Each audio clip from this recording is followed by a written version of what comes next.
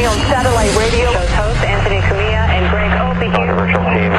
And Anthony apologizing for yet another raunchy Comment profanity like harass. Is this the last straw for the raunchy radio duo? Our show is stupid. This is so irresponsible. This should be illegal. It really should be. It's like, it's so unethical. God, I hate fucking radio. This could be the worst audio ever. Shut up. Shut your fucking mouth. This is terrible. We just suck all around. I hope you show restraint in fucking my girlfriend. This stinks. Fucking shut the fuck up. We get it. Get it. Get it. But enough of this palaver. Let's get the show on the road.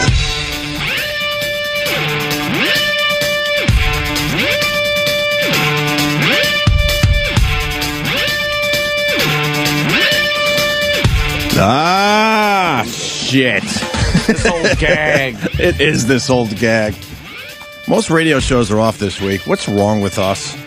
And I noticed. Do we like doing radio that much that we have to be here? We love it. We do, right, Ed? Oh, we love it. That's why we're here, and everybody else is off, and there's nobody in the building, and the parking was a breeze this morning in front of the building. It was nobody. I want the guys down the hall. I'll start fresh this week. I'm not going to call them babysitters. The guys down the hall. I want to know how much fucking vacation time we have and when we need to use it by. Because this is getting out of control. Yeah, I bet we have a lot. Even Ron and Fez are off this week. Are they? Yes! We shouldn't be here. Damn, that was lucky of them. Howard's off, but, I mean, we all know he takes most of the summer off. Yeah. So, he started that already. And so we're here. We're here, and you're right. I was walking around like, wow, I had the bathroom to myself instead of listening to 5 fat fucks that are doing radio shows somewhere else on this floor, shitting out their weekend food. Yeah. It was all nice to myself. Kind of nice walking around. It's not as busy. No hustle and bustle. Kind of like that. I hate hustling and bustling around me. Despise them. Do you like that as much as maybe sleeping in a few more hours today, then getting up and going in your pool for an early dip? There is nothing worse than after an extended weekend like we had. We had a nice 4-day Memorial Day weekend going on, and then you have to finally get up. Yeah. And I switch really quickly to the same time I have to get up is when I've been going to sleep. Wow. During the weekend. I could change over real quick. Wow. And that's pretty much what happened. Mm-hmm. And wow, it was rough this morning. I was just, this ain't gonna work. What time you crashed last night? Last night crashed out pert early, like probably 9:30. Oh, man, you missed the hockey game. I missed the hockey game. I missed everything. Can you believe they're still playing hockey? I know. It is amazing. I haven't gone to my favorite team, the Islanders, in probably 3 months, and they're still playing hockey. They were out of it. And I'm a hardcore hockey fan. I go to a lot of home games. Yeah. I haven't even thought about my team in 3 months. They're still playing hockey. Out of it. And real fast though, the Flyers lost. So I said, and these idiots. I'm rooting for the Flyers because I got the connection. I don't know anything about Chicago. I don't have any connections up there except for our old friend Elo's up there. That's it. That's my Chicago connection. But I did say that the Flyers are going to have a real tough time beating the Blackhawks. They're a really strong, young, fast team. Because people are beating me up like, oh, the sports curse. I said pushing for the Flyers, but I don't think they can beat the Blackhawks. Sports curse is a thing of the past. Thank you, Ed. But getting back to what you were saying, I'm sorry. Yeah, actually, I have no idea what I was saying. You missed the hockey game. I missed the hockey. You went to bed at 9. Yeah. You missed a lot of things. Yeah, I didn't watch the Yankee game, which A-Rod got a grand slam, and then Cano came up and back-to-back in the belly-to-belly. And, it was just one of those days where you have to burn a day just to get back into the swing of shit. Right. Because the weekend was pretty good. Burn a day. I like that. Burn a day. Just write it off. So you're like, all right, I got 4 days, but one of those days I got to burn. Just get my body back together. Just sat on the couch. I watched some TV and then realized I'm falling asleep on the couch. It's early. I'm just going to bed. Figgy. Yeah. So went to bed. But Friday was cool. Friday had a little gig out there in Smithtown with brother Joe. Saw a lot of peeps out there. A lot of fans. That was cool. And then Saturday, hop on Keith's boat. Went out to Jones Beach to watch the air show. Saw the Blue Angels. Wow. You know, just watching that shit is like, we rule. All you could think is, we fucking rule. Do you think they have air shows elsewhere and they're not as good as the Blue Angels? Oh, of course. Some rinkety dink. Just like, and they sit there and go, we rule. We rule Because they don't know any better. We rule. Yeah, it was. How close were they to each other? How do they do get that? like 18 inches apart, and then a few of the flyovers where they're in diamond formation or delta formation, and they come right over the boat we're on. And the sound is like a rocket ship. It's this crackling, loud jet engine sound. And then they'll pull up, and they're up where airliners are in less than a minute. Wow. Where it takes an airliner, quite a while to climb to that altitude. But and the formations and the tricks they do are amazing. How do they do that? Is there one guy controlling that? You know what I mean? There is a lead guy, yeah. But is there a lead guy that's pretty much controlling everybody's yoke? Is it? No. They're all flying separate planes. So how the fuck they have to all be completely in sync? What if one guy decided to have a few drinks the night before? Sometimes that happens and they kind of crash. But right. I would assume that somehow there's one guy that kind of all of a sudden controls the yokes when they're doing some maneuvers up there, just so they all turn at the exact same time. Well, I think they have this weird kind of speech pattern that they practice, where it's almost like this weird sort of staccato. Yeah, almost like the sing-songy sort of delivery that helps them know like how much to turn when and time it. Yeah, it's very strange. What do you mean? I'll see if I could find an example of it, but like as we go like this, we go left. Yeah, exactly. Kind of, yeah. It's and depending on the duration of like the syllable that he's drawing out, that's like how much to turn or pull up. Is there a few wees in there, like wee? Whoopity doo? It was really amazing, and then they got the old time like biplanes and stuff like that, and rebuilt. Brand new biplanes that guys they pull up. One guy was hovering with his plane. He pulls his plane up, and because I guess his engine thrust is stronger than is more than the plane weighs. Right. He was just hanging in midair in a plane like a helicopter would, hovering. Oh wow! Just sitting there, wah, and then he wings over, and they get the smoke out, and then they do this move where it looked like a giant grabbed the plane by the wing and just flung it. It's spinning around. And then looks like it's like, oh, I'm watching a plane crash without the boom part, because the boom part he pulls out and flies away. How do you learn that? But it was really amazing. Great vantage point we had out there by the Jones Beach Theater, and a bunch of boats docked up there, nice, drinking some beers, just relaxing. It was great. And then Saturday, Keith was going to go out there again, and as it is with every boat, you're not a true boater until something fucks up, and one of his engines took a shit. Why can't the boating community figure it out? I know so many people that have boats, and like you just said, every single one of them has problems with their boats. You're not constantly. a true boater unless you've beached it, you've thrown a prop, you've gotten something tangled around your prop, you've blown a motor, you've done the head backs up, you did something. Right. And he went through an engine, I think. Something started grinding and making noises, so they limped back home, and then I got the call, hey, what are you doing? No boat. Party over Anthony's. So, they came over. And so you had a makeshift party? And we, yeah.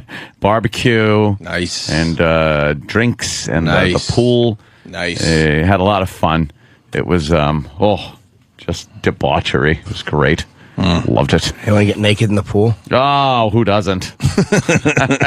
It was a lot of fun. And then, like I said, had to just burn a day because I knew just to get back tomorrow. Together.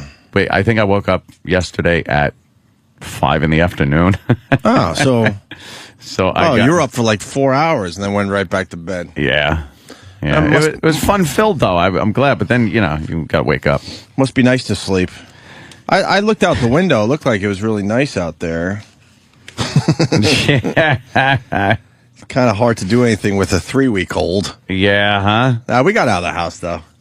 Yeah. We got out of the house and Wound up getting out, getting some fresh air. yeah, my stories aren't that as great as that, Anthony. Well, Parties it's and Blue Angels and fucking naked chicks in a pool. Fighter aircraft and Although a lot of that shit was flying by my windows all weekend. yeah, they had the A lot of that shit was just Fleet Week. was just flying right by my window. So I saw some air shows. Then someone had a miscalculation there in Staten Island with an Osprey.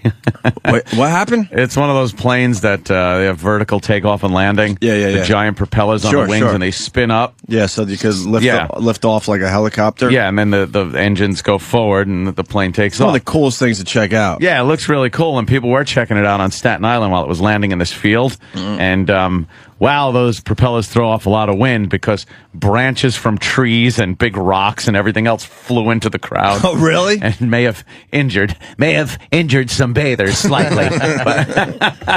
Anyone hurt really bad? Yeah, there were Yeah. some people hurt. Not really bad, but wait, a couple of people went to the hospital. You know, why not? Let's go to a guy that was there. Oh, really? Pat, He was there. Pat, you got hit by rocks and shit. No, I don't like getting in the crowd, so I was back away from it. But yeah, it was pretty crazy. The explanation was they came in too quickly, and like Anthony said, it was ripping tree branches. If it wasn't bolted down, it was coming at you. Yeah, that's one of those things. So, yeah, he came in a little hot. He wanted to look like a hot shot and come in fast and then slow down real quick. Yeah. And to do that, you really got to kind of Oh, yeah. and the wind just blew everything all over the place. That's unbelievable. All these Marines, because helicopters landed also, and all these Marines came flying off, running after people trying to help them, and everybody's running the opposite way. It was really cool to see. But can I say one other thing? Yeah, certainly. I was at the Bon Jovi show on Saturday, and I only went because somebody gave me a ticket. And The explanation. Wait, can I slow you down though? Is it really bad to go to a Bon Jovi show? No. I'd say no. no. You would say no, right? Yeah. No, it was one of the best concerts I've ever been to.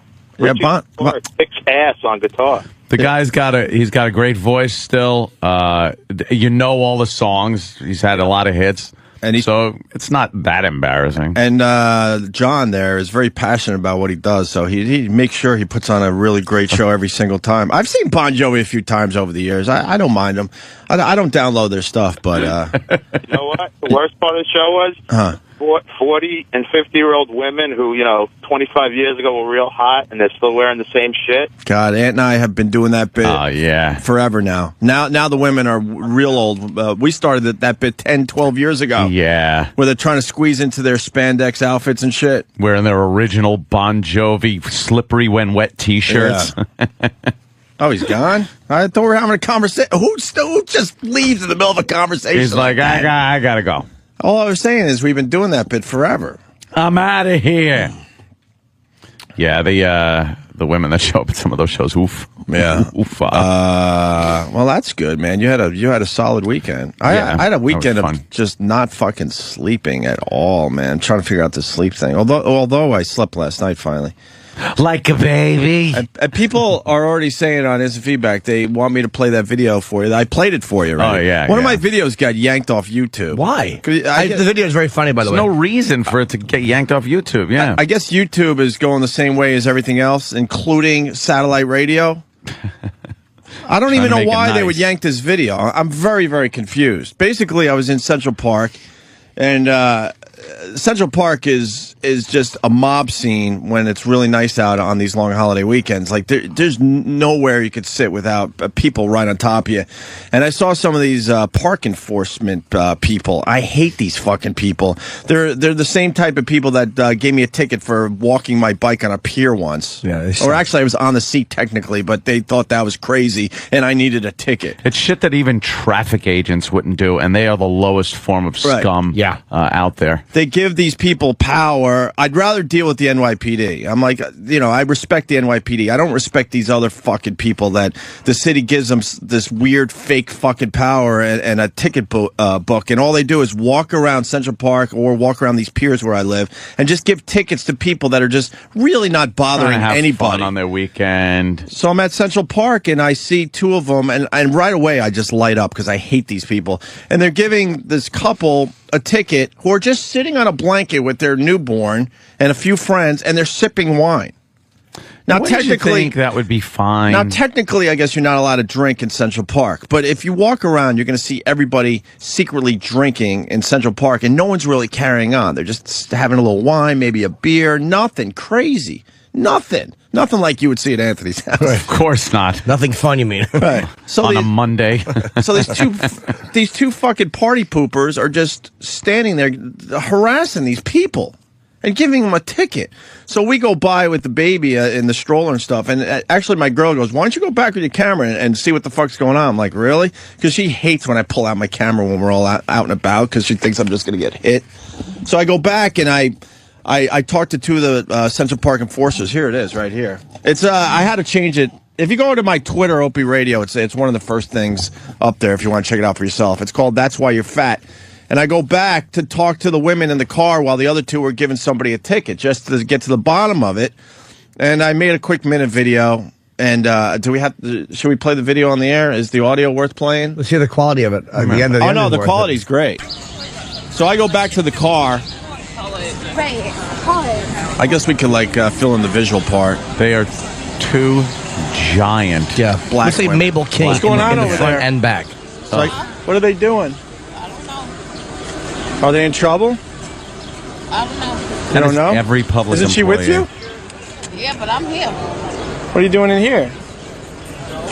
And then she won't answer. You don't She's wanna looking talk? straight ahead. You know, Scared? pause it for a second. Hello?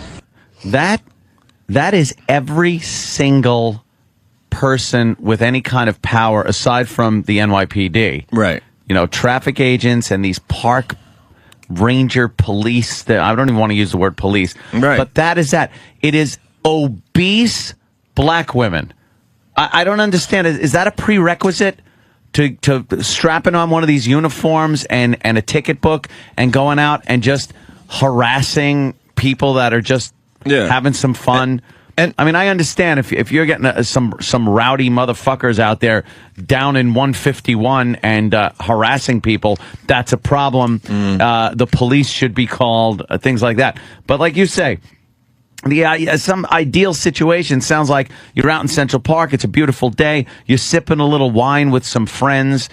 I don't see why these beasts have to come over and ruin your day. They're there just to bust your balls. People aren't really doing anything that's really affecting anybody else. You know what I mean? Yeah, it's just ugh. And the funny thing, why I'll pat myself on the back. The reason why I love this video, these same people, if you don't have a camera in their face, are motherfuckers to you. Oh, of course they're they are. motherfuckers. Yeah.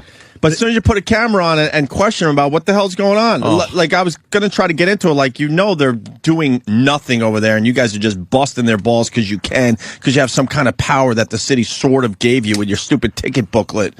And, all right, well, we could continue. It's now amazing. she's like trying to cover her face and she just refuses to talk to me. But instead of just answering you and saying, well, this is what they're doing, or no, and then if you come back at her and go, well, that you have too much power, they can just go, no, we have a job to do. Like, instead of just giving you a real answer, they just ignore it and stare straight ahead, which you know why? makes them hateable. They're acting like perps.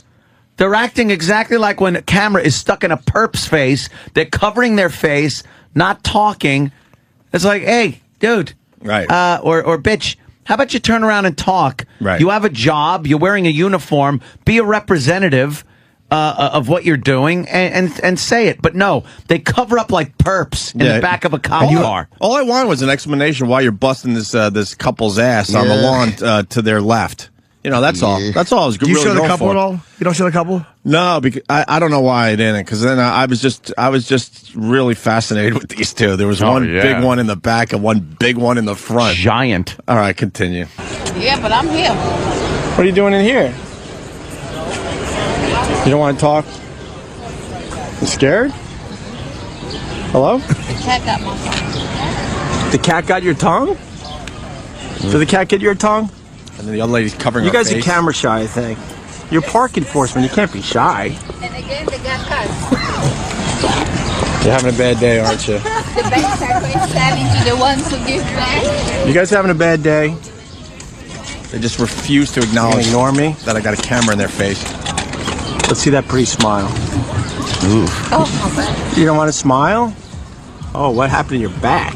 Damn. Oh, She's itching her fat back. All right, stretch it out. Have a nice day. You can at least smile for me. God, they suck. Whoa, that's why you're fat. Don't drink those. It's the rudest thing ever. She picks up a big fruity drink, and you're right. That Of is why course she's it fat. is. A big fruity A drink. very sugary drink. Nice frozen Kool-Aid. I wasn't even going to do that, but at the last second, I'm like, you know what? These two have ignored me for a minute or so here. I'm like, all right, here's my fucking payback. Why Since would- I saw her reach for that sugary drink. And a lot of people are like, why did you stop the camera right there really fast?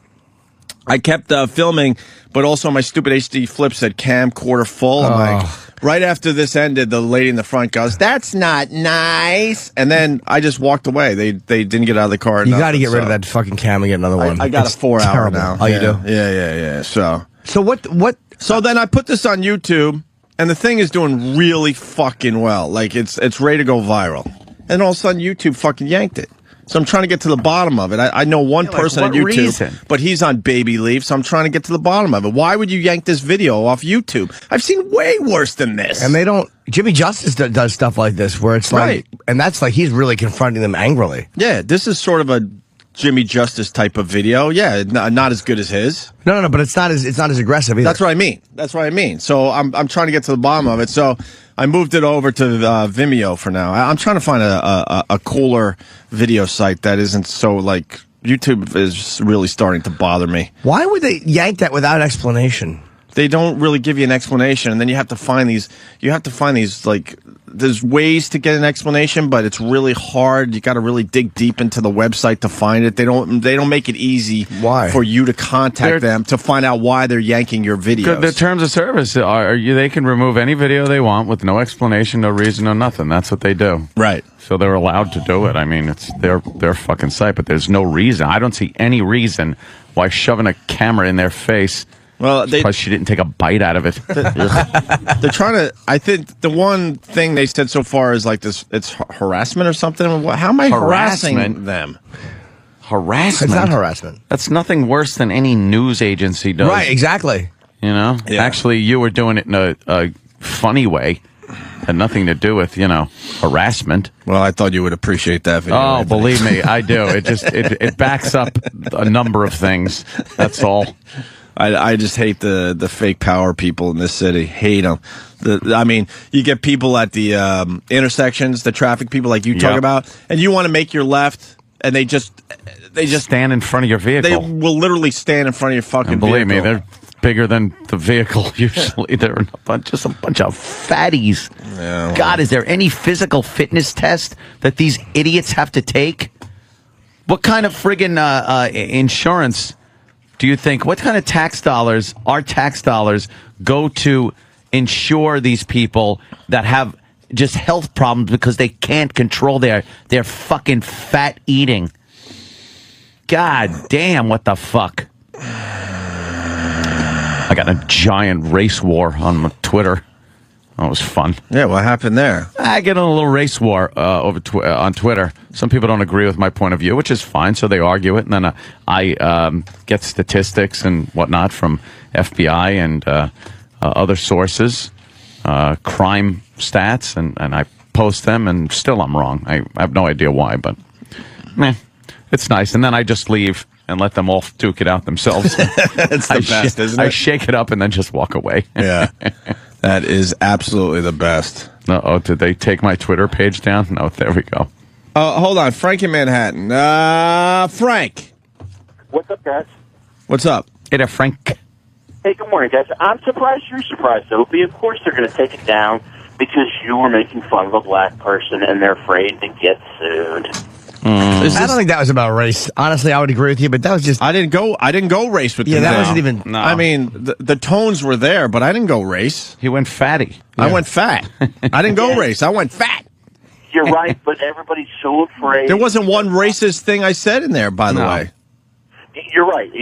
I mean, irrational people like us, we don't think it's racist, and it was not. You were trying to make a point, but everybody's so afraid, and they're afraid that one of these women are going to catch on to it, and they'll be pointed to it by somebody because it goes viral, and they're going to get sued by posting it, and they'll scream some sort of oppression or... I'm babbling. I'm sorry. It's all right. I just hope they contact me and give me a real explanation, and I'll bring it to the show. But in the meantime, we all need a cool site we can post our videos without worrying about this bullshit. I'm not talking about the over-the-top stuff. I'm talking about this subtle stuff that they're taking down. You're not going to get the traffic, though. Because I'm hearing Vimeo has problems where you can't see some of the smartphones. You can't see the videos. Oh, no? Was it Flash? Yeah, there's a little Flash problem, whatever. Okay. So I'm trying to find a cool site where I could go with my shit. Thanks, Frank. So your stats, Frank. We're doing two different things at the same time here. Your stats with your Twitter war there. Yeah. I just had some FBI stats. How did it start? Well, it started with let me think. How do any of these things start? I just start mouthing off. Oh, you were mouthing off about race relations and certain. All of a sudden, you got an things. itch. Yeah, I got an itch. No, I was actually talking about... I saw your picture, because people don't think I follow you on Twitter, which is enough with that bullshit. I follow Anthony and Jim. I just follow them on lists, which are... I was showing Anthony how they work. They're way better. I got a list called Funny Peeps, and Jimmy's on there, and Ant's on there, and Rogan's on there, and a whole bunch of people. Yeah. And then you don't have to go through the riffraff. Sort through the riffraff. Right. So you put people in categories, and it makes Twitter so much more fun to check out. So I saw you by the pool with your iPad. Yeah, that was during... So did you get an itch while you were there? No, it was before the picture. It was about Chicago. Chicago over the weekend had, I believe, a grand total of 22 shootings, one death. Wow. Which just goes to show. They gotta, get to the range, people. Get to the range. You suck. That's what happens when you legalize guns in a city. Yeah. That's what happens. When you give people guns legally, it's just a horrible thing because you get somewhere like Chicago where you're able to carry a gun anywhere. Yeah. And so that's the problem. So they got to shut down that. And 20 wounded. They got to change the law, right? One dead in 12 hours of holiday shooting. Oh, wait a minute. That's right. You're completely not allowed to ever have a gun in Chicago. That's the law. Why doesn't the media ever acknowledge that? How about pick up on the fact that the toughest gun control laws are in a city that has the highest use of firearms in crimes? It's crazy. It's so obviously right there in front of your face that the ultimate in gun control. You are not ever allowed to have one if you're a citizen. This is where you turn me. I'm on the same page as you with this whole thing. I was one of these guys, get rid of all guns, but then you see a situation like Chicago, and you're like, wow, the media doesn't report on this. It's really working. It's really working. The idea, that's ultimate gun control. You can't have one. And there they are. Within 12 hours, 20 people were shot. In 12 fucking hours because the weather was nice. Can you behave? So I started going off about that and using subtle words. Not saying anything. I'm not saying who it was or anything. And then people started accusing me of being racist. Like, how am I racist when every one of those 20 people were black? And for the most part, also, they're shooting other black people. I think it was the heart-on you had that bothered people. Yes, that's probably what it was. The giant rod I had while I was reading. I think it's your choice of words, too. You can be a little more subtle, I think. Well, I had used the word savage at the end of my post. Yeah. And then I later said savages. Got the definition of savage right. and posted that. And I said, there's nothing in here about race. Fierce, ferocious, cruel, untamed, uncivilized, barbarous, enraged, angry, unpolishedly rude, uncivilized, brutal. You posted the definition of savage? Because people were calling me out on that. But do you realize it was a beautiful weekend? And you have that nice pool? Well, that's why. And you had a 3-day party going on. Hence the picture. People started twittering, Anthony, it's a beautiful day. you have nothing better to do than to sit here on Twitter and badmouth. So I posted this picture going, well, I can multitask. Here's where I'm posting from. I'm sitting on a chaise lounge with the iPad, with a beer in hand, with Keith the cop, of course, pointing from behind me in the pool. With Keith the cop in the background in the pool, kind of, with obviously he's in his swim trunks and he's pointing at the camera. Kind of makes you guys look like a gay couple. It's very gay, doesn't it? It kind of does. It's very gay. If you didn't know any better, looked like it was a young gay couple enjoying the fine weekend. We're having a fine weekend as I debate race and crime with At least you got cohorts. At least you got a glass of beer in your hand. Course. Makes it less gay. If you had if you had a glass of vino in your hand, it might have been a little rougher for you guys. But the beer is in a genuine Pilsner glass. So. Last night it was like late. We were going to my room and Law and Order happened to be on, and I just looked at it. I'm like, of course, a white criminal. And my girlfriend took the thing and just turned the TV off. She's like, I don't want to hear the white criminal speech at this hour. She's like, I've heard it. I understand. I don't want to hear it at this hour. Yeah, I've gotten those little speeches. It's like, what's the speech? Enough already? Enough. We get it. It's okay. We get it. You're right. We get your point of view. Why don't you just tattoo it on your arm for all to see? Like any time a commercial comes on where there's the confused white couple, they walk into a store and the black salesperson comes over, very well spoken, and solves their dilemma. That's one where anybody that is in the room with me will look and go, uh-oh, here he goes. Oh, really? Yeah. Because for the most part, I'm used to dealing with people that look like your park police. That's who I deal with behind the counter, and I get no help whatsoever. You know what? Black people complain about white people all the time. They really do. They bitch about us constantly, and it's fine.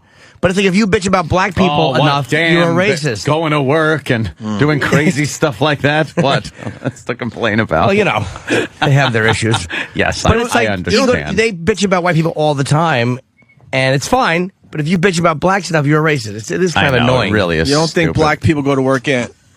No, I do. I absolutely know they do. See, I was trying to be nice, and Vince pointed it out. I said young gay couple, and Vince goes, the only word wrong in young gay couple is young. I know. I was just trying to be a little... All right, whatever. Oh, Jesus. What are you going to do? And then Spectro, he's following us on Twitter. He goes, all right, so Ope exposes lazy park police on his Twitter. Ant discusses FBI crime stats on his Twitter. And Jimmy posts about fucking his girl in the ass on Twitter. So you get a nice combination if you follow us on Twitter. Well, it's a whole smorgasbord. Actually, a bunch of people, Jimmy, saying your last two tweets were hilarious. Something about Pinkberry. Yeah, let me see if I can... Maybe you probably bring them up faster than I can. Yeah, Jimmy. Wait, let me go to my funny peeps and see if it's right there. There they are.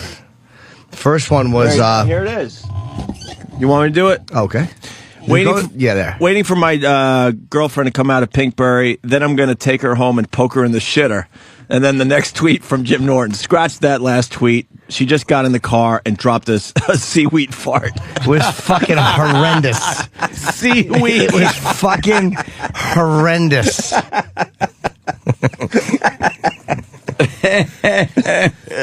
That was fucking putrid. And that was that. Wow. Hence Law and Order.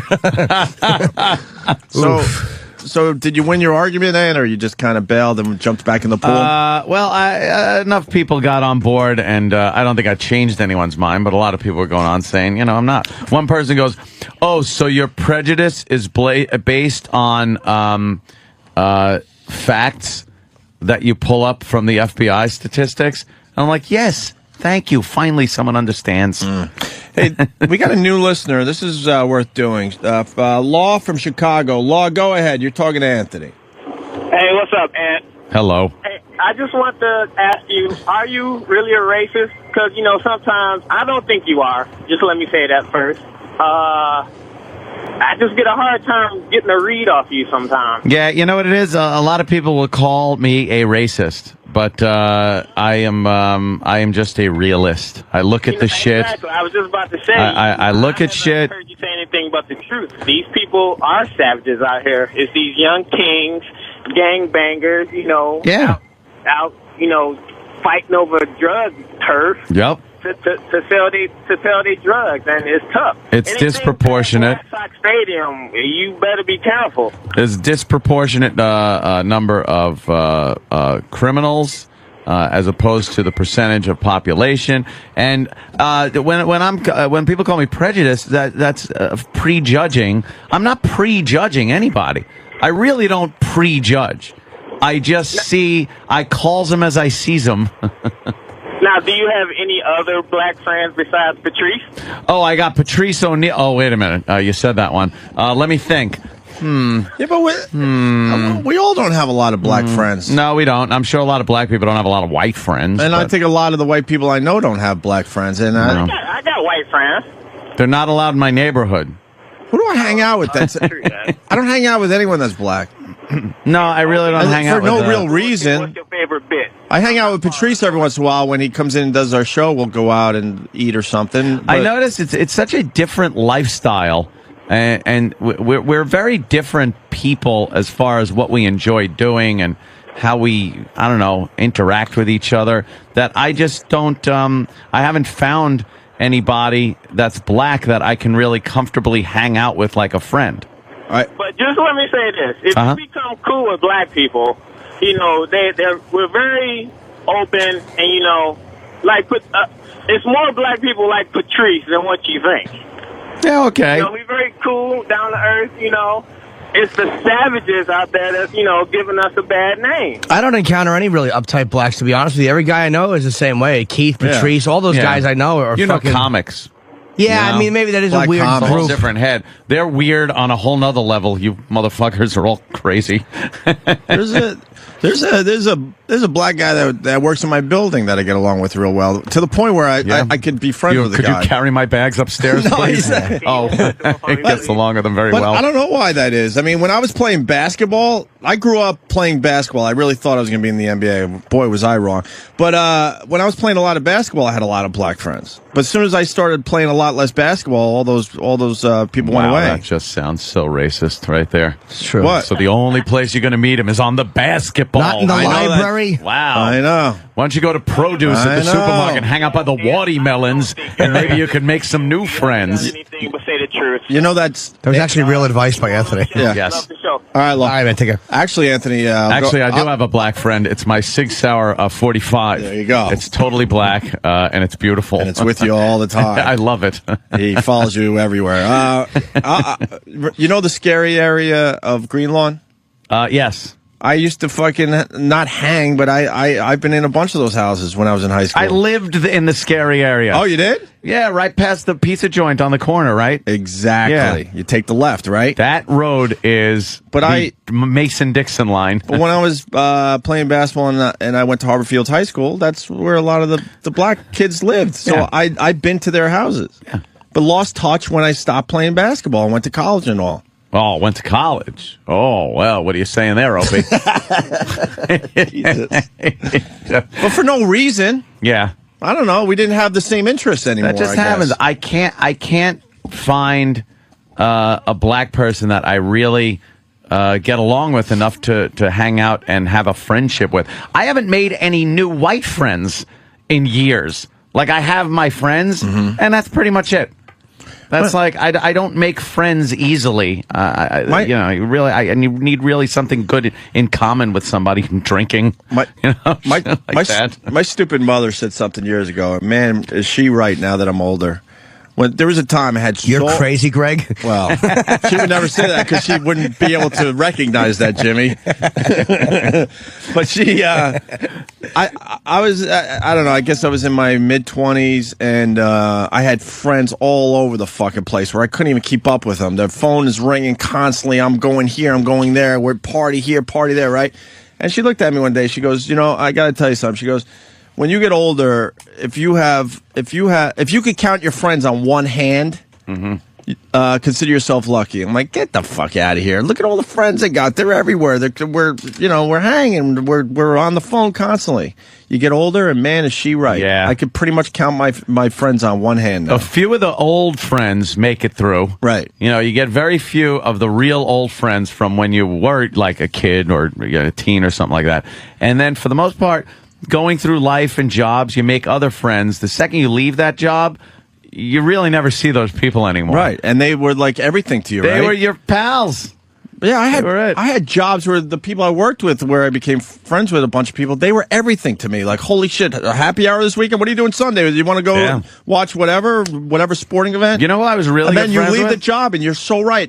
Like, for maybe a week or two, you go back and go, hey, what's up, everybody? And then it just fucking fades quickly. I was really good friends with Ozone, with John Osterlin. Yeah, he was a great guy. He was great. I could hang out over his house, because he was into down in a few and Alice in smoking a little Chains. weed and shit like that. Little Alice. Yeah, and stuff like that. But then, we left Boston, obviously, and that was that. That was that was that. Other friends you can not see for like 2 years, and then the second you see him again, you take up right where you left off. Right. And then some, it's just this awkward, I have nothing in common with you. Well, go away. Usually one of you doesn't want to be reminded of what the other one's doing. And it's not even for negative reasons, but it's like if you go back to an old job, either you don't want to go see them because you're missing them and you're missing that connection, or they don't want to see you because you've moved on to a better thing and they don't want to acknowledge the shit they're stuck in. Yeah. So seeing you makes them uncomfortable. Somebody's always that's a uncomfortable little about odd. it. Well, the other thing is, when you become famous, you really do have to leave everyone behind. So, yeah, you really got to just cut all ties with anyone you knew before you became so rich and famous and people love and adore you. I'll run into like people I went to college with, and I'll go, hey, what's up? I don't want to name names, and they'll go, you remember me? I'm like, yeah, why wouldn't I? But because like we have fame or something, they think I guess when you become famous, they erase your memory or something. Yeah, I'm like, of course I remember you. We fucking roomed for 2 years, you dummy. Why wouldn't I remember you? And you call them the wrong name. Wrong school you mentioned. Lantern Street, Greenlawn. Yep. Holla, yo. Rob the pilot. That was it. I when I first moved into that area, I made the mistake. There were two delis. There was the black deli and the white deli. And if you think I'm fucking kidding, I swear to you, it was segregated. Right near the pizza joint? There was, the pizza joint was the white deli. Is that the place where me, you, and my dad went once? I think so, yeah. That's the place, we right? went there. Which is now like a fucking sushi joint, I think. Yeah. What is that about? But right across the street from the pizza joint was the black deli. Okay. And then the white deli was by the other pizza joint that was toward Greenlawn, a little closer, little strip stores. And that was the white deli. So when I first moved in, I was like, I'm going to go to the deli. I walked in and I was like, uh-oh. Oh, boy, they have some weird selections of food here that I don't think I like. And the magazine section was just full of Jet magazine and shit like that. And I was like, ooh. So then one of the people, as I walked out, told me, he goes, oh, that's the white deli. I was like, oh. So I went over to the white deli, and it was nice and bright. All the stuff you wanted. Yes, everything I wanted. All white food. All white people working there. It's very white. You could get a ham and Swiss. National Enquirer on the little newsstand and all white magazines. Mein Kampf. But there was two delis, the black deli and the white deli. I didn't know that. Yeah. Very cool. Hells yeah. Why don't we take our first break, even though we're not supposed to be here today?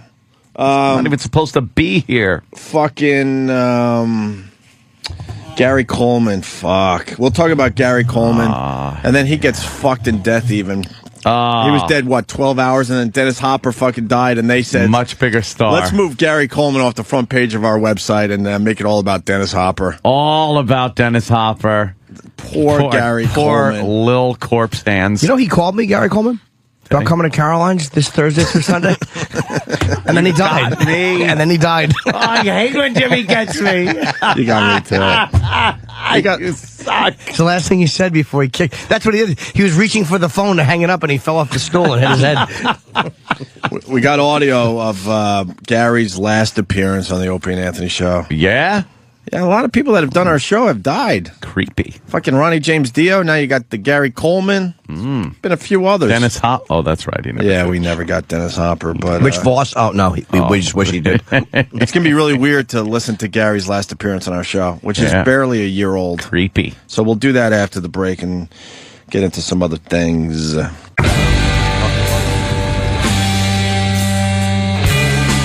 Nice. Ooh, Black Sabbath.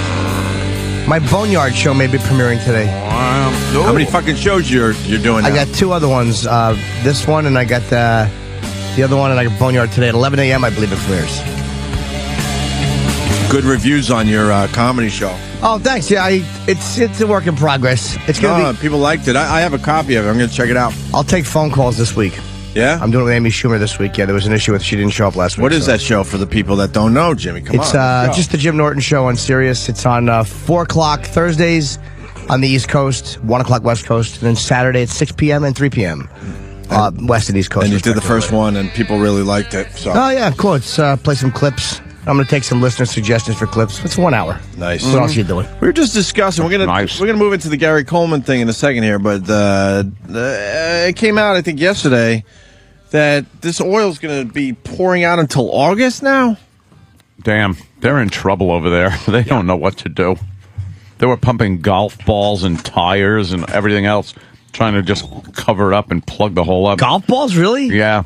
Could they pick a lighter thing? How about fucking softballs, you twats? Golf balls like to float to the surface, don't they? Yeah. I believe they do. Well, it's like a mixture of this mud and debris that they're trying to get in there and get the proper mixture and weight to try to hold it down and then cement it, but that ain't working. They're really screwed on this one. How long will it take just to rebuild something on top of it like they had? Jesus Christ. I don't think they build it like that. Oh. I think they kind of get the rig out there and then lower shit down and drill in. But it was that stupid valve was supposed to work. Like if a pipe breaks, there's supposed to be shit that just closes and doesn't let anything out. And everything failed. Seems that didn't work. What do you think? What was the valve supposed to, like? How does a valve work? Where it just kind of, instead of filtering it up, it kind of just like closes so it will just go straight like the way it's supposed to go? It just closes. It's like a valve that just shuts off below the surface. And it just is supposed to stop the oil from coming out. And that didn't work. Did the explosion fuck that up? And no, it's when it ripped it. Kind of when the rig moved, it ripped everything out. Yeah, the explosion obviously did it, but it ripped the pipe out, the drilling pipe, and just messed everything up down there too. It screwed up the. That's live right now. A live oil cam. We just can watch oil pouring out of the ocean. Isn't that fucked up? It's fucking depressing. Did you see that one guy crying as he was talking about the effect it was going to have on his fucking. What is shrimp industry? Nah, it was a politician just saying. Oh yeah. Oh my God, it's unbelievable. And now they're saying that not until August. Obama's taking some heat for this. Yes, he is. It doesn't seem to really be on top of this one, regardless of what he can do or can't do. Him taking vacation didn't really help. Boy, did Glenn Beck fucking tease him over the remark is because he said, "Daddy, did you plug the hole?" And his daughter said that to him. I think we have how that do you say her name? Amalia. We need that clip. Do we have it? It's a big clip that happened while we were and gone. then Beck gave Obama a beating. Was really goofing on them, like how does this kid have an education? Like kind of like that. It was pretty funny. I didn't realize the kind of radio show he did. He's kind of silly. Oh yeah. But of course, he had to apologize. And it's like, oh, Glenn Beck apologized. God. Yeah, he did. He got a lot of shit for it. And he's like, I shouldn't have went with the family. He's trying because he would have seemed like a hypocrite because I think he said in the past, I'm guessing in defense of Palin, he said in the past you shouldn't go after families. Oh, really? And then here, so sometimes you get caught out there. And Pelosi blaming the Bush administration for this. How? She's blaming the Bush administration because she seems to have said that a lot of the people that are in charge of the regulating and powers that be, the laws, the safety measures, are people that were put in place during the Bush administration. It's like, how long could you go on just blaming the previous administration? I know. They all do it, though. When Bush was in, they were blaming Clinton's administration Pelosi for shit. is... I'm not a fan of Pelosi. Pelosi's just a cunt. She really is just the worst big bug-eyed douche with her gavel. So Anthony said that when they put that like bell thing over it to try to filter it up, the methane gas coming out makes that thing freeze like a block of ice. So what happens? Will it just blow off, or what happens when it's on top of it? Yeah, then shit just starts coming out from underneath it. Oh, okay. It's like a big cement. Almost looks like a one-story building, and they drop it on top and have a pipe that leads to a ship on the surface, like that guy that called up and we goofed on. All right. We acknowledge that. But it freezes up. Yeah, it just freezes up, which is really weird. And then they tried hot water, pumping that down there to unfreeze it, and that wasn't going to work. And now they're talking about doing it again, using it again. I don't know what kind of other things they're going to do. Yeah, you put some plugs in the outlets or something, you know? Yeah, we could do that. First of all, golf balls never float. Okay, I'm sorry for that. Whatever. Yeah, that's why they'd be easier to get in the lakes. Good point. This guy's been working in the industry for 20 years. Randy in Oklahoma. Randy. Hey, what's up, Owen? Hey, buddy. Martin. What's up, guys? Hi, Randy. Oh, man, I was a casing hand. I run casing on these drilling rigs, inland and offshore. And so you've got a conductor pipe down there that's usually around, anywhere from 20 to 30-inch pipe. Well, it's cut off below the blowout preventer at that conductor pipe. They could go out there and do an overshot casing run over the top of that. Listen to this guy. Have it cemented up. All right, Randy, I'm glad you've been in the business for 20 years, but you got to dumb it down. We got a bunch of guys that have hangovers and an over-the-top casing run. I think I know what he means. And they're miserable because they have to work today.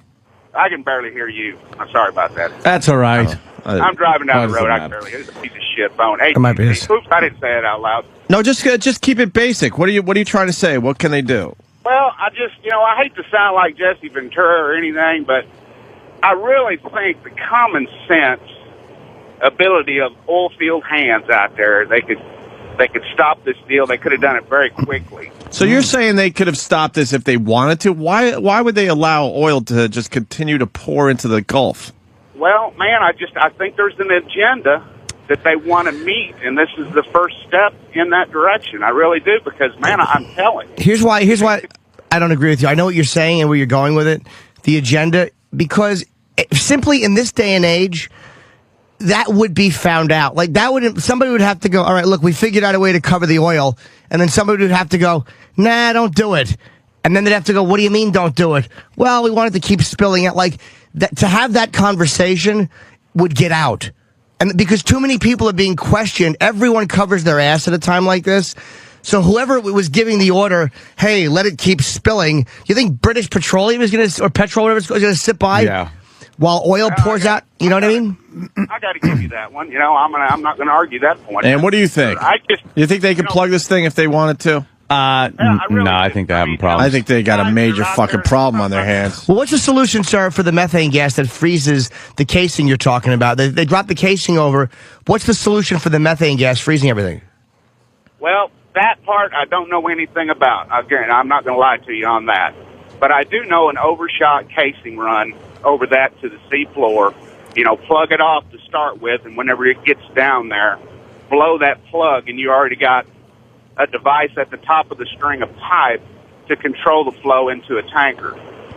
And when you blow that, you've got a string weight of over 2 million pounds. You can just lower it down. It'll sink into the seabed, and it'll be contained. It won't be, it'll be contained until they can drill the relief well. How big is the actual? What does a relief well do?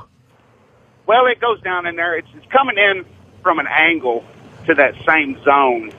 And it's actually, they're going to drill a bigger well, and it'll cut the flow to the well that's going out wild. It takes down the pressure, from the other one. Yeah. Oh. Yeah, why not just take a giant cement cover and fuck the hose that's going to get the oil from there to a ship. Just sink it down there and cover the whole fucking thing. Well, there's a lot of things. And only thing I'm saying, guys, is, and I know that conspiracy deal that's out there, but there's a lot of good hands out there that have done that stuff all their lives. And they either they don't want to hear from them or they're not listening to them, because those guys are the ones that has the solutions, not these fucking college boys that go get an engineering degree. You need roughnecks out there. Roughnecks. What's that? You need roughnecks out there, right? Yeah. Yeah. But it seems like those guys are offering... Like the guys from Armageddon. Exactly. Fucking Bruce Willis in there will handle it. Bruce Willis will do it. He's never missed a depth. That's right. He may die for the cause. Of course he would. Blow it up with an atomic bomb. Because even if there was an agenda, wouldn't they? Why would they wait till August? Like, it's already worse than the Valdez. If they wanted to get a message out there about offshore drilling, they've already done that. I mean, how much of the, plus that would be the ruination of, if it was ever uncovered, whoever was behind allowing the oil, it would be the ruination of them, and anybody connected to them in any way, shape, or form would be ruined politically forever. Okay. Yeah. We just got a major problem on our hands. To dumb it down. Guys, I'm aggravated because I know that deal could have been handled a lot sooner than it is right now. Right. Maybe there is. I don't know. Again, I'm not gonna argue the point on this. How big is the hole, sir? How big is the hole actually? That's out there. Wait, how big is the hole? How wide is it? Like 13 inches, 14 inches? I'm sorry. Say that again. How wide is the actual hole that the oil is coming out of? I'm not sure, but generally that conductor pipe, which is the first piece of pipe they put down there on the seabed floor, is generally 20 or 30 inch. Okay. That's a lot. That's pretty big. That's in a cross diameter, not outside total diameter. We got you. All right, thanks, buddy. All right, brother. Thank you know what Patrice was saying shit that was really funny on his Twitter. He said, I can't wait for oil hurricane. He goes, it sounds like one of those sci-fi movies. Yeah. Oil hurricane. But if there's a hurricane and it just snatches up this oil and just starts winging it all over the place, wow, that would be bad. Let's talk about that for a second, because I also heard some dumb experts saying that would be a really good thing. Because it would disperse it. Oh, would it? Yeah, it's not going to pick up oil and just sweep it all over the Anthony's planet. Well, the wind would blow it. But someone else is saying it scares the hell out of me. They just took the graphic down. Oh, yeah. Some expert said hurricane plus oil scares the hell out of me. But I heard the complete opposite. Push it on shore a lot faster. And push in everyone's faces. So the slick is as big as like from, I don't know, the middle of Pennsylvania down to the middle of Jersey to the end of Long Island up to like the beginning of Massachusetts. Mm-hmm. It's like a John Denver song. Yeah. Like if you took the oil slick and popped it on New York City. Well, you can pop it anywhere. Yeah. That's what makes it fun. They like to make things fun for everybody. They made the oil slick fun. So you with get the Google oil Maps. slick. Look, Danny's doing it. And then you move it to your area. Where do you live? Oh, you can do that? Move it to Los Angeles. Yeah, let's see where it looks in Los Angeles. Let's see where I love the how you oil can make slick. everything just fun on the Everything's internet. a game now. Isn't this terrific, Ant? All right, zoom in. Let's see. If it went to L.A. Yeah, if the oil slick's in L.A. It goes down to Santa Ana. Can you rotate the oil Simi slick Valley, to make it match up better? out to Victorville, and then out a few miles into the ocean. Put the oil in the middle of the fucking country. Oh, it's probably you can probably center line it up, like in the center of the state. Put it in Colorado. Colorado. All right. 500 don't get you no El Dorado. Hit Denver. Oh, Denver's a nice, pristine place. Hit Denver. I love don't oil put to the be oil. all over Denver. There it is. Wow, that takes up a lot. Denver of goes area. out. Wow. Oh, jeez. Yeah. It's not even one state. Fuck it. Nah, it's fine. Bunch We're of spoiled fine. fish. Yeah, Yeah. Who cares? Really? Fuck eels. By August, Fish around it. that'll be what, twice as big? What a I don't know. fucking mess. What a Good luck. fucking mess. Good luck to you. British Petroleum, by the way, their stock plummeting today. You'd hope so. Well, it did on the London markets. They're having some problems. Good. And then I can't stand this fucking market thing. Like, one day, everything's fine. And the market goes up. We have a good day. And then another day rolls around and they're like, oh, we're very worried about Europe. I guess production went down in China over the past month. So, wow, let's drop 200 points. And then 2 days later, everything's fine again. And they go up 250 points. It just doesn't make sense. That's why those guys down there make a lot of money. Of course. It's also why they know how to play that shit. It's also why they kill themselves immediately. True. I love when those guys fucking throw themselves out windows. It's great. Oh, I love it. Their dry coffee breath and their high energy lifestyles. Made the wrong decision, did you? Yeah, right off the roof. Bye-bye. See ya. Well, you want to talk about Gary Coleman? Poor Gary Coleman. What happened? Hey. Talk about him. Let's have a tribute. You want to do a tribute? Of course. We got the Different Strokes molester episode. Oh, Mr. Carlson. And we also have Gary Coleman's last appearance on our show. Yeah. What do you want? With his corpse hands. Remember how dead his hands looked? Oh, my God. We all knew that it wasn't going to be long. Wasn't going to be lasted long another now. year, though. But he fell. What did he hit his head on? They said he was lucid in the hospital. He was like awake and aware. He fell and hit his head. Is that what happened? He fell. Yeah, he supposedly, unless somebody clocked, he probably had an argument. She clocked him and fucking. What do you have, a seizure? I don't know if he might have just been getting something and some fell. kind of cerebral hemorrhage. Yeah. Boy, did my joke bomb. Which one? What? Fucking. Did you have a different stroke joke that yes. I didn't saw work a million times on Twitter? What was it? Yeah. No, I don't know. What was your joke? I on the seller, I said, it's just a shame because he was filming his new show, Different Aneurysms. Fucking. Yeah, everyone had this. Oh, did they really? Joke. Okay. There were a lot of stroke jokes. Oh, all right. Well, whatever. I hope they work better on Twitter than they did at the Comedy Cellar. Boo. A 0. Yeah, but it's too soon for those people down there. Well, that's need his a little corpse hand. They need a little time to mourn down there, Jimmy. Yeah. So what do you want to do? We got a lot of shit here. I want to hear him in the Mr. Carlson episode Yeah. when that guy's trying to sink his cock in a Dudley. Let's hear a little, younger version from the show. Okay. Where he was being molested. Okay. Or attempted. Or attempted molestation of Gary Coleman. And then we'll hear when he was here. Well, his last appearance, I think my favorite clip, he walks in miserable, and we have Sam set up in the corner. Do you remember? Yeah. As he's walking through the door, Sam is singing the Different Strokes theme live to him, and Yes, he he's was. just looking at Sam like, ugh. Ugh. Yeah, he was not happy. No. About anything. No. Mr. Yeah, very Horton, bitter man. Dudley, and Arnold are at the bike shop where they're playing and drinking wine. Yay. Well, he was drinking wine in this episode? Oh, come Yes. on. Oh, wow. Hey, I got a great idea.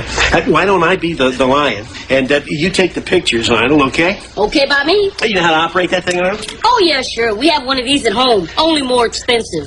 I guess I'm the first semi-bald king of the jungle. All right, why don't you hop on my back there?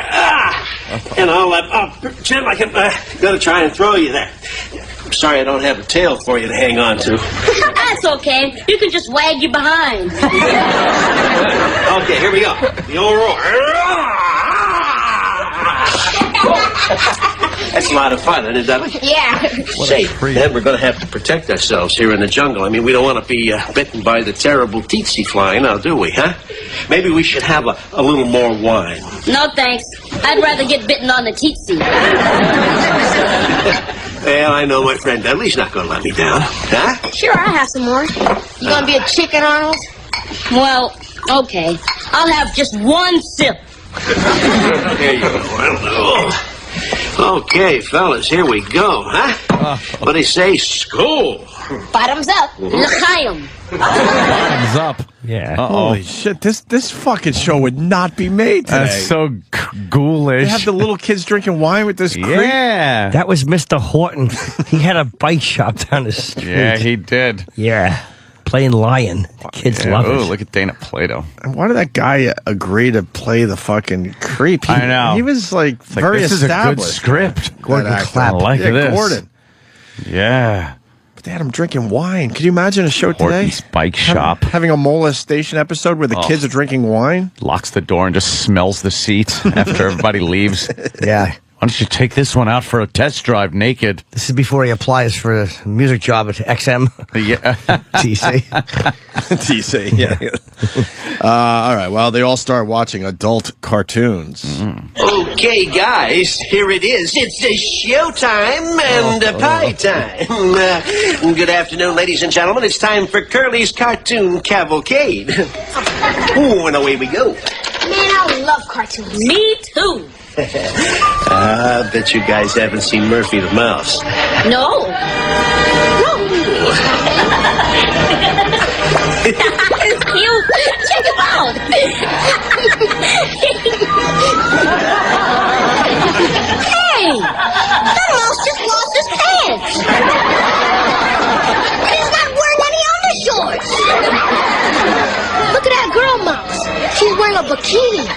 Not anymore. Really? I've never seen a cartoon like this before. Me neither. Look what we've been missing. Dudley's a goer. He really is. Dudley loves it. Dudley likes to drink and fuck. Little whore. Dudley's a fucking gamer. Dudley was asking for it. Oh, that kid ruled. How do you not molest him? How the fuck they get away with Dudley and his stupid teeth. Poor Dudley. Dudley with his fucking 40-year-old man haircut. His awful green. What did he just win the Masters? That fucking green sweater, and what a nerd. Who was this guy modeled after? Mark Parento?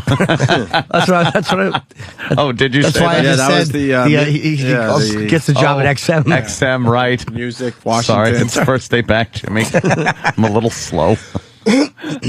Arnold leaves Dudley. And this guy's like Mark Parento. Yeah, this guy's leaning in next to Dudley. Like, they're on the sofa, and the creep is on the floor leaning in next to old Duddykins. Yeah. And Arnold the fucking cock blocker. Arnold decides he's got to go. Arnold leaves Dudley there where after the cartoons they're going to play King Neptune. Oh, boy. Dudley, this is an X-rated cartoon. It's dirty. Yeah, I know. Arnold, it's not dirty. It's adult. And we are all adults, aren't we? We only look adult because we worry a lot. Let's go. Wait, I want to see how that mouse makes out. I don't like this cartoon, but I have nothing against this pie. Come on, Arnold, stick around.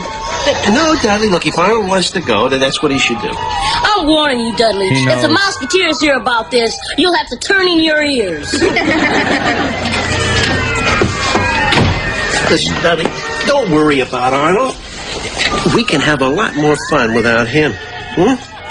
After the cartoon's over, we'll play Neptune, King of the Sea. How do you play that? Oh, you know, it takes a lot of water, the bathtub, rub a shower. Oh, it's a great game. You're going to love it. What a ghoul. He's right. It is a good game. Oh, have you ever played Neptune? You bet I have.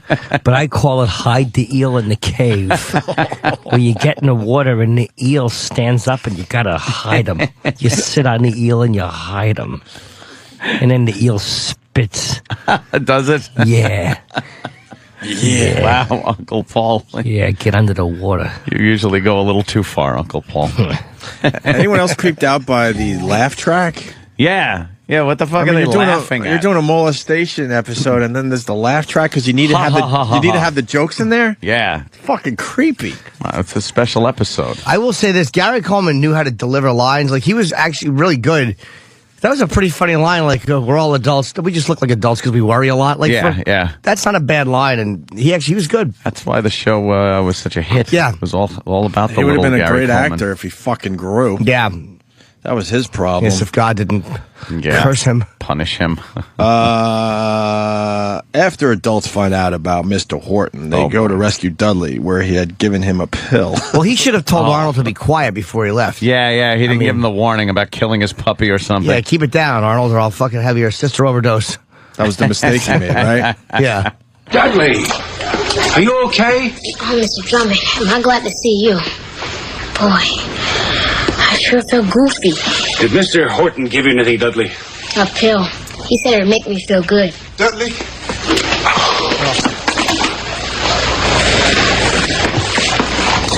Are you all right?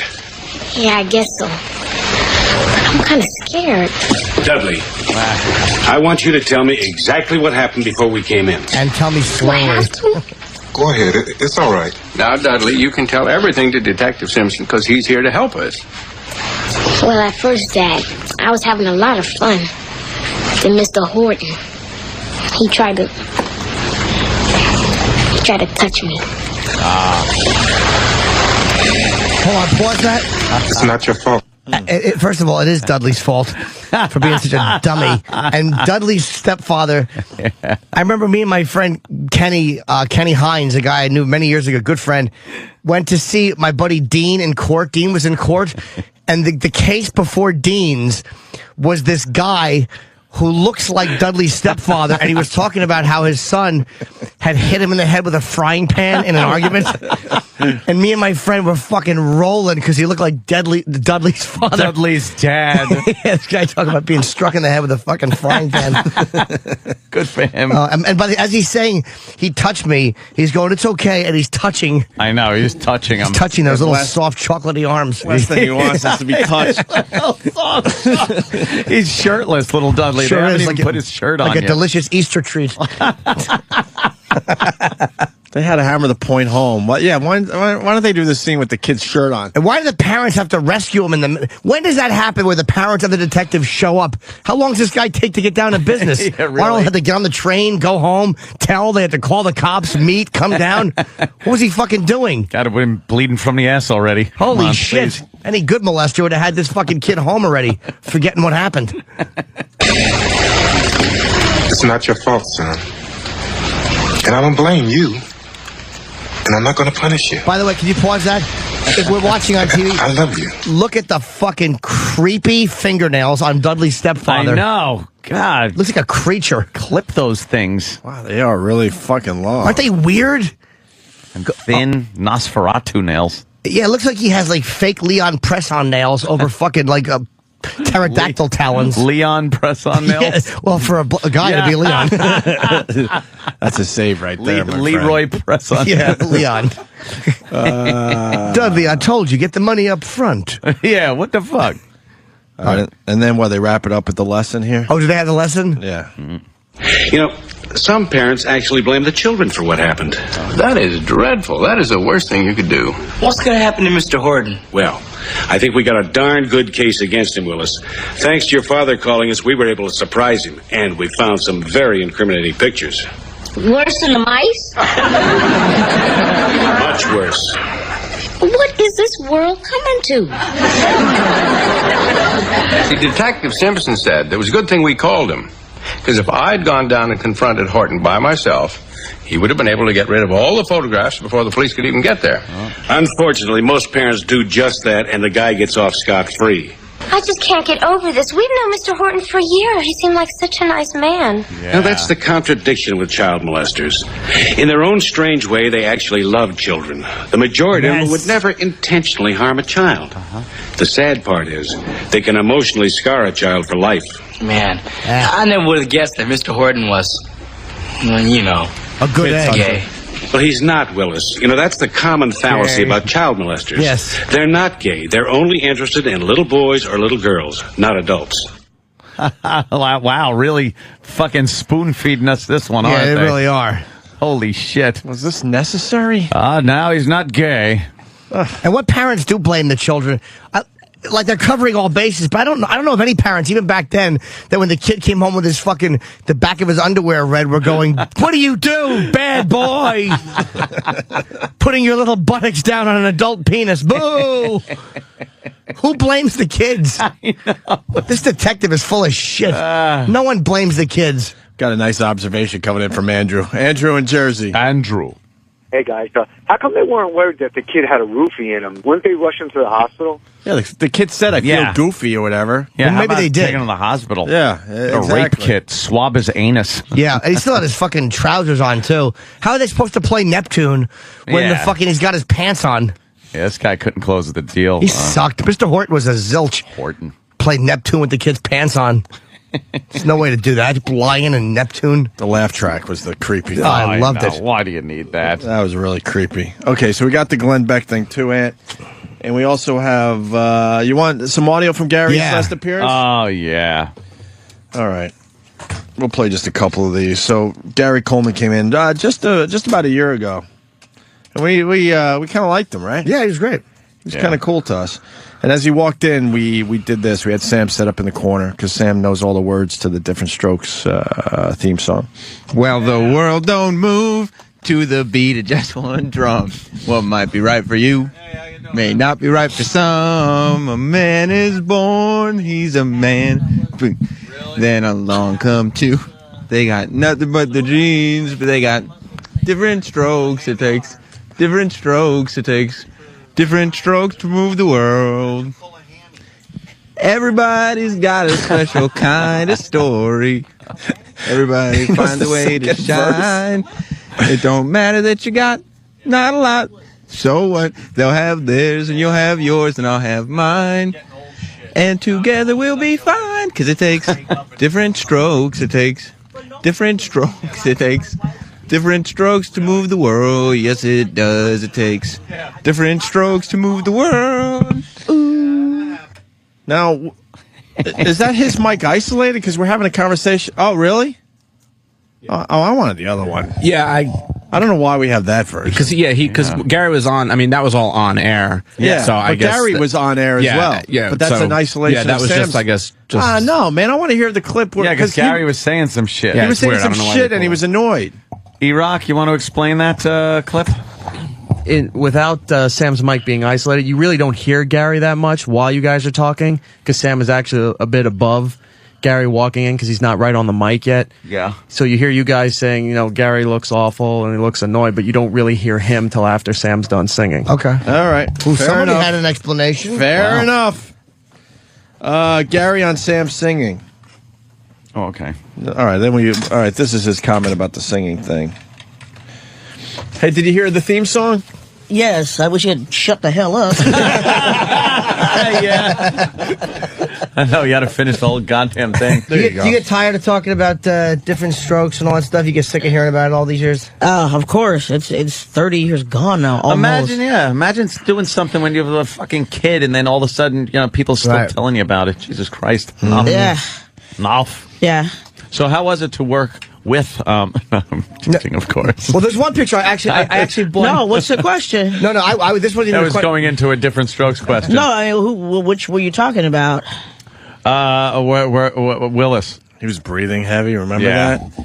that? No, I mean, there's a million clips. And I'm trying to do a legitimate question like Charlie Rose. What a faggot I am. Tell me if you want to hear any of these. Did being on the show typecast him from other work? Dealing with being from the show, loves Norton. Yeah, I say we play that one. I knew you would say that. Yay! Was that hard to deal with? Have you dealt with it completely, or are you still kind of like, you know? I'm still bitter about it. Shit, why the hell, you know? Well, it's not quite that bad, but I'm in this body. I don't have a choice. So I guess it's like at least you've stayed working for all these years, and people still know who you are. A lot of people start out young, and then all of a sudden they have a great role, and then you never hear from them again. And there's still nowhere you can go in the country where you're not recognized. Hopefully that don't happen to you. You crack me up. Oh, thanks, man. Oh, you like Jimmy Norton? Hell yeah. Oh, thanks, funny. man. Oh, Great. yeah, I saw your special. Another celebrity that likes and knows Jimmy. My ass up. Oh, thanks, man. Well, see, I'm really picky with my humor. Yeah. I like topical humor. I like political humor, but not too much political humor. I don't want my political humor over my head. Your mind jokes like when people go, well, everything would go over your head. Hey, you know what? I don't mind that. It's Oh, right. That's It's a way to get the joke out and ask a question at the same time. It's the truth. Of course. Yes. Hey, hell, who's the shortest guy in the room right now? It was him. Jim would be me. It's amazing that's, by the way, why he died, because everything that I like or likes me dies. Yeah. If he didn't say he liked me, he'd be alive and kicking right now. Gary has. Tell me what you want to hear, because I don't know. Gary has nothing positive to say on the project he was promoting. Remember that? Right. Do you want to just play these? Yeah. Fuck it, right? All right. It's on like DVD already? This. Yeah. I guess this might be advanced. This is why he was in promoting. Yes. What was it? Midgets and Mascots. All right. It's copies. Yeah. Wait, what DVD of what? The latest project? Yeah. Yeah, and I hate this word, midgets. Midgets and I mascots. assumed you wouldn't like that word. I'm like, wow, how the fuck is he doing it? It's little. The term is little people. Little people, small people, small person. No. Not fidget. Yeah, well, I didn't get a say. Fidget. At least it says little people right here. Okay. But yeah, I didn't get a say. But yeah, this is the latest project, and I swear to God, it's going to retire me. Really? Yeah. Oh, shit. Oh, shit. Some foreshadowing there. And by retire him, he means kill him. Oh, shit. Yeah, It was done we did it in Texas, and you know. I just don't have anything really good to say about it. It's like one of God bless you. Jesus Christ, an honest answer, finally. Finally. They forced him to promote midgets and mascots, or midgets versus mascots, and he was as honest as could be. Yeah. It's like, this is horseshit. Well, you know, I could get... God one bless of my you. problems with me is I am honest. Mm-hmm. I am candid, and I have a lot of candor. And the only reason I'm really here with you right now is because they have a check waiting for me. God damn, we like this guy. We did like Gary Coleman. We fucked with him over the years, putting him on hold. And then one time we decided to play a lot of interference while he was on the phone. Remember that one? Yeah. Did he donate his kidneys at his doorstops? Those useless things. He did have those kidney problems. Yes, he certainly did. Oh, boy. Gary's comments cause problems. People just start fights with him. We can move on from that. This next clip I want to play because I started attacking a lot of celebrities over the weekend because they all of a sudden cared about Gary Coleman on their Twitters. Yeah. Like, oh, my thoughts go out to Gary and his family. I was a stupid Ashton Kutcher, who I fucking hate on Twitter because he's a bore. He writes, I was a big fan. He was a fan. That's what I said of what? The fact that he was a midget. What were you a fan of? The fact that he was broke. The fact that he was miserable. The fact that he didn't get along with his parents. What were you a fan of? The fact that Hollywood turned its back on him. What were you a fan of in the end? Hollywood did turn their calves on him. Poor little fella. He's short. Very. But a lot of the celebrities saying, my thoughts go out to Gary and his family. And this clip right here explains what Gary thought of his own parents. You sued your parents at one point. That was public. Did you guys ever make up? Did you win that? Or is it still like you really like, you know? No, what happened with that? God, you going way back too. Yeah, it's just... No, it's what happened with that is it's going to start hating your comp. Gave me $1.5 million and we settled out of court. $1.5 million out of $18 million. Yeah. Right. Oh, wow. Shit. Wow. Yeah. Oh. Yeah, it still hurts. Sure, man. Yeah, it still hurts. But you know what? You just move on. You know, you do midgets and mascots to pay the mortgage. So you guys never made up. You're completely separated from. Oh yeah. There's nothing there. I mean, hell, I'm 41 years old. Who's still hanging out with their parents when they're 41? Yeah, I avoid mine occasionally. Yeah, not for the same reasons. Right. I have a lot of sexual shame. Back live. See, he fucking hated his own parents. Yeah. You know, he was a loner at the end of his life. They were using him, you know? Of course. Everyone used Gary. $18 million. Wow. Yeah. Accepting who you are, Gary's future goals. Let's hear about Gary's future. Death. From his last appearance on our show. Some people have been very bitter about being stereotyped in a role, and then they kind of accept it and work with it. I think Leonard Nimoy had that with Mr. Spock. After a while, he just realized, you know something? Fuck it, I'm Spock. I understand I got to be that Greg not Brady. Anymore. Now he gets to be on A&E and Discovery. And well, yeah, that's true. That's true. But it seemed to come like after the acceptance of who you are, like Greg Brady there. You know, I'm Greg Brady, and you got to be Greg Brady because that's what people know you as.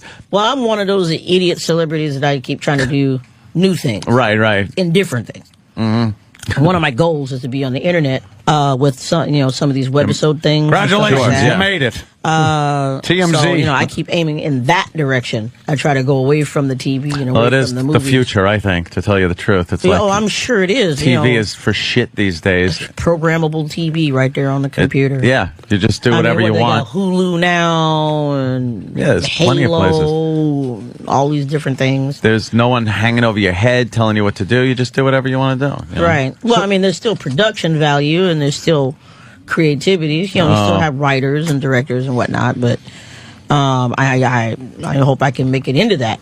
Well, oops. Shit in one hand, wish in the other. Did you guys see the Patrice O'Neal video that he did as a grown-up Gary Coleman? No. On YouTube. You haven't seen it yet? What's wrong with him? If you could find that while we play more of these clips. It's a video he made a while ago. And it did really well on YouTube. And we broke it out over the weekend to watch again. Everyone on Twitter was checking it out. Gary hasn't grown at all, he tells us. Have you grown at all since for 30 years? No. Really? Just it stopped and that was it? Well, yeah, the end-stage renal disease kind of put the kibosh on any kind of real height that I could ever have. Right. A sex symbol. So, damn that. He was a frustrated little fella. Yeah, a little frustrated. I wouldn't call him miserable. I think he was just very frustrated. He was a little miserable. He was funny, though. At least he made fun of it. It was funny. He was much cooler than I thought he was going to be. Yeah. But you could tell he was making fun, but he certainly would have had it any other way than the hand he was dealt. Of course. The little corpse hand he was dealt. Of course. And after that clip from his last appearance, we learned he hasn't grown at all. This is perfect. This is a perfect place to play the Patrice O'Neal video that he made, I don't know, over a year or two ago. Check this out. Hi, I'm Gary Coleman, president of the Child Actors Guild. When I needed cash, I couldn't get anyone to give me a loan at all. Not my friends, not my family, not even Cash called those pieces of That's when I went to see Dr. Jing Zhang and signed myself up for grown-up surgery. Dr. Zhang has helped hundreds of tiny actors like myself, like the kid that played Webster, like Tom Cruise, become full-size and functional adults.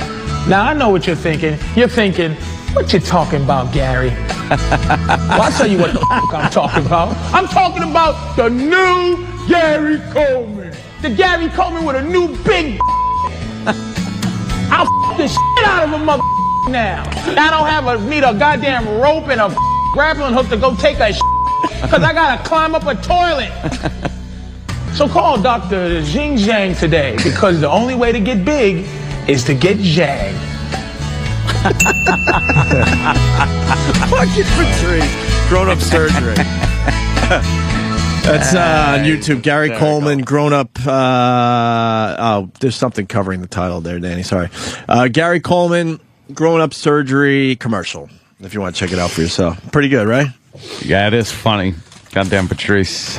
Gary's dating history. You want to check that out from his last appearance? Oh. And his marriage? You tell me what you want, man. Yeah, Tell me what you I want. like that shit. Him and his relationships. All right, let's check this out from his last appearance on our show about a year ago. You've obviously had a run. I'm sure you've hooked up with a lot of girls over the years. It's got to be one. No, plus. you've hooked up with a lot more girls than I have. Yeah, but not for free. I mean, I don't count. Yeah. I mean, thank God for Craigslist. Craigslist, God. There's a internet site that needs to be bombed off the face of the earth. Well, except for one section. I'll agree with you. But I prefer they keep the erotic section. The rest of it they can get rid of. Fuck jobs and services. Who needs to find a couch that bad? Nobody does. Yeah. But the erotic section should remain. But I've limited myself to maybe a half dozen different dates and girls over the years, and of course now I'm married. How long have you been married, Gary? A little over a year. And it's definitely one of the hardest jobs that you'll ever love. Really? Oh, yeah. So you're happy being married, but it's a pain in the ass. Oh, yeah. I'm happy being married because, you got that companionship and you have someone there that you trust and that, loves you and you love them. But it's tough. It's tough. Yeah, that doesn't matter. By the way, it doesn't matter how tall you are. That's always the case. It's good tough. and it sucks. you gotta be prepared. You have to be prepared mentally, physically, monetarily. Yeah. You gotta be prepared. How did you guys meet? I was doing another crappy movie in Salt Lake City. Wasn't a good one?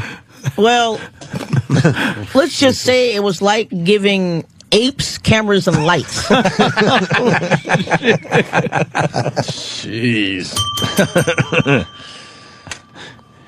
The honest Gary Coleman.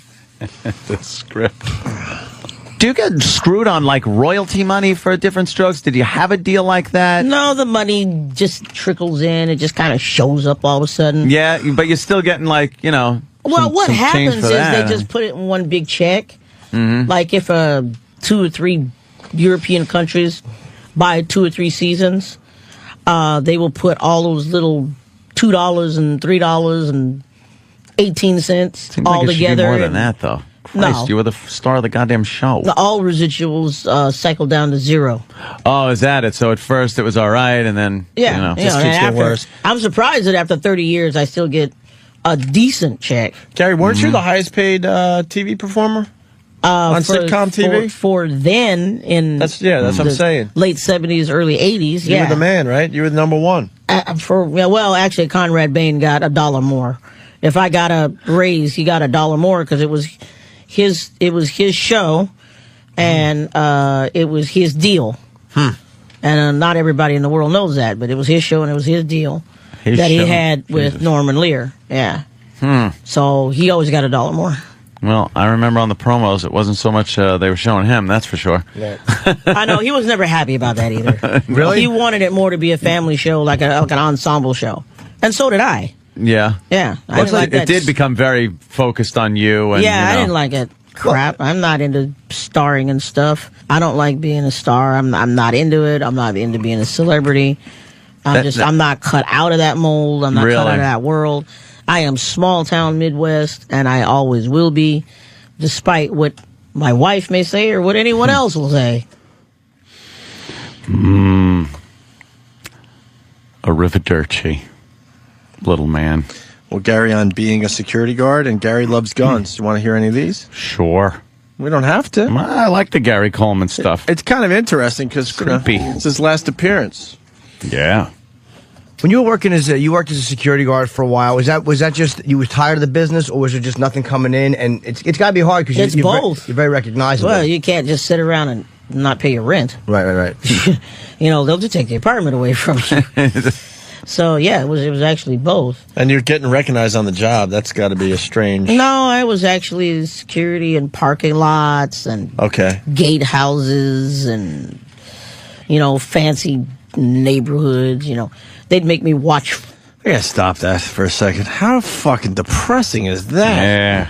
He was as big as they come in sitcoms. In the Highest paid kid actor in the of 70s, time, early and- 80s, right? And there he is. And now he's a security guard. running security with people. People just going, that security guy looked like Gary Coleman. That's crazy, though. That can't be Gary No, Coleman. He's got to be can't living in a mansion on a hill somewhere. Yeah, living the life. How do you fucking live with yourself? You don't? Watch furniture. I mean, you know, just the stupid stuff. Yeah, they wanted to make sure the furniture didn't run away or disappear. Yeah, one of my jobs was I was watching 20 orange cones. You know, the parking cones. Like these things right here. Yeah, and they disappeared on me. Oh, shit. Yeah, they disappeared on me, and I still don't know what happened to them. I'm going to venture a guess that you're not a good security guard if 20 orange cones Disappear on me. Yeah, No. escaped. Yeah, they sprouted legs and ran from me. Fuck. That is depressing. Unbelievable. Where did Gary it go Coleman. wrong? He just didn't make. Well, his parents took a lot, right? Yeah, he got fucked out of a lot of money. He should have been set for life. Yeah. He should have been With a set show for like life. that, right? $18 million? I haven't made near that in my fucking life. I mean, nowhere near that. He should have been set. That should have been enough money. He should have had a great apartment in New York, a great place to live in LA or whatever it was, and Yeah. then just be able to go out on auditions, write scripts, do whatever he wanted. So sad. And finally, our interview with Gary Coleman wrapped up with a little gun talk. We learned that he loves guns, or did love guns. Are you a gun guy, Gary? I've read that before. Yeah, 'Cause I you got a partner in crime right across the way. I love 380s, and they don't even make them anymore. Yeah. Colt 380s. Oh, Colt 380. Yeah. Yeah, I got a little Walther. 5-inch. Walther PPKS 380. Those are good little Yeah. guns. Little guns I for just your picked little up hands. Desert Eagle, though. Your little body. For your little tiny hand. And this is where you just picked up your Desert Eagle. Can you imagine Gary Coleman shooting a fucking Desert Eagle? It would just fly Oh, out my of. God. It would fly out of his little tiny fingers. Desert Eagle, though, that thing is Oh, you're gonna break 50 your caliber, arm. ridiculous. Yeah. Yeah, would you try to kill a building? Yeah, I know. It's true. There's no practical purpose except to shoot it and giggle like a girl when you do it because it's hysterical to shoot. But no, I love shooting. I love collecting I've got guns. to shoot things like AK-47s and Bren guns and man, shooting a Bren gun. You feel like you could just kill everybody. You must be like, wanted to. Oh, fuck man. the world, man. I'm going to town. Oh, man. 200 shots a second. I'm just like, oh, just please give me that. Man. Unbelievable, man. I get like 200 shots a minute. You must have a really strong stupid arm to hold on to these things as you shoot them. No, the Bren gun actually, you put it against your shoulder. Yeah. And it's got a long banana clip, and you just aim that thing. It's a spray gun. Yeah. You just spray.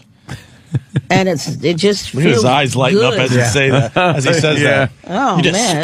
Spray it into old producers and directors and lighting people and court officials and Parents. A few producers and directors I'd like to light up with a few bullets in their ass.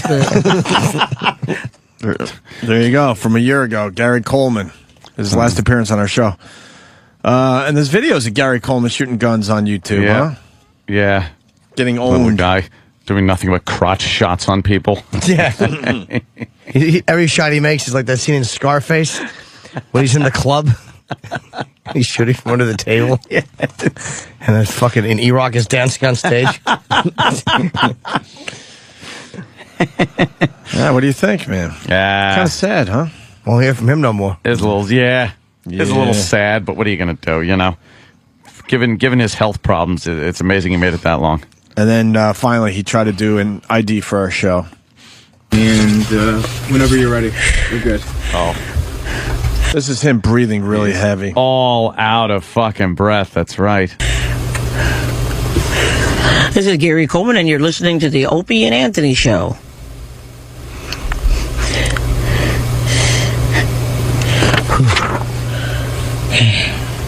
All good? Okay.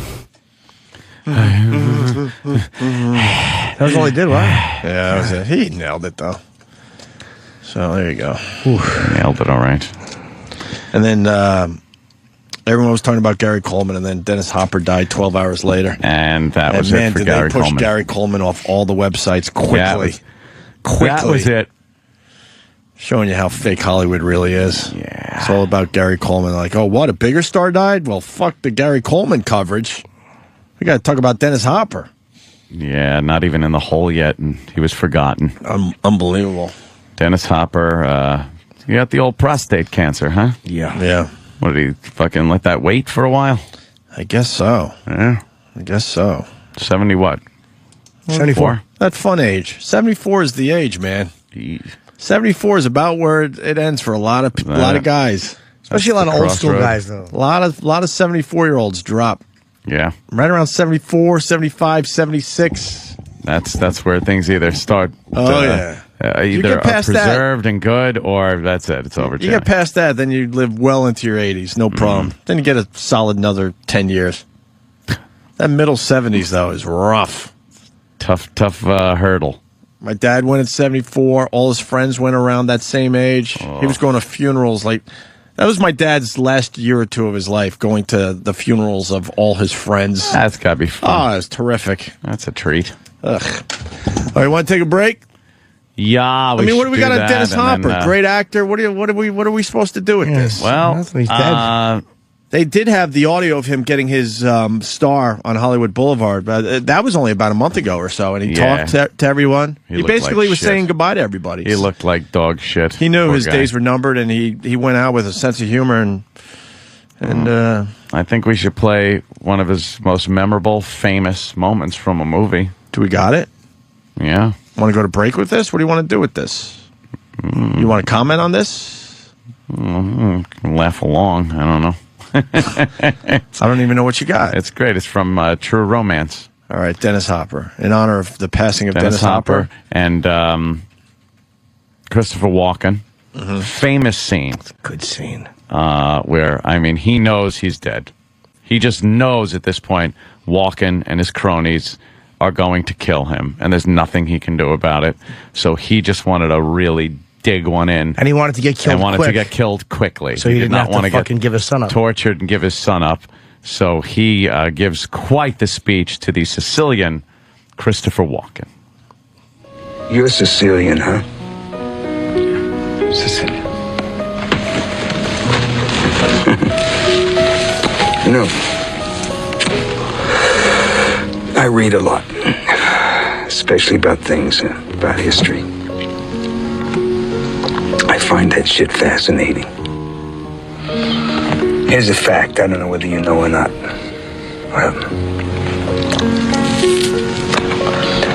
Sicilians were spawned by niggers.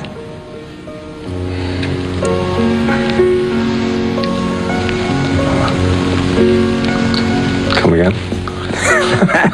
No, it's a fact. Yeah. You see, Sicilians have black blood pumping through their hearts. And no, if you don't believe me, you can look it up. Hundreds and hundreds of years ago, you see, the Moors conquered Sicily, and the Moors are niggers. See, way back then, Sicilians were like wops from northern Italy. They all had blonde hair and blue eyes. But, well, then the Moors moved in there and, well, they changed the whole country. They did so much fucking with Sicilian women, huh, that they changed the whole bloodline forever. That's why blonde hair and blue eyes became black hair and dark skin. You know, it's absolutely amazing to me to think that to this day, hundreds of years later, that Sicilians still carry that nigger gene. Now this, I'm quoting history. It's written. It's a fact. It's written. I know this guy. No. Your ancestors are niggers. Hey. Yeah. And your great-great-great-great-grandmother fucked a nigger. Oh, yeah. And she had a half-nigger kid. Now, if that's a fact, tell me, am I lying? 'Cause you're part eggplant.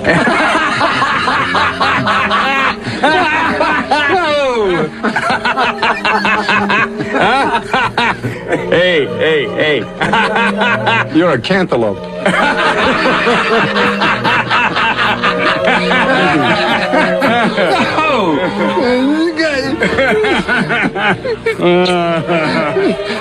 Beautiful.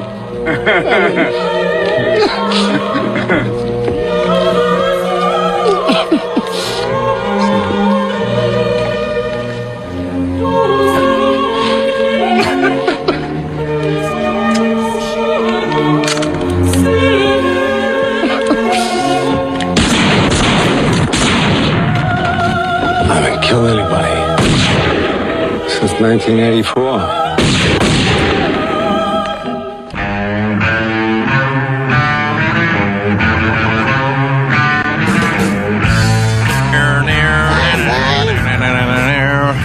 Got Bob Levy in studio as we continue with the show. What's up, Bob?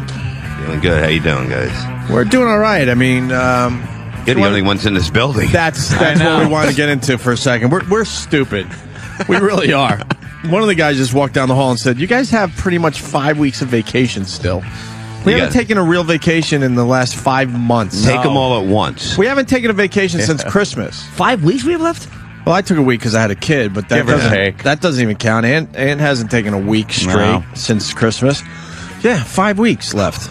And we come into work, we think, well, you know, after a nice long 4-day weekend, we should do a little radio. We come in here, and there's no one here. Kenny. This would have been good to take because it would only been 4 days on our vacation. Correct. And we would have had all those days off. Correct. Oh, you're right. God damn it, it was stupid. Kenny. I would like to compliment you boys on your outstanding work ethic. Really? Yes. You should be Really? commended for your dedication to the fans and to entertainment. Let me tell you something about the fans. They're not even listening today. No. They listen. No, because they got off too. No, They're not not today. going to wake up if they don't have They to. took Friday off. Yeah, and people. I think a lot of people are back to work today. Honestly. Yeah, you think? And listen, Yes. Al Q is here. Shady's here. Oh, by the way, this is Good. We can get blown and raped at the same time. Thanks, Kenny, for the update. By the way, as Kenny talks, his arms don't bend, which is never the sign of a bright man. No. Do they move when he walks, No. at least? No? hang there at his side. Dead. Jesus Christ. Dead arms. Yeah. Why are you standing like that, Yeah. Kenny? I got good posture. You sure do. Yeah. How was your weekend, Kenny?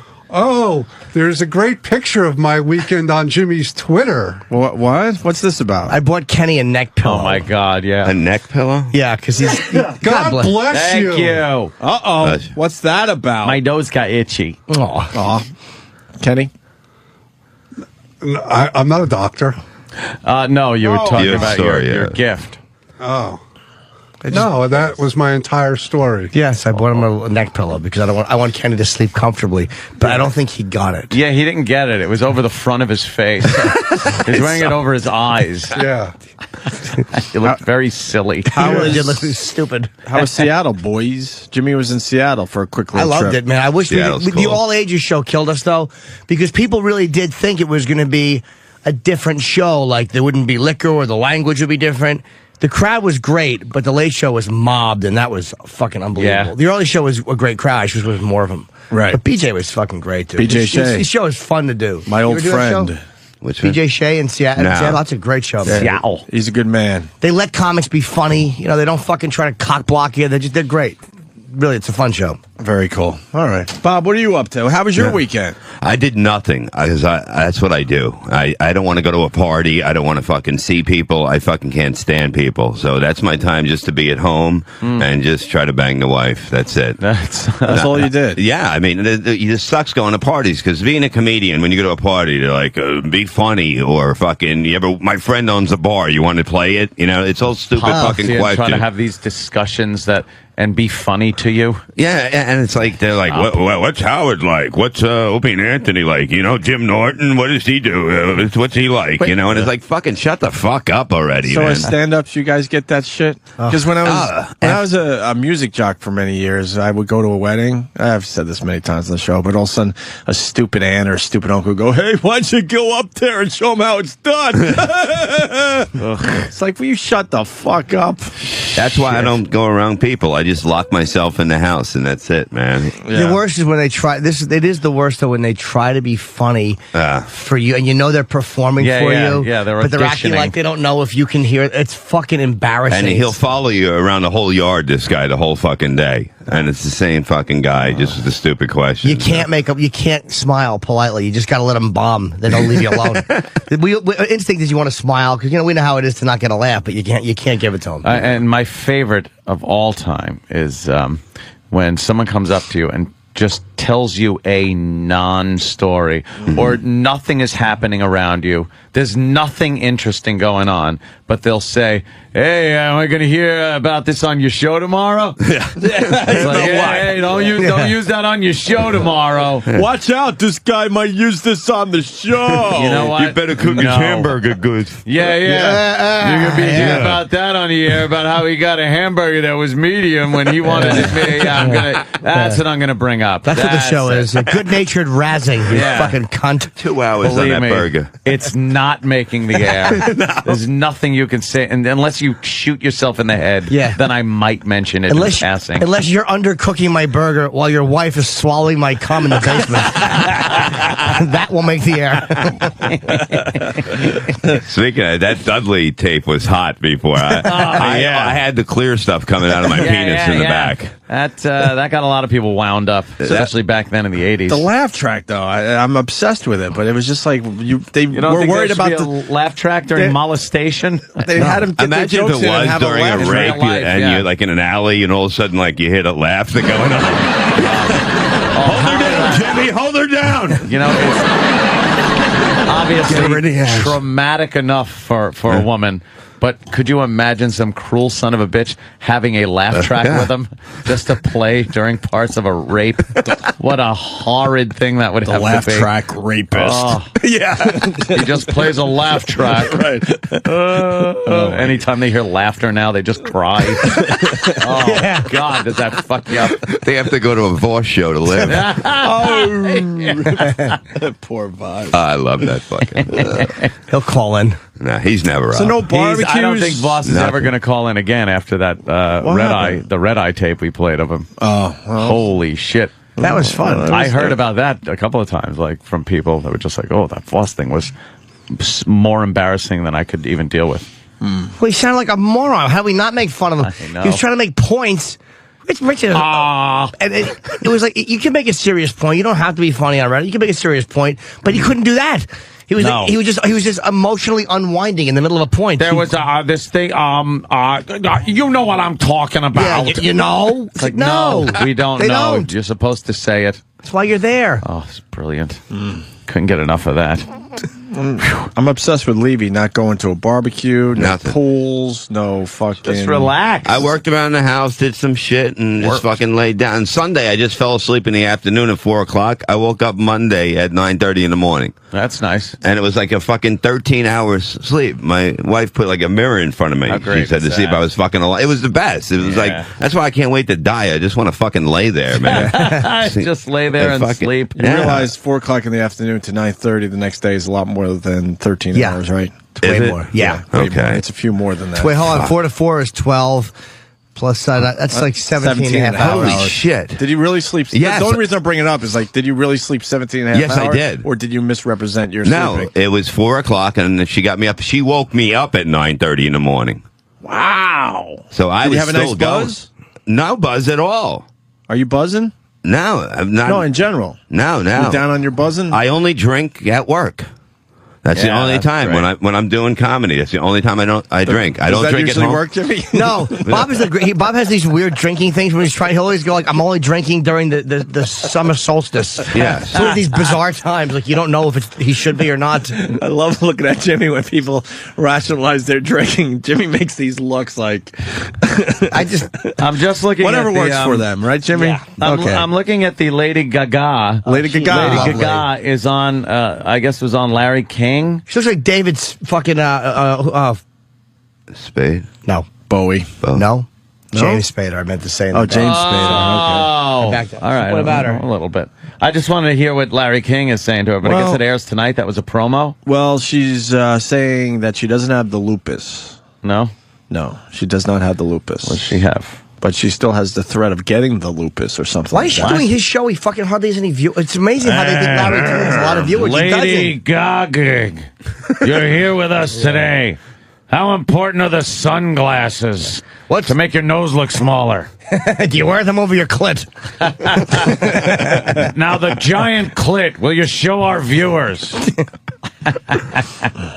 Breaking Yeah. news, everyone. Ted Koppel's son, dead. Oh, that's not breaking. That's the Front page of the paper. Is it front page? Yeah, front page. Today was the first day I said, you know what, I'm not going to read the fucking paper. Boozy I end. decided not to read the fucking paper. Boozy end. His At son- seedy apartment in Washington Heights. I'd hate to have Washington a boozy Heights. end. Holy shit. Yeah, want it's a not That's good. not a good end. area. He met a guy. They were just hanging out all day, Uh-oh. drinking, and then he just went to this guy's apartment and fell asleep. And they said that they came in and the guy had pissed and shit the bed and was dead. What a horrible house guest. And there was a laugh track going on. Yes. Mr. Carlson was trying to wipe the duty out and play Neptune. Play Neptune. Clean your ass up. Yes. All right, so this happened, what, overnight? Yeah, found dead. I did not know that. Washington Heights under mysterious circumstances yesterday morning after a day-long drinking binge with a man he had just met in a Midtown bar. He was 40 years old, Andrew Koppel, declared dead around 1:30 a.m. Damn. Paramedics were called to the apartment in what law enforcement sources called a shit building.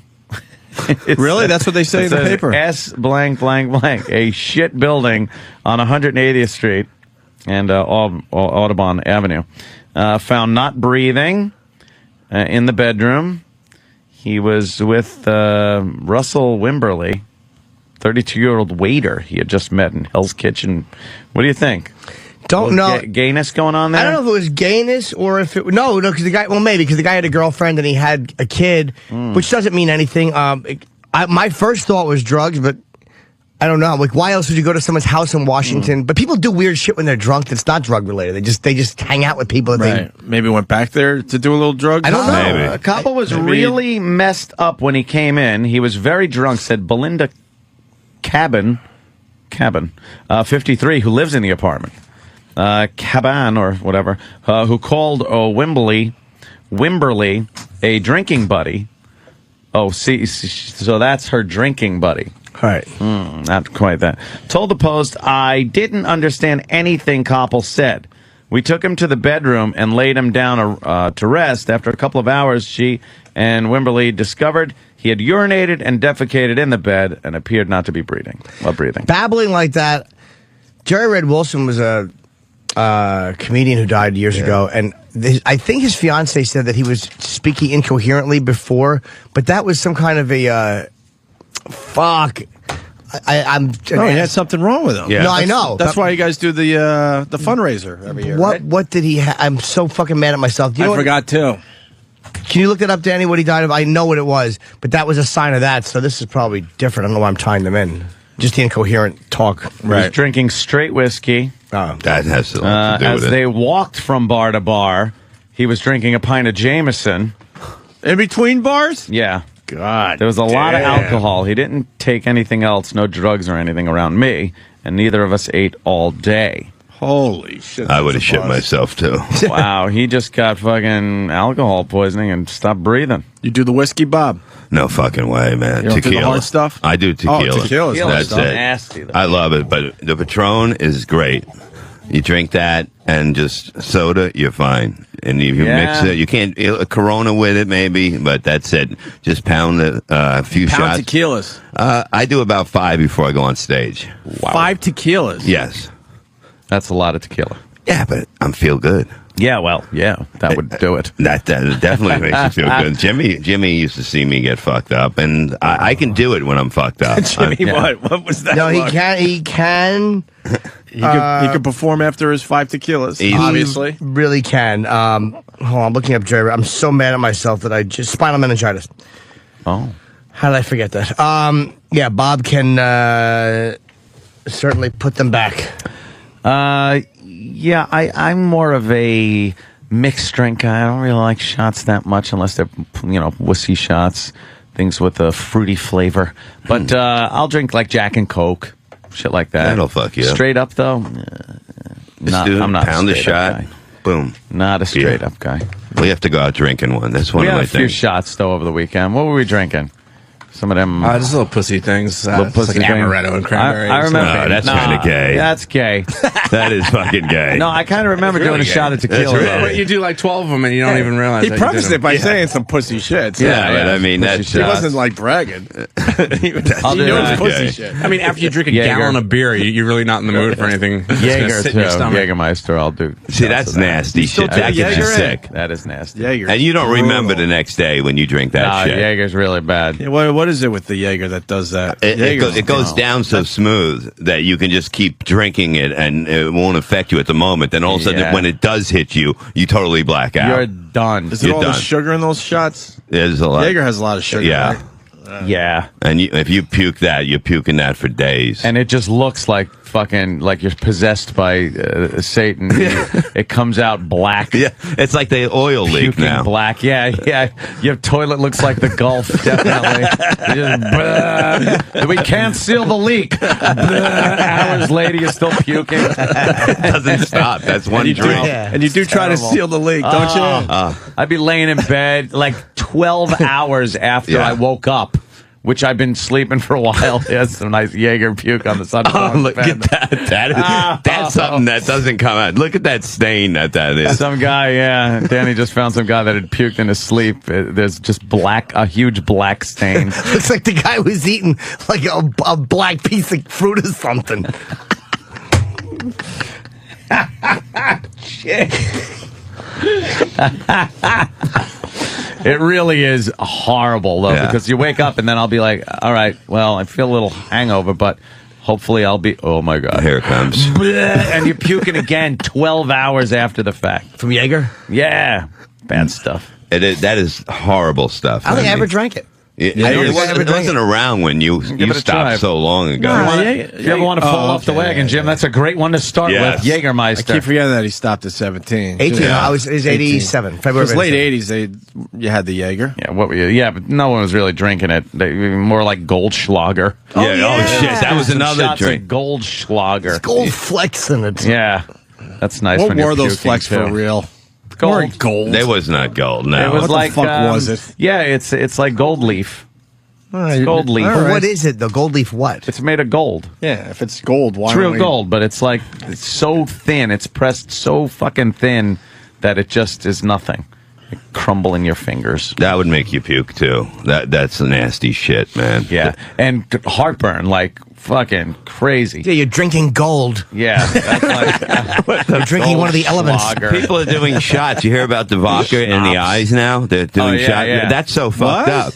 These kids are doing it. They're pouring straight vodka shots into their eyes, so it hits you like unbelievable, but it's burning your fucking eye apart. burning the surface How of your the eyeball. fuck did someone figure that one out? Yeah, well, why would you fucking want to get College so kids, fucked they're up? geniuses. That quick. Does it make any fucking sense? You're gonna get fucked up if you just sit there and drink it for a Don't while. worry To pour about it it. into your fucking. Let's go blind and drunk. Well, maybe it's a way to avoid DWI because maybe you don't blow the same on the thing, or maybe it doesn't smell in your breath. No. Nah, the people doing that aren't avoiding deep. yeah, they're just because trying they're to get drinking in fucked between up. those dumb shots Yeah. to their eyes. I'm thinking. But wait, does one shot wreck your eye, you think, or is it over continued doing it? It it continued can't be doing a full it. shot either. Yeah, they pour it right into the Yeah, thing. but most of it's pouring down your face. Well, yeah, I'm sure they probably got a little funnel and. I need to know more about this. Yeah.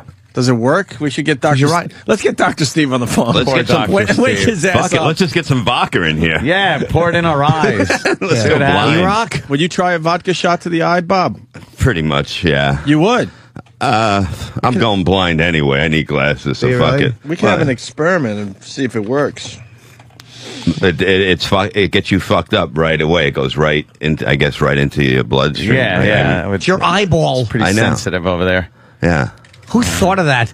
Who thought, like, this vodka isn't fucking me up fast enough? Yeah. What can I do? I can't split my head open and pour it in. But wait, the eye is kind of like a hole into your head.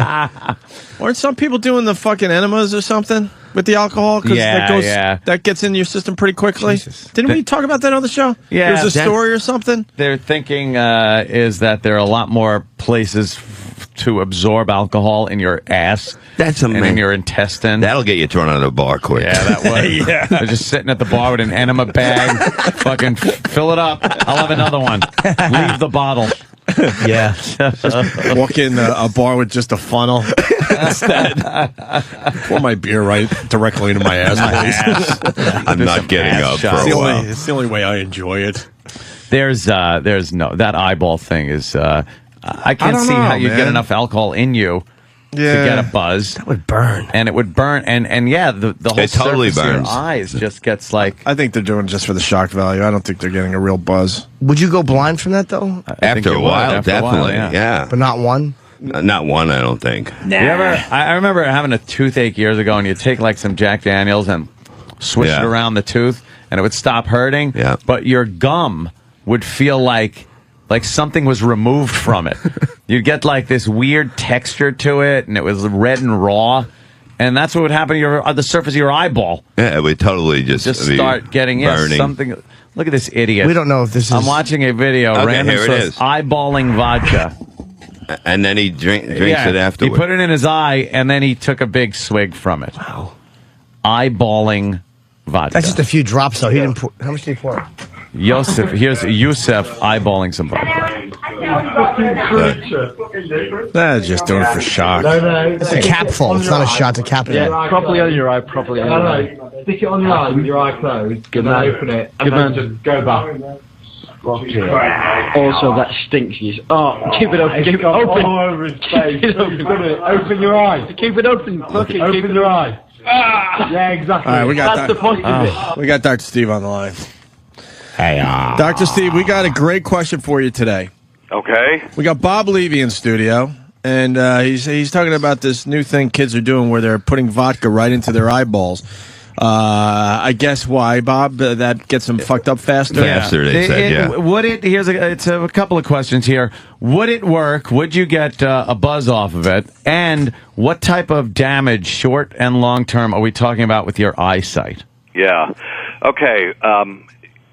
You can get drunk by applying alcohol to mucous membranes. One of the ways that actually has been proven to work is to use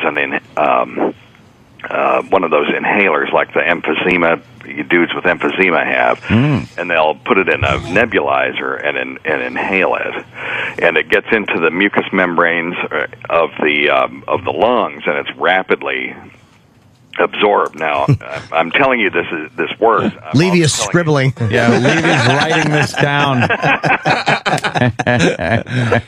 Now, the thing about the lung is there's a lot of surface area for the alcohol to be applied to and then be absorbed from. Right. So it's really, really fast, and I don't recommend it because you can get alcohol toxicity from all of these methods. Okay. The thing about the eye is I'm a little suspicious about it, and you might. I'm not.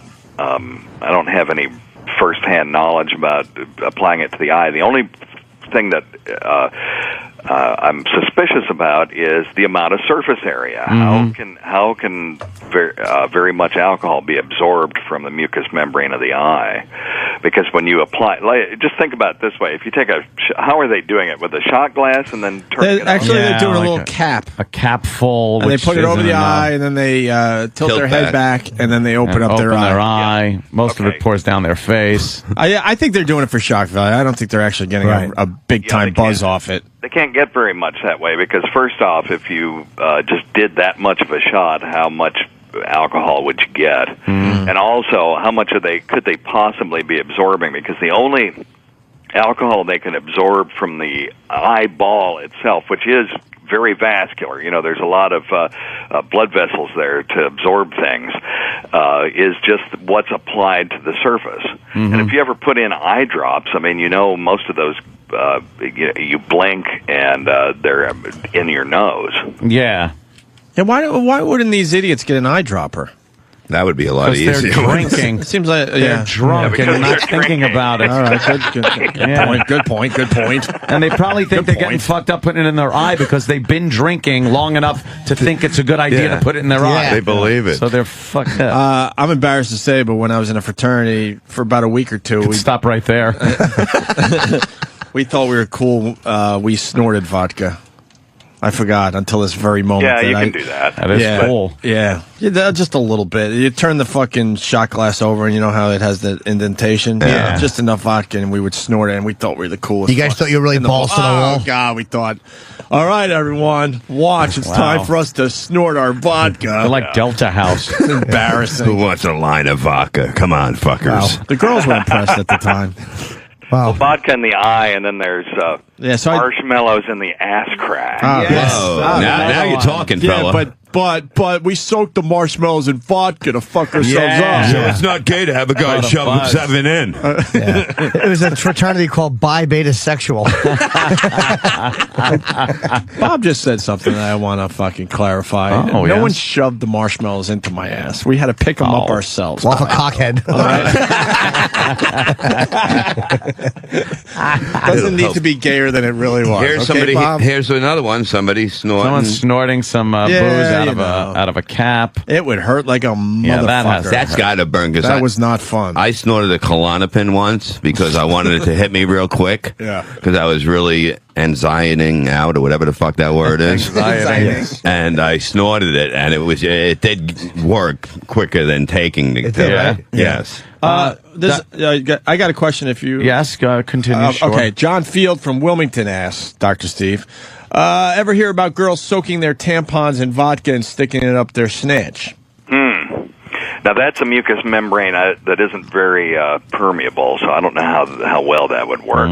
But I haven't heard that. But I want one story, one person to call, and don't fucking bullshit They're us. probably just trying to kill the fucking the blood scent down there, that fucking horrible copper odor. They probably just want to kill the smell of the vodka. That's probably more for the guy, just so he can enjoy a little drink while he's down there. Yeah, exactly. A little flavor. It makes it like New Year's Eve. You pull out the party favor, you get drunk.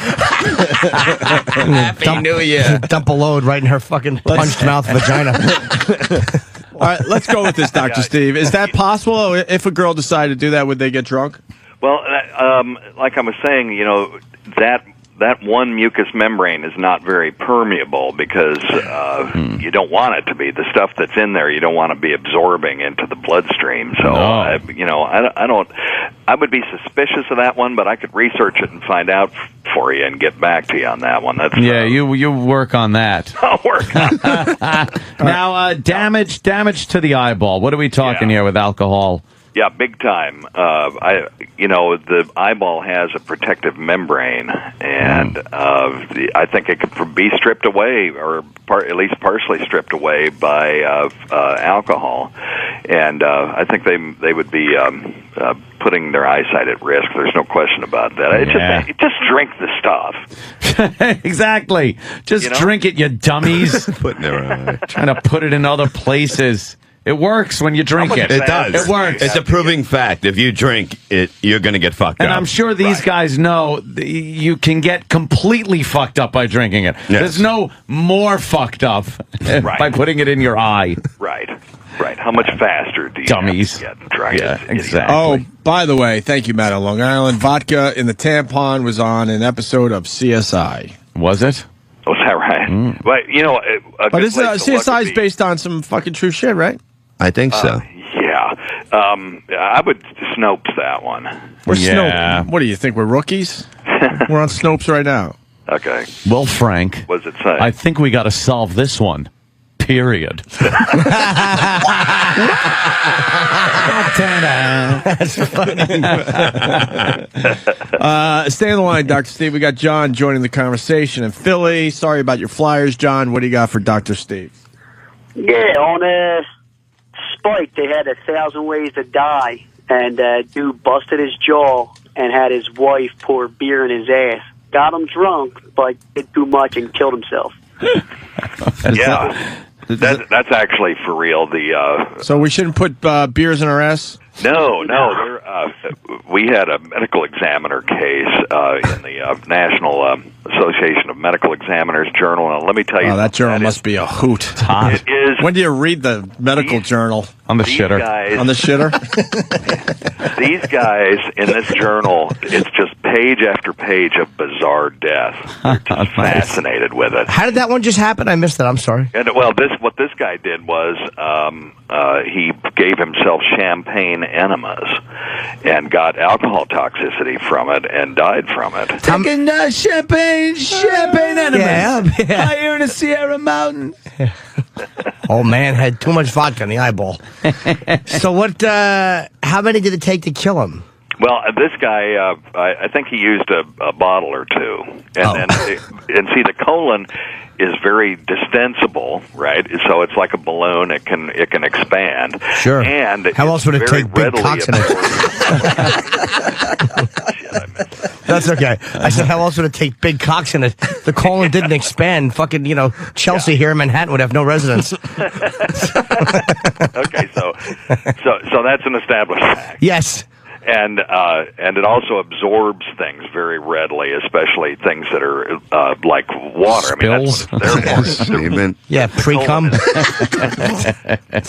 Yeah, the colon is there to reclaim water from the stool. So when you put alcohol in there, it's all absorbed just almost immediately. Is that what the stool is? It's a water thief, and the colon is like the cop of the asshole. Why don't they put it over that lake in Louisiana if it exhausts so good? Bunch of assholes out there. My old fraternity brother and one of my roommates for many, many years, Buzzy, who was just in here because he was in New York, backing me up. He goes, "Wow, Chilly Willy nasal shots." We called them Chilly Willies. Did you? You guys want to do some Chilly Willies? Yeah! Line them up. We're going to do some Chili Willies. I forgot we called them Chili Willies. But Why were they Chili backing up my Willies? fucking story. I don't know. Were they cold? Yeah, cold vodka. Honestly, I don't even think it was vodka. I think we did some wimpy shit with the sugar, and that really fucked you up. Oh, Kool-Aid? I think. Yeah. I'm not sure now. Or is that... that might be a separate story. I think the Chili Willies, were vodka. Chili Willy shot. You guys probably talked the next day. Oh, yeah. Dude, you did so many Chili Willy shots. I couldn't believe it. Man. My nose is burning, dude. It was horrendous. Chili Willy. I know. we thought we were so fucking cool. Faggy waggy. Chili Milli Vanilli.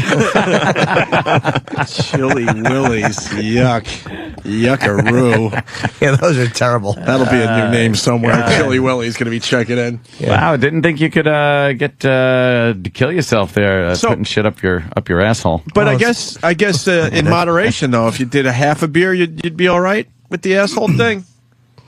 Yeah, just drink it. Just drink it. Leave the Whose eyes wife in would your actually ass pour alone. a beer in their ass for them if you asked them? Yeah, But yeah, you would probably. A good one? Yeah, exactly. One who wanted you to die because she was tired of pouring liquor in your asshole. Maybe one who was so sick of your alcoholism that you needed to funnel it into your colon. Jim, are you saying that's a problem, Jimmy? Oh, my When it gets God. to the point where your wife is pouring fucking beers in your ass? Just take the whole can, you Yes. pussy. When you can talk on the phone as you're consuming alcohol, you're a fucking drunk. You might have a problem. Yeah. Yeah. You're knocking on death's door. Could you do it in a southern accent? Because I think we got a Jeff Foxworthy thing developing here. You know, You might be an alcoholic if. right. You got marshmallows in your asshole. Hey, wait a minute. Well, Dr. Steve, again, my God, thank you so much for your medical help with us. Always a pleasure, my friend. Bye, This guy Steve. knows Well, a no, lot. no Amazing. buys. How was the rest of your vacation? Oh, I'm yeah. still on it. Where are you? Even he's on vacation this week. Where are Yeah. you?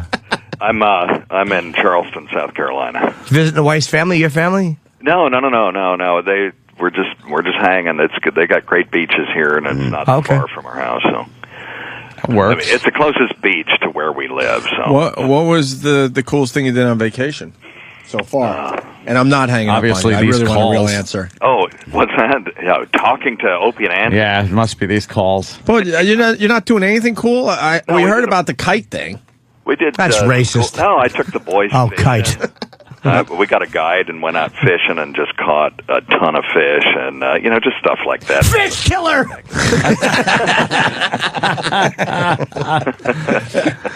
Yeah, they're really nothing tasty if you eat them with your ass. They digest quicker. Yeah, they digest faster. They're more protein in your system. That's great. He's down in the Gulf fishing. What a fun fucking vacation. All right, Yes. we got What one a more. bunch of oily Italian fish. I can't pull this one onto the boat. It's too slippery. Oh, and then they hopped in the boat with their Italian oily charm. All right, we got one more question for you because Chris here. Chris, go ahead. You got Dr. Steve on the line.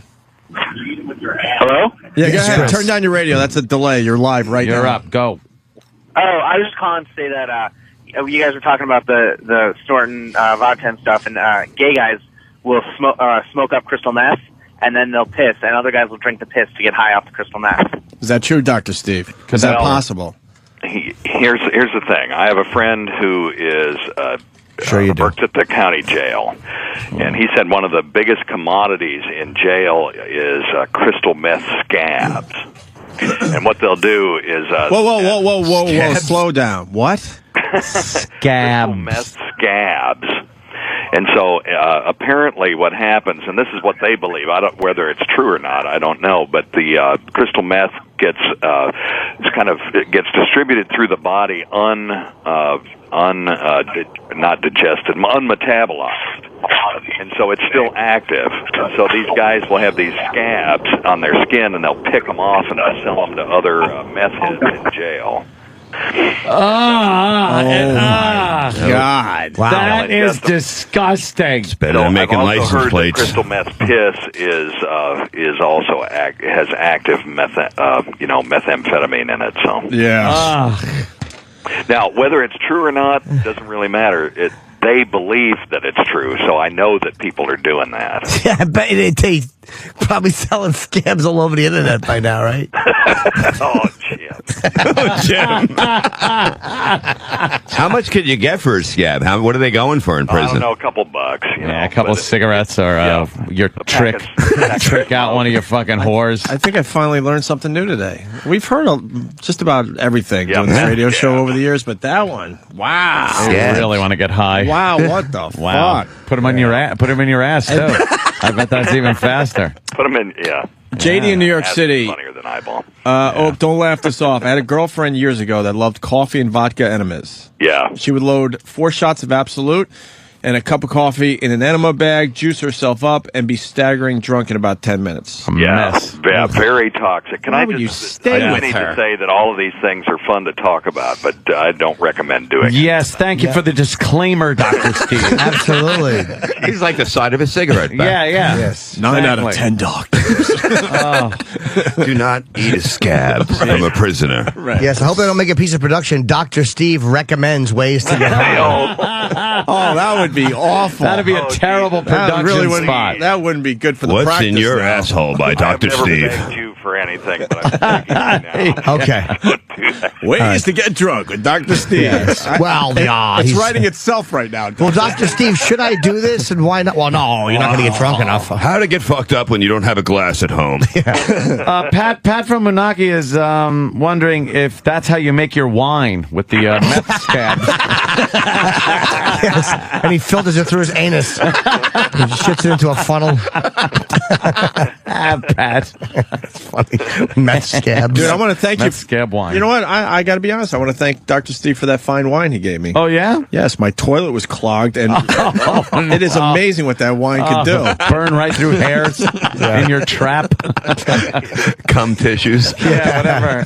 Wow, man. I've been getting some good flushes now. Thank you, sir. That wine actually tastes like it was up someone's ass, but it wasn't. It's amazing. No danger there. Yeah, you want to make the label on it and say this is a bunch of shitty wine or something.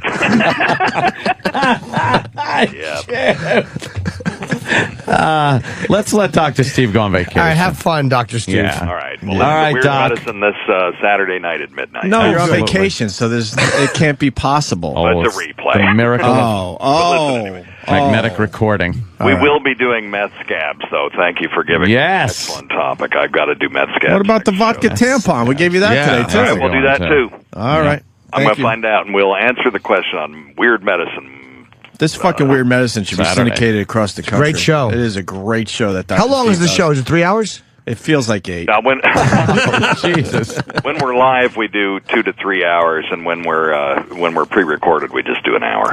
But it's weekly for now. All right, buddy. All right. Have fun. There he goes. Dr. All right, Steve boy. on vacation. There he Answering goes. our questions. Dr. Steve rules. Bob, what are we promoting? We're going to take a quick break. Thursday, I'll be in San Antonio at Night Rockers. Friday, I'll be at the Alamo Draft House in Austin, Texas for the weekend. The You like 4th and Austin? 5th. I'd never been there. I heard Danny it's great. loves Austin. Yeah. You're right. He's a big Danny's Austin been there. fan. Especially the Draft House. If you've never been there before, it's really cool. Yeah, place. because Stanhope just did these recently, and he had a great time there. So I'm You looking remembered? Well, there's pictures. I've seen Okay. pictures of him there. I've seen So pictures. So I He's heard dumping it's great. booze up his asshole. Wait, let me get Bob's plugs out properly. Yeah. And just because a lot of people are going to be in New York seeing my shows at Caroline's. That's true. Thursday through Sunday. Who cares? 757 4100.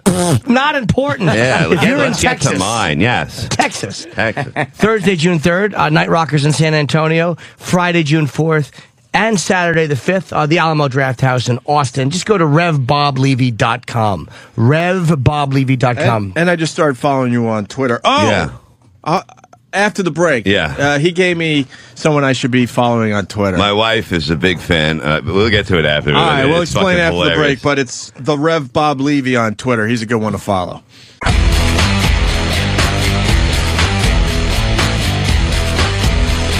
Hey, really fast. Buzzy just wrote me again, Ant. Yeah. He's expanding on the whole Chili Willy thing I talked about that I forgot about until today when we were talking about the alcohol thing. He said Chili Willy was definitely chilled vodka, and I forgot about this, and I only did this maybe twice, but I think only once. Suck a dick?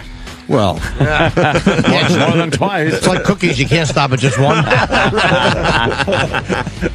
You show such restraint, Anthony. Of course. They transitioned into fireballs. What's that? Cinnamon schnapps with a hint of Tabasco. Oh, okay. Yeah, so we that's snorted gotta that burn. too. I I bet think that I did it burns. once, definitely. I think I stopped at one. I was like, get the fuck out of here. That'll burn. Yeah, it was popular at the Hub Friday happy hour for all the locals up there in the Geneseo area. So they're happy about the mention today. The Hub was the place to be on Fridays for happy hour. Nice. And you did the fireballs. I bailed on my drinking around 30 there, Bob. Did you? Yeah, I mean, I still drink. A little bit. I don't go crazy. You do. Okay, I do. All right, I'm lying. I do it. I only do it on the weekend.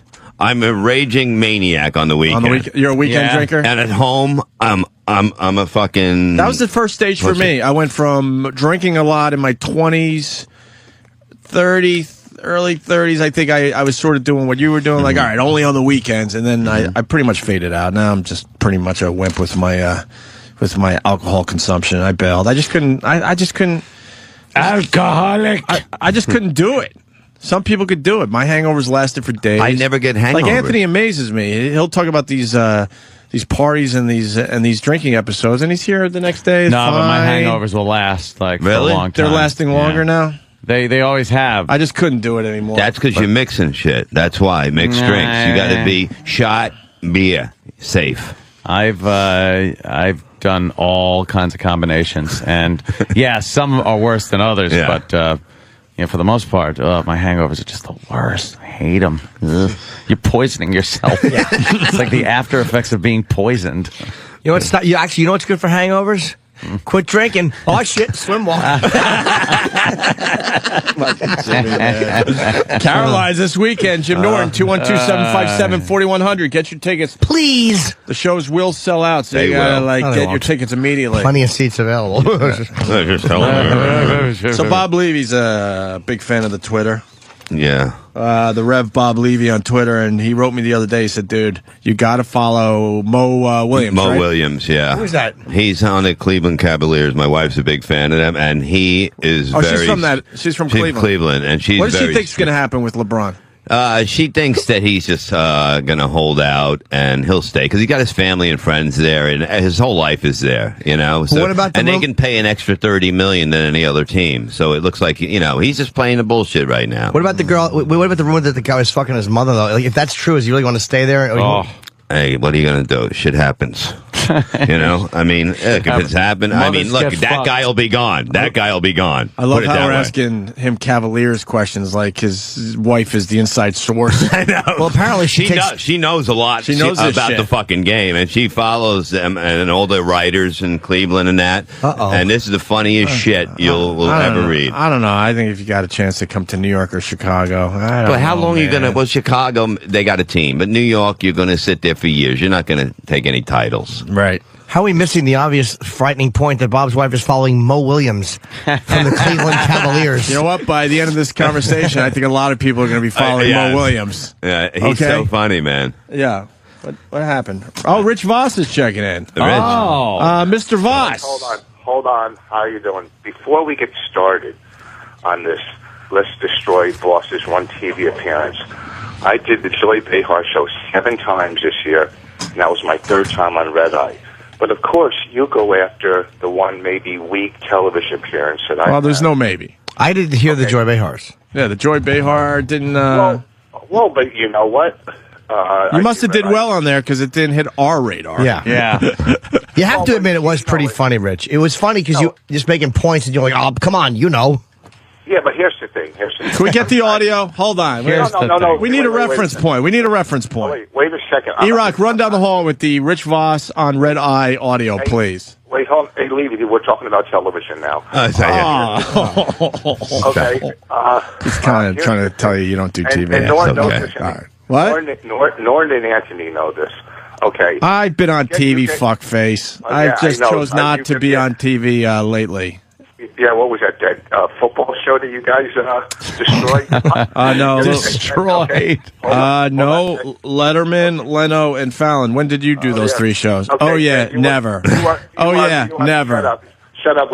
Never. Don't go after me, fuckface. I'm not going after you. I'm going after both of you clowns, okay? You both destroyed that football show, and finally you did for Comedy Central was real watchable. No, the football...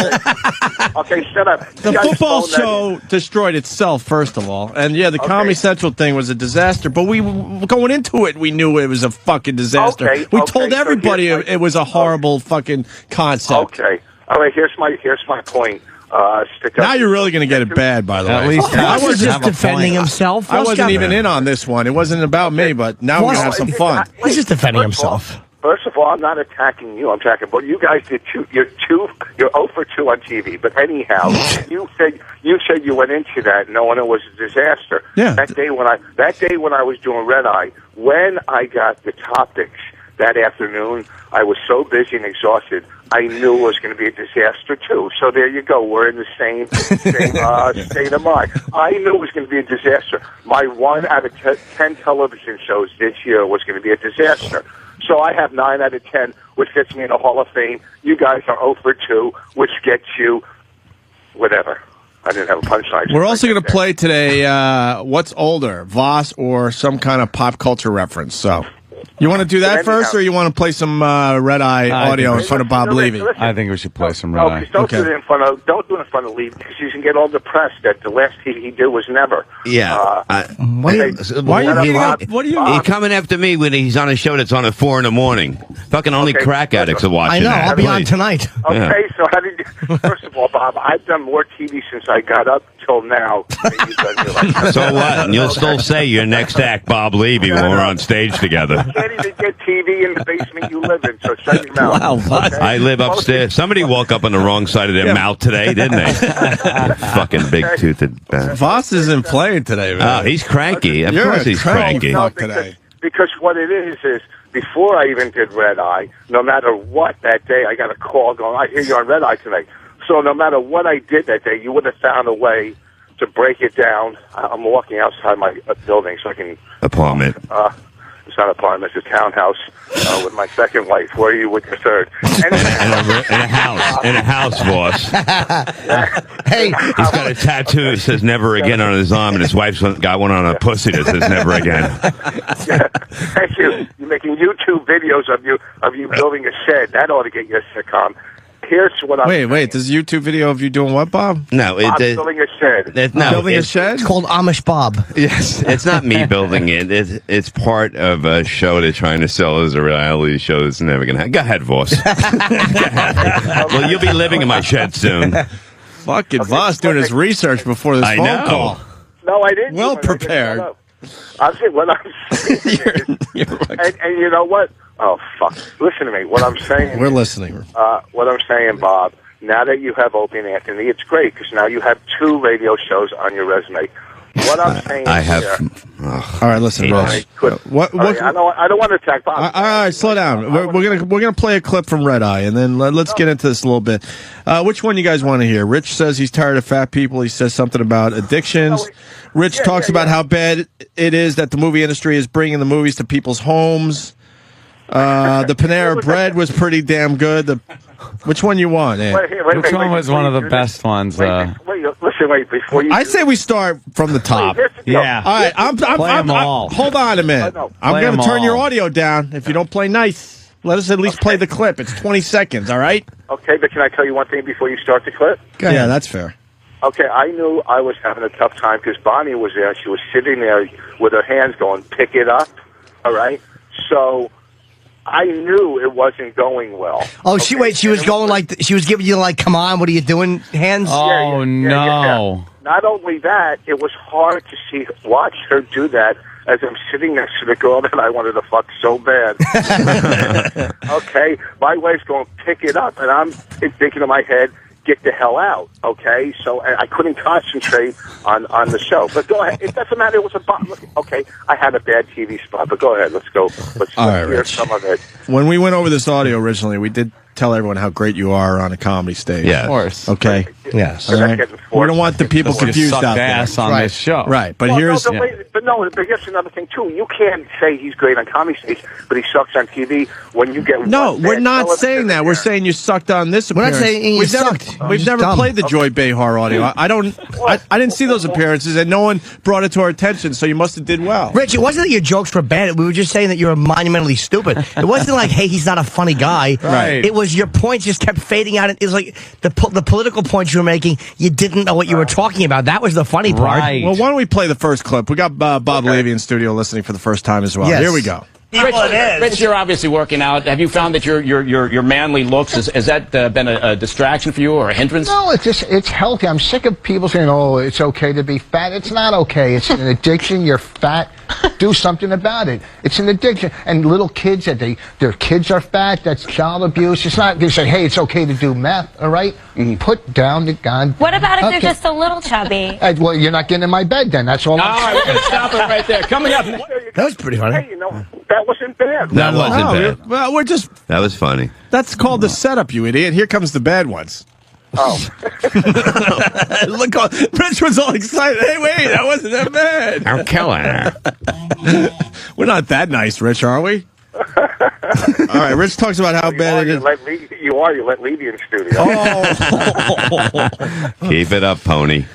Rich talks about how bad it is that the movie industry is bringing the movies to people's homes. Wait a second. Whoa. We just went over a topic. You can't go from a topic I did well. Now, let's discuss that topic. Food is addiction. Look. That we said that wasn't that bad. We said didn't it was say you okay. did well. Right. That was a lot of babbling and rambling about addiction and kids. Their kids. These are the kids, and they're kids, and they have kids. Yeah. You made it seem like the kids were having kids. Put down the cupcake. And you didn't want to say goddamn, so you went, put down the goddamn cupcake. Right. Like you were kind of mouthing the word put goddamn. Down the cupcake. Yeah, put down the goddamn cupcake. Is it hard for you to say kids without getting a hard on? Yes, Rich.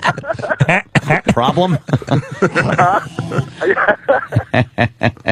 All right, here's so I guess we learned that the movie industry is going to, have movies for you that you could watch at home now. The first run movies, right? Not if Rich has his say. That's right. And this is right. what Rich had to say on Red Eye about that. I mean, I don't think any of us saw that. It's really her.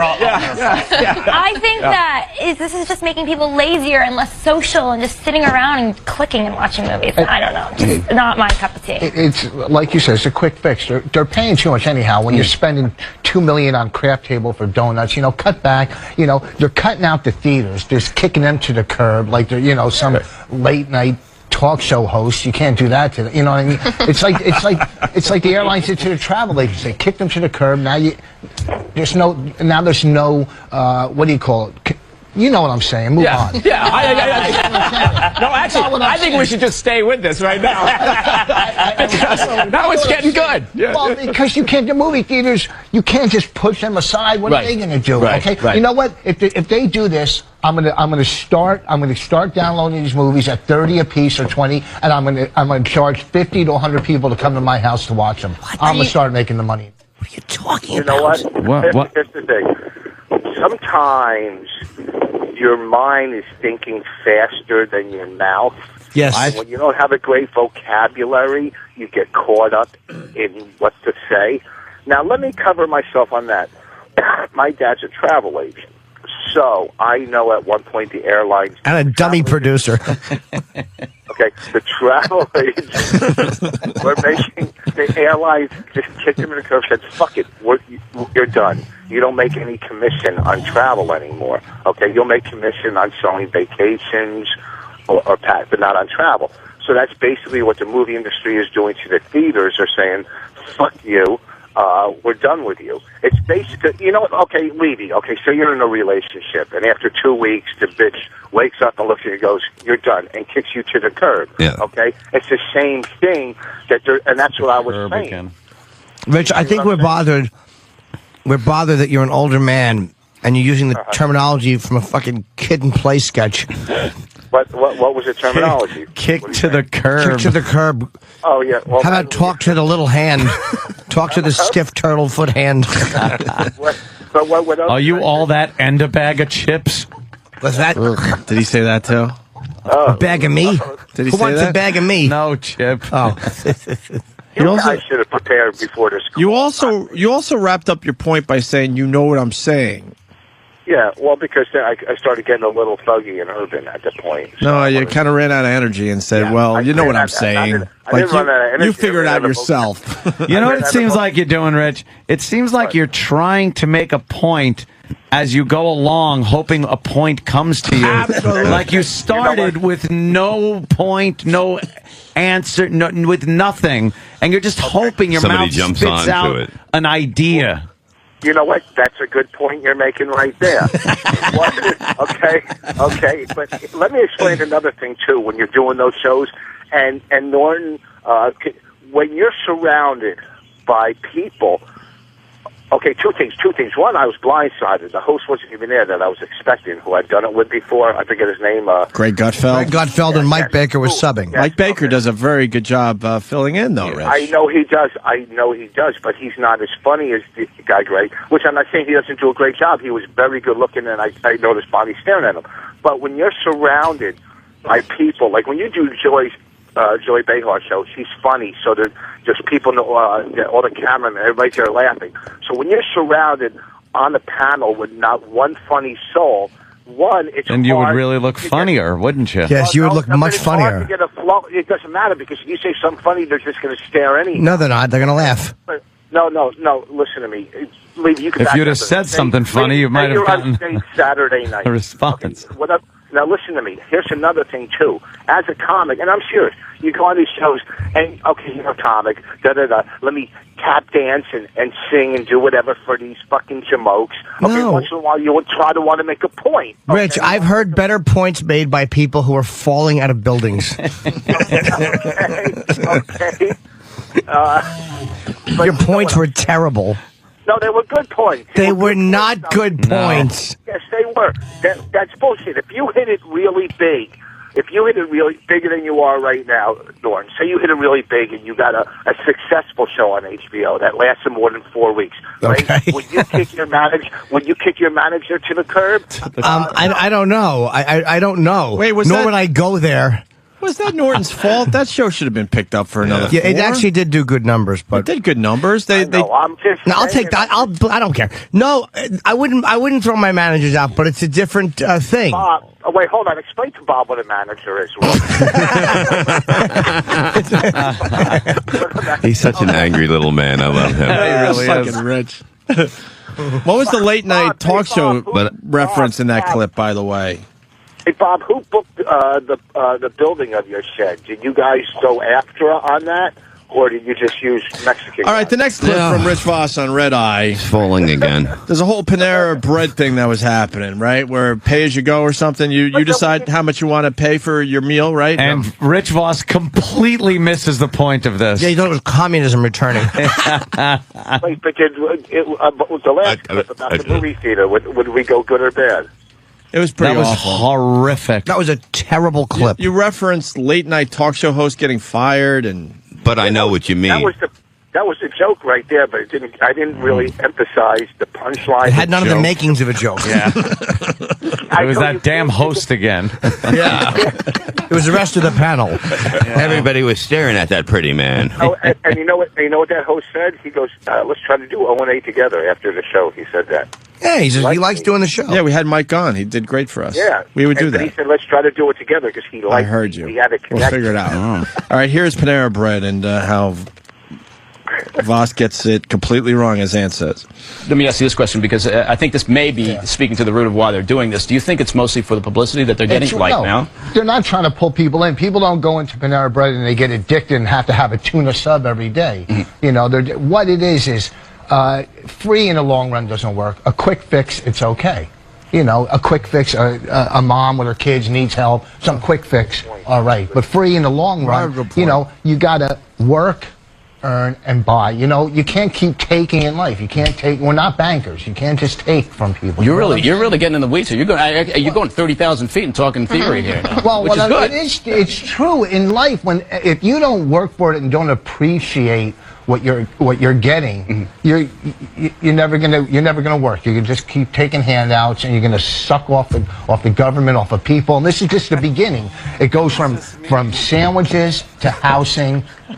So you've gone right from the tuna sub to the McMansion. Okay. Yes. And now, what about you? You walk in there, and are you going to pay what you know? Because everybody has an intrinsic understanding as to what things are worth, right? So you're going to. I don't know what intrinsic means. But you're going to know what the soup and the sandwich is going to cost. Are you? I mean, to be honest, are you going to be inclined to put what that value is into that box? I'm going to pay exactly what they want, and I'm going to go up to someone who's eating free and smack their sandwich out of their hand, and say, you know what, go work.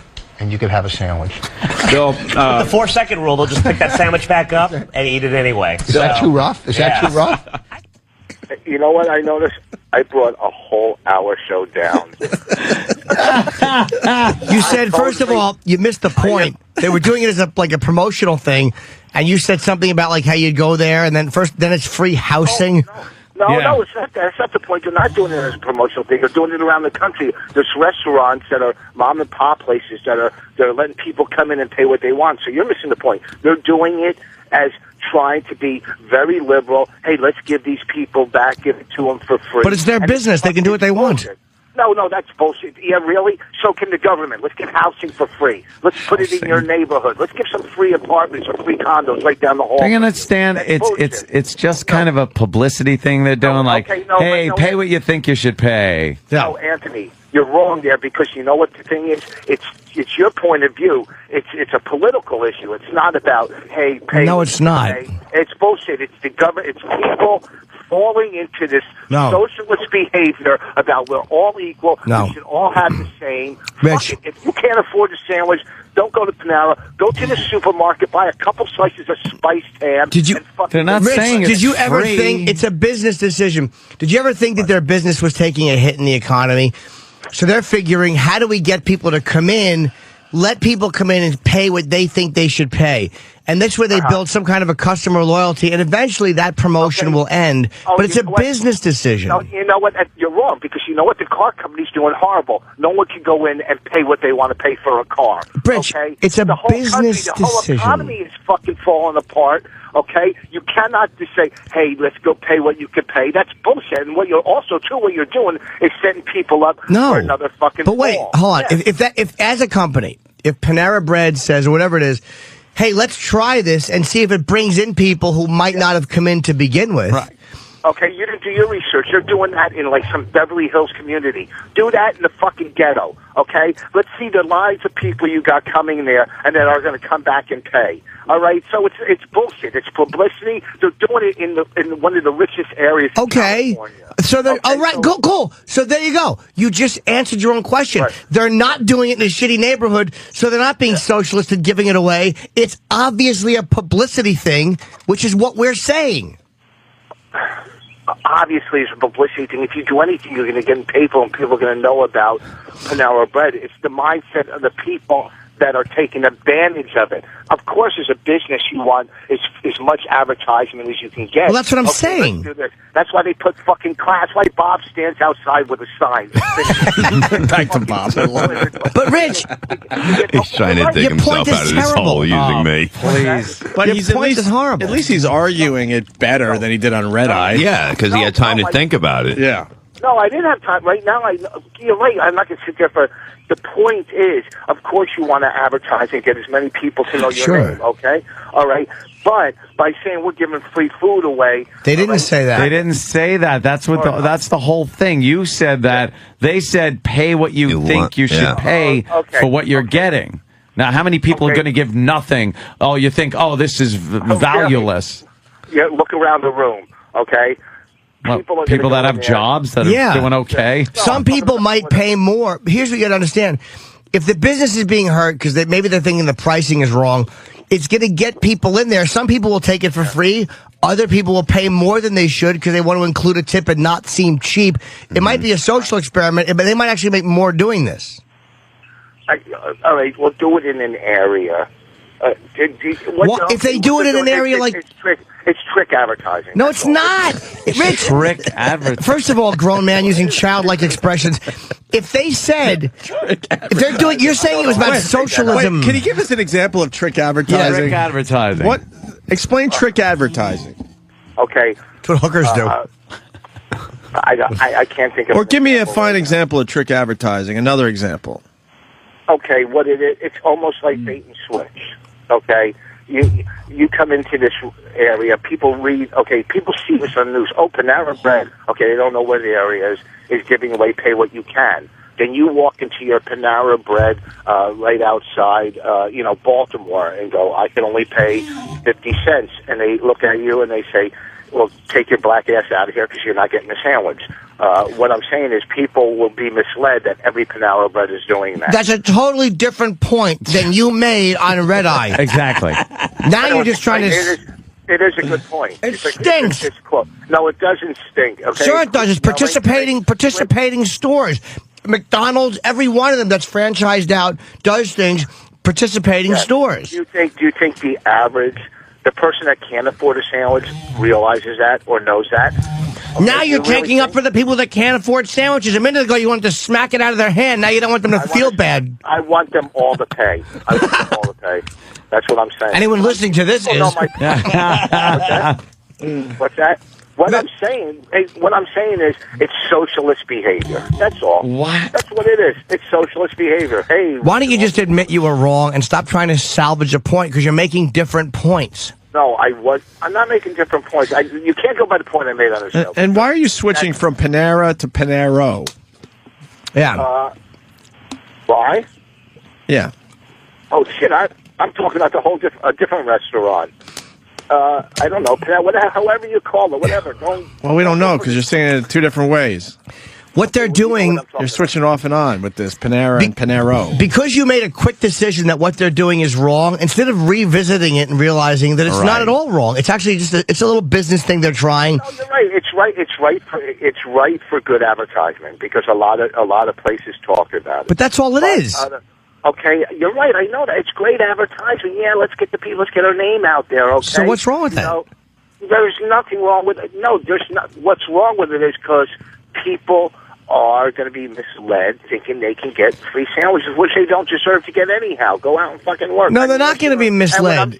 And what I'm saying, too, is the quick fix is okay. It's the mom who has kids or something. Yeah, take care of her real quick. But it's fucking... But wait, hold on.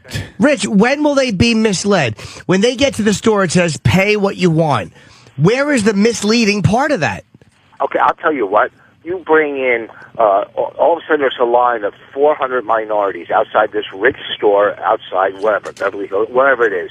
You got 400 minorities out there, homeless, this and that. Let's see how long that fucking promotion goes for. So maybe it doesn't last long, but where are they being misled? It lasts long to the last person eats their fucking tuna, and the next day it's done. Okay, well then that's what the promotion was. So what it is, it's just like everybody.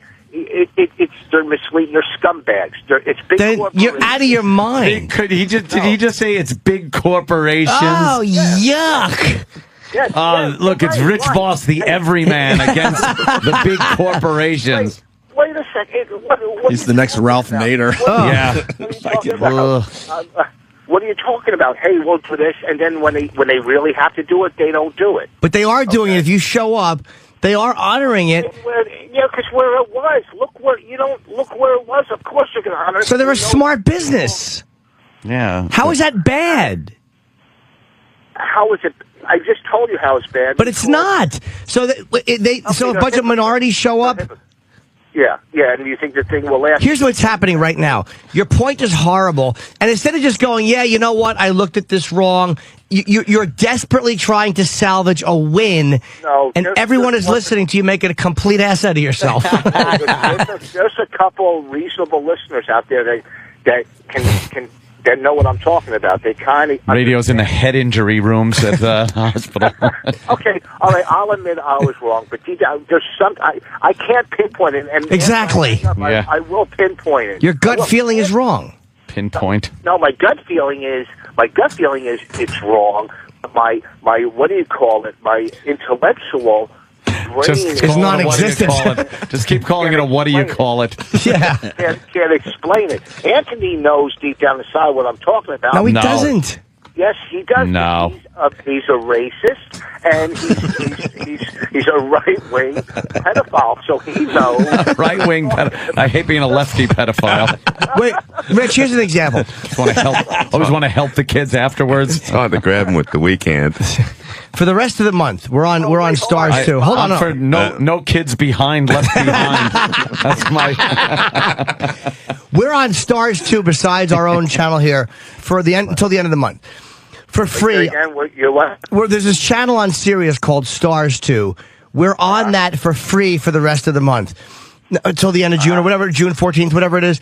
Obviously, the motive there is to get people to listen. They enjoy the show, and then they maybe come over and they buy the Best of XM package because they've gotten hooked or they've enjoyed the show.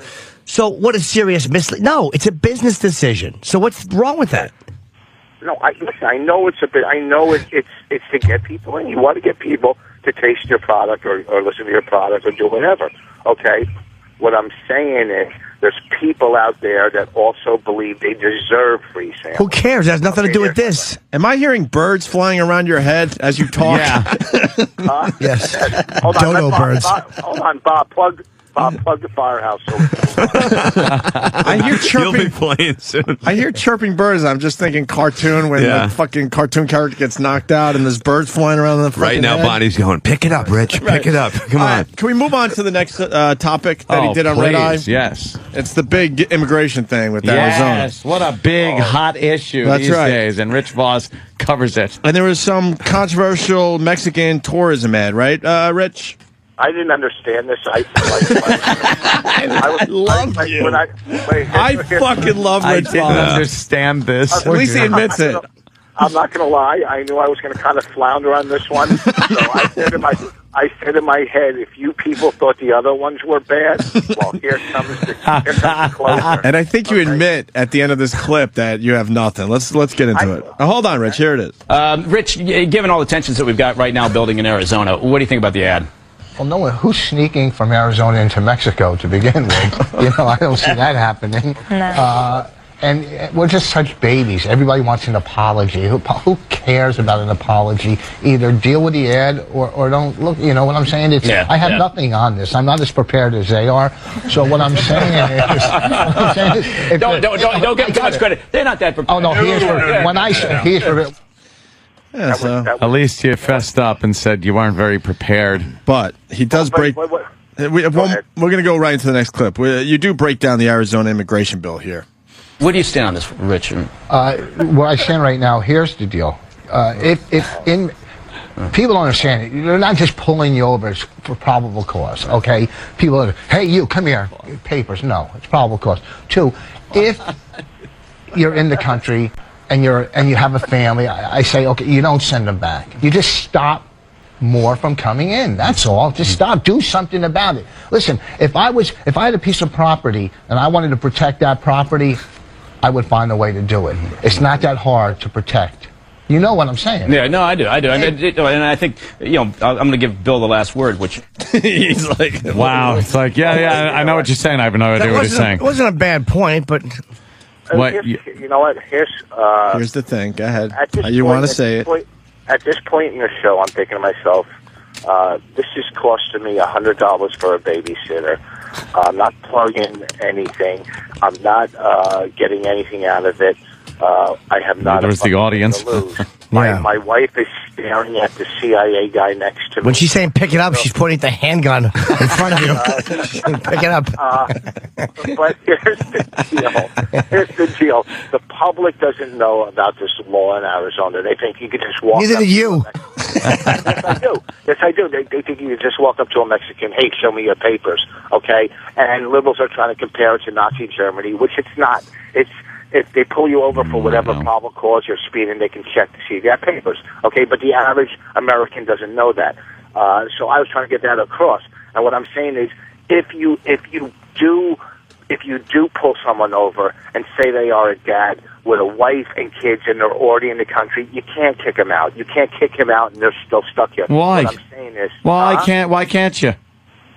What you're saying? Just leave his family, him, kick him out, and he leaves his wife with the kids behind. If they're legal too, then get out. Well, but if they don't know where they are and they just throw him out, whatever. I'm just saying, you got to. We're talking about family now, Anthony, with kids. Okay, we're not talking.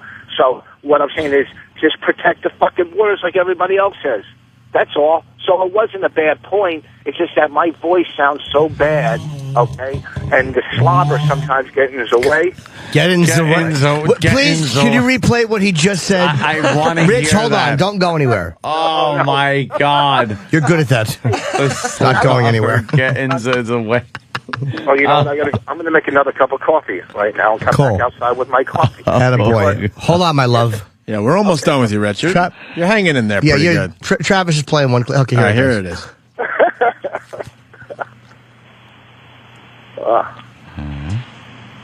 Waiting. Travis is on me. What's he doing? In the hot seat. And here it is. And play. Danny laughing at Travis. What is he doing? Because Travis is panicking. Here it comes. And the slobber sometimes getting in the way. Getting away. Getting's away. That's like Germany. Yeah. Ready to start ordering them into fucking railroad cars. Getting's away. Getting's the car. When we have time, not now, but I have to talk to Norton and Anthony, and can you explain to me the season finale of Lost, what really happened? Oh boy, start that again. That'll be good. Was it purgatory? No, I don't know, but I was wrong thinking they were dead all along. I was definitely wrong about that. But I actually was thinking of Lost the other night, and I was thinking like how much I loved the season finale. Like I actually loved, now that I know what the Flash Sideways was, this alternate reality they created.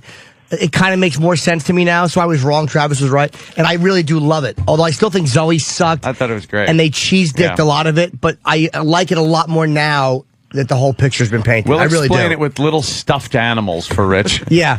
We'll point at him and make him walk. Well, let's ask Rich. What do you think it was? Yeah. What do I think it was? Yeah. I thought it was like I said from the beginning. Hold on. I thought it was purgatory too. And they were there in purgatory, and then everything else was a flashback going through their lives.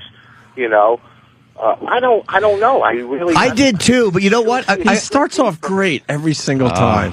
And what happened? I got an email that made sense to me this morning, actually, from a listener. So thank you. He said, "Hey, look, man, in season 3, they point out that the Red Sox won the World Series." If they were all really dead, I mean, they probably wouldn't have known that. Like, oh, yeah, that did actually make sense. You don't think dead people would know ball scores? Yeah, you know what? That's right, too. It's a fucking shitty email. You're absolutely right, Anthony. They could learn that. Fuck you, cunt emailer. While we have they weren't dead. While we have you on the phone, people want to know what you would do to plug up this fucking leak down there in the Gulf of Mexico. What would I do? Put your with the false oil teeth leak. over it. I have no fucking. I didn't even know there was an oil leak. What's going on? You didn't know there was an oil leak down in the Gulf of Mexico? Really, I didn't know that. Stupid. You could just squeeze your hair; it'll be more fucking oil. Shut your mouth. Ah, okay, you get it. I'm a greasy dago. Oh, I thought he meant because he was using a lot of products. I didn't call you a greasy dago. That's what I meant. You implied. I did, you stupid Jew. Yeah. Why don't you get out of here, you Irish dude or something? Have some more beers or something. Anthony got upset that I insinuated he was a greasy dago. He really got mad there. He's not upset. I know I am. Please. I know what I am. He's a swarthy coxman. My great-great-great-great-grandmother fucked a nigger, yes. The Moors invaded He's Sicily. not even Italian. She just liked doing that. She still does it, actually. He drove there. Yes, she works at an urban youth center. She takes cock all day. Anthony's great-great-great-grandmother is 141 years young. She's taking... Oh, God, the great Dennis Hopper. Yes. We will miss him. They call her the old laundromat because they just go there and put their loads in her. For small change. Yeah. And then they start whisking everything. Pay what you want. Yeah, pay what you want. That's what it is. She should leave her vagina closed for the people that want to fuck her for free. Yeah.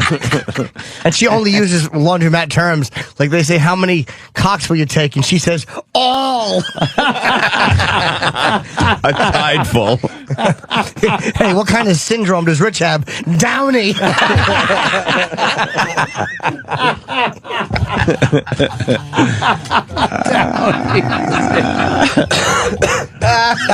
we play the Voss game before we say goodbye to him?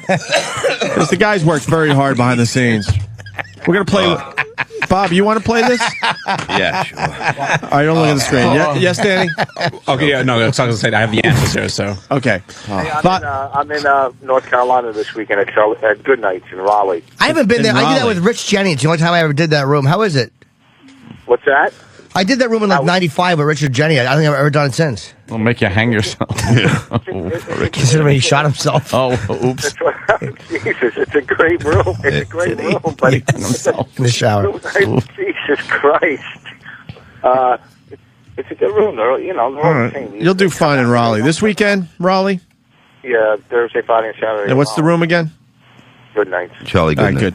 We're going to play, let's play What's Older.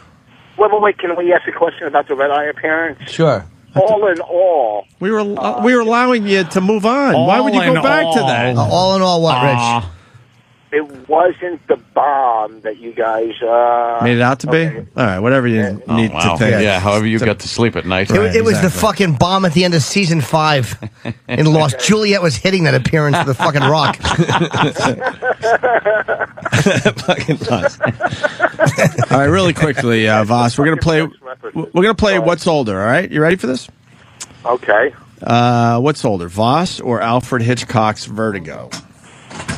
Oh, am I supposed to answer this? Bob Levy's going to answer it. I would say... Or C, Bob's phone.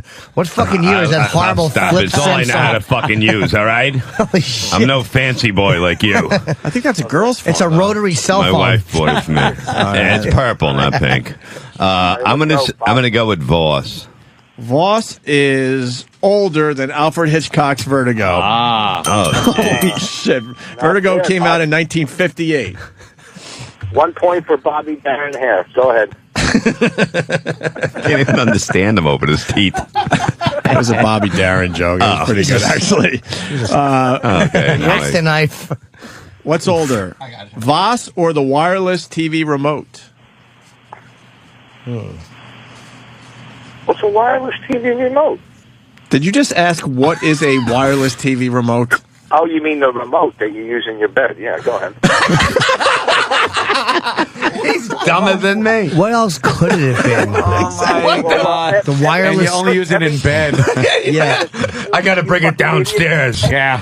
The whole bed. Every remote is wireless. There's no fucking remote that had a wire coming from the Used to be. Yes, there used to was. be. Sure there was. Remember the early days of cable television? There was even a remote that went to the cable box. You would get a free sandwich and the remote. And everyone used to walk in between the coffee table and the TV, and it would go flying. Yeah. Trip over the goddamn thing. I'm gonna go with the Hold remote. on, before you go with the remote, let's revisit the free sandwich joke that Levy just fucking died with.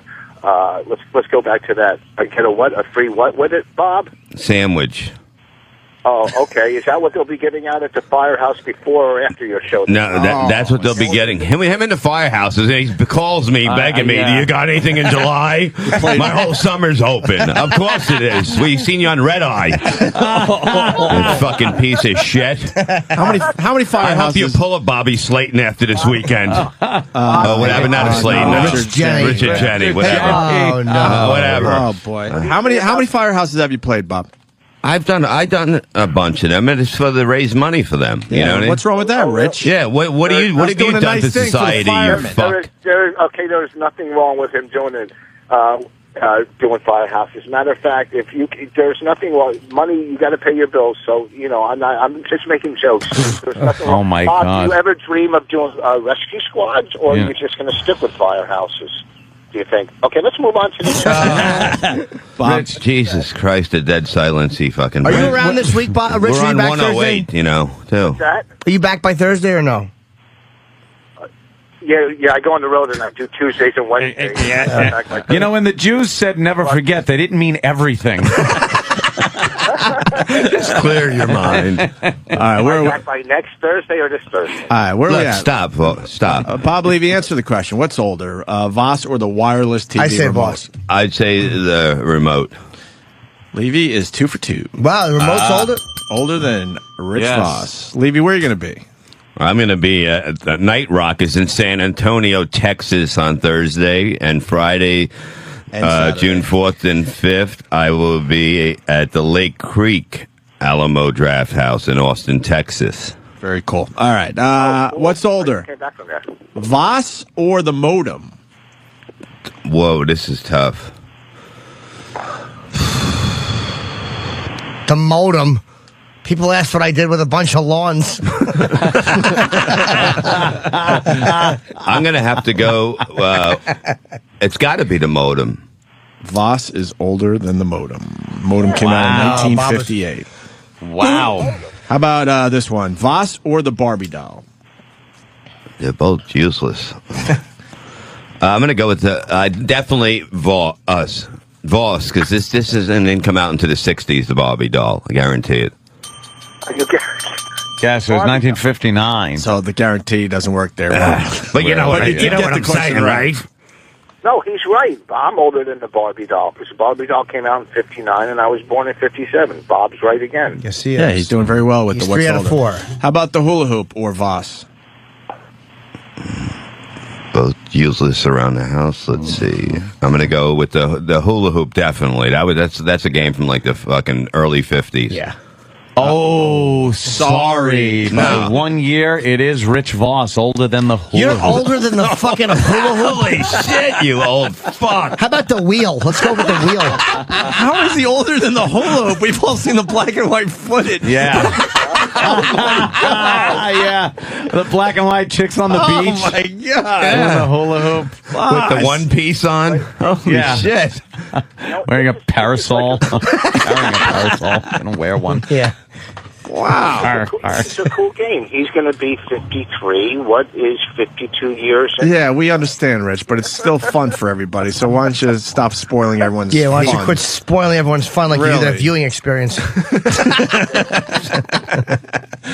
All right, is there one? Which one you want to do here? And why don't you pick one?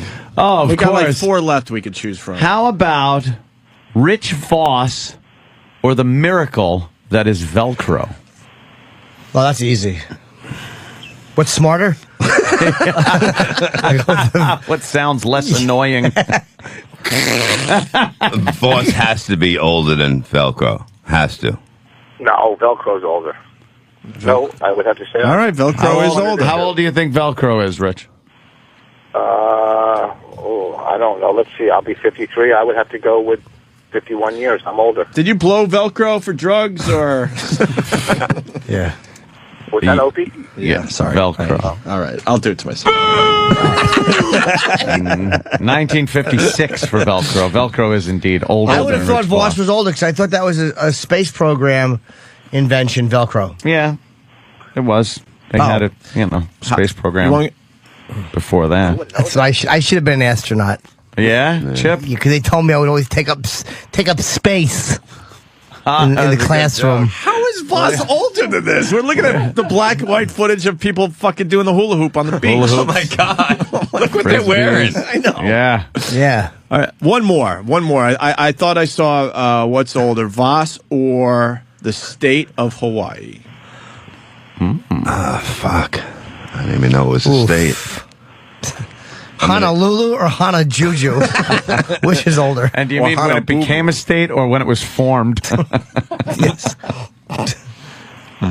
What's we go to Levy? I'm gonna Voss or the state of Hawaii. I'm gonna go with Hawaii. Is older? Yeah, it's got to be. You're falling apart. Oh, Voss is sorry. older than the state of Hawaii. Rich remembers an America that did not have a flag with 50 stars.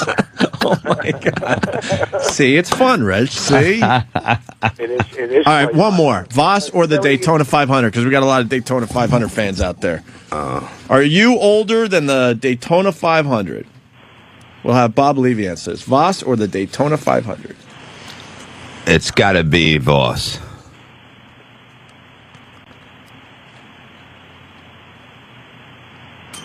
Hello? Yes. Even we got bored with the game, Rich, we'll be honest with you. I was reading to see if anyone got it right. Yeah, Voss is older than the Daytona 500. Yes. Wow. Didn't they start that on a dirt track? I think so. That was driven like on the beach. On the beach where Part of it was just a on the dust beach. storm. People had hula hoops around watching. Wow, Voss. Do you get it? You're old. Really? I know that. I'm old, but you know what? I've experienced beautiful things in life. And lie. And lie. You should experience things and lie. Fucking naked in a pit of it. Like fucking Pesci at the end of Casino. His dumb brother Dominic. Always the Vosser. Yeah. I am going to go pinch a major loaf right now. Cool. I think this was very successful. Yeah, I think you really I think you had talked a fine yourself out phone call. of the hole you were in. Yeah, you had a pretty good phone call, Rich. Okay, and what I'm saying is, now that I'll never get rebooked on Red Eye again, thank you guys for pointing that Wasn't our out. fault. Yeah, what do you think? They didn't notice? Yeah. Who knows who gives a shit? Yeah. Who gives a I shit? really don't give a. I don't give a fuck. Yeah, that was obvious. I don't. Well, you know, that's what are you going to do? What are you going to do? Prepare. I didn't. I'm telling you, the second I walked out of there, I didn't care for all, like 5 blocks. I did. I kept saying to Bonnie, "How did it go?" Did you and Bonnie talk about like how well it went? Wait, you kept saying how did it go to Bonnie as you were walking? No, she said to me, she goes, "Look, I'm not going to lie. It stunk. You know, I should probably wake her up and you can ask her." Did she really say it stunk? She goes, "It wasn't one of your better ones. I mean, it was probably the worst, my worst, you know, out of those, you know, talk shows where you sit around and talk." Wait, No, it wasn't Those probably. talk shows where you sit around and talk. Wait, Rich, did you As actually opposed say to what? Did you say to her at one point, "Hey, how was it? It wasn't that bad." Like you were kind of hoping maybe it was better than you thought. Yeah, well, I knew it was horrific. You know when it's going bad when you're sweating as you're talking. Like when you start sweating. Hold on to baby. When you're sweating, and you're going, "Hey, Raina," like she's walking around. Hold on, is Bonnie awake? Hold on, are you awake? Talk to Opie Nancy real quick about my red eye. Oh, Bonnie's awake. Yeah, this is yeah. good. Let's talk to Bonnie. Hi. Hi, Bonnie. Why? Oh, that morning voice is hot. Bonnie, you were there for the Red Eye appearance? Unfortunately. When did you know it was going bad? Well, I saw it going bad right from the beginning, and then I had in the middle. I asked the stage manager if I could go up and talk to him. To calm him down, like the friggin' when the catcher has to go to the mound and give a little chit chat to the pitcher. I said, "Look, they don't have you here because they care about your opinions. You know, let's step it up. Let's be funny." Yeah, because he seemed to just be goof really around. falling into that thing where he thought what he was saying was important. Yeah, and original. Did you think his opinions were at least well thought out and well put across? She's laughing. No. She's laughing. Jesus. Oh no, I'm glad though that somebody felt like me because I think on the panel thought I was being a little mean, and then I felt bad. Mm-hmm. But clearly I was right. No, you were absolutely right. He fell apart. We couldn't play this audio fast enough. Oh, it's fantastic. Wait, who thought Bonnie? Who thought you were being mean? What's that? Who thought you were being mean? I think the host, they were like, whoa, because they were just like, ooh, his wife just, they didn't know it was a comic, I don't think. They're just like, ooh, his wife just trashed. Oh, they heard you say that? Well, he was sitting, he wouldn't come over to me. I was motioning a lot for him to come over in the commercial, and he wouldn't, so I had to go up. And I sort of whispered in his ear, but you know, Rich, he likes to Yeah. Oh, Wait, so- you everybody into the oh, fold. how embarrassing for Rich. You whispered it, and what did he say? You just repeated it? He's like, what? I'm doing well. I'm doing well. You know what I mean? Did he say that I'm doing well? Oh, God. You sure there wasn't a comma after I'm doing? Like I'm doing well? Yeah. I mean, because I felt like there was a lot of opportunities for him to jump in and say some funny stuff. I mean, it didn't have to be like, you know, I don't know. It wasn't rocket science. What was he saying to you as you guys walked out? Like, how was he trying to figure out how badly it went? we kept going. I picked it up, right? I picked it up. I did better. I got it together, and I was like, yeah, you did. Yeah, sure you did. Did you think he had picked it up and had gotten better? Yeah, I did actually. Okay. I mean, the beginning was, pretty much lacking in any kind of humor on his part. So then I felt like he did try to make some jokes. Yeah. Towards the end. Oh, he tried. Yeah. Who's in the studio today? We got Bob Levy stopped by today. Hi, Bon. Oh, Bob Levy's got a firehouse or something? Yes. The whole family's going on me with the firehouse. Firehouse thing. Wow. Jesus Christ. Wow. Look, Rich handed me a note, and I felt like, he actually wrote something down for the first time in 10 years. I should say that. I know. He's a prick. All right. We'll let everyone go. Bye, Bonnie. Take care, Bonnie. Are you in bed? Are you in bed, Bonnie? Yes, I'm in bed. Do you sleep naked? Yeah, I'm completely naked. The only thing that covers me is my bush. How big is it? That's very sexy. Hello? Hey, Rich. Her bush. Fucking Bonnie rules. We love the Bonnie. Come on. What's that? We love the Bonnie. She's great. God damn it, she's fucking funny. Does she really have a bush, though? Huh? Does she really have a big bush? Why does he say I don't know. I don't know. I fuck if I'm behind. I don't look. Could have something down there. I don't fucking know. The kid could be there for all I know. She, I got home yesterday. Okay. What do you do with that? Rich, we're going to go. Okay, what's that? We're going to let you go. Okay, hey, it was fun. We'll talk later. Hey, Levy, give me a call later. Oh, look, they're friends. From your firehouse. Look at that. In the end, they're just really, you friends. got a firehouse gig? I can do it, man. All right, Rich. Thanks, brother. Take care. Thanks, Rich. All right, let's go to break. And after the break, Bob Levy's going to turn us on to someone we all should be following on Twitter. Totally. I didn't forget. We'll do that next.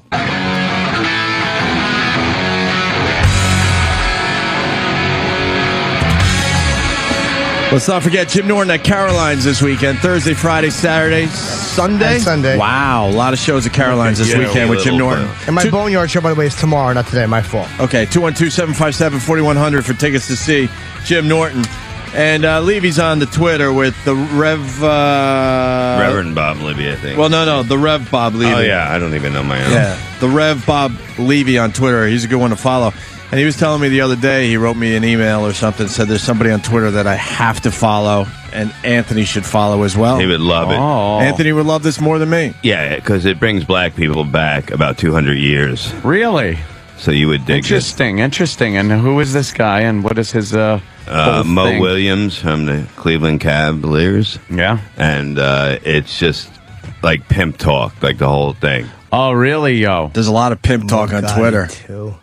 There are some tweets on Twitter, you're like, wow, what like cross? Yes. He's got like 52,000, something like that. All right, got a few. And it's Mo Gotti 2, the number 2, right? MOGOTTI 2. Now, why is this such a great Twitter account to follow there? Because most of when he's talking about it's all black lingo. It's like it's on point. It's on this shit. Let me find some of the ones. Go down a little bit. Mm-hmm.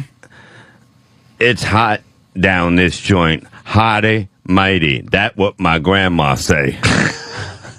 That's an actual tweet. Yes. Getting the grill heated up for my son's barbecue for his grad. It hotter than a mug, but it ain't stopping this. What? It's hotter than a mug? A mug, yeah. That is... I don't understand this. It's like trying to listen to Voss. Yeah, exactly. It's almost like Voss talking. Wait, the one on middle school, right below it, I think? Where are you now? Fuck. I think it was right below the one. No, sorry. I lost it now. Fuck, there was another one I just saw that was... All right, continue, Bob. Let me see. Hotter than a mug. What's a mug? That's why when you good customers, they bring the clothes or send them to you. If you like, keep, and if you don't, send back. That's simple. I have no idea what that meant. If you like, keep. If you don't, send back. That's simple. Oh, okay. Yeah. All right. Let me see. Yeah. Wait, where's the other one? Just left the UPS store and shipped some boxes to Cali. I almost at my crib. Everything is a crib. I almost at my crib. Yeah. B still playing. I paid for them, so I have to add them to the closet. They will get worn some kind of way.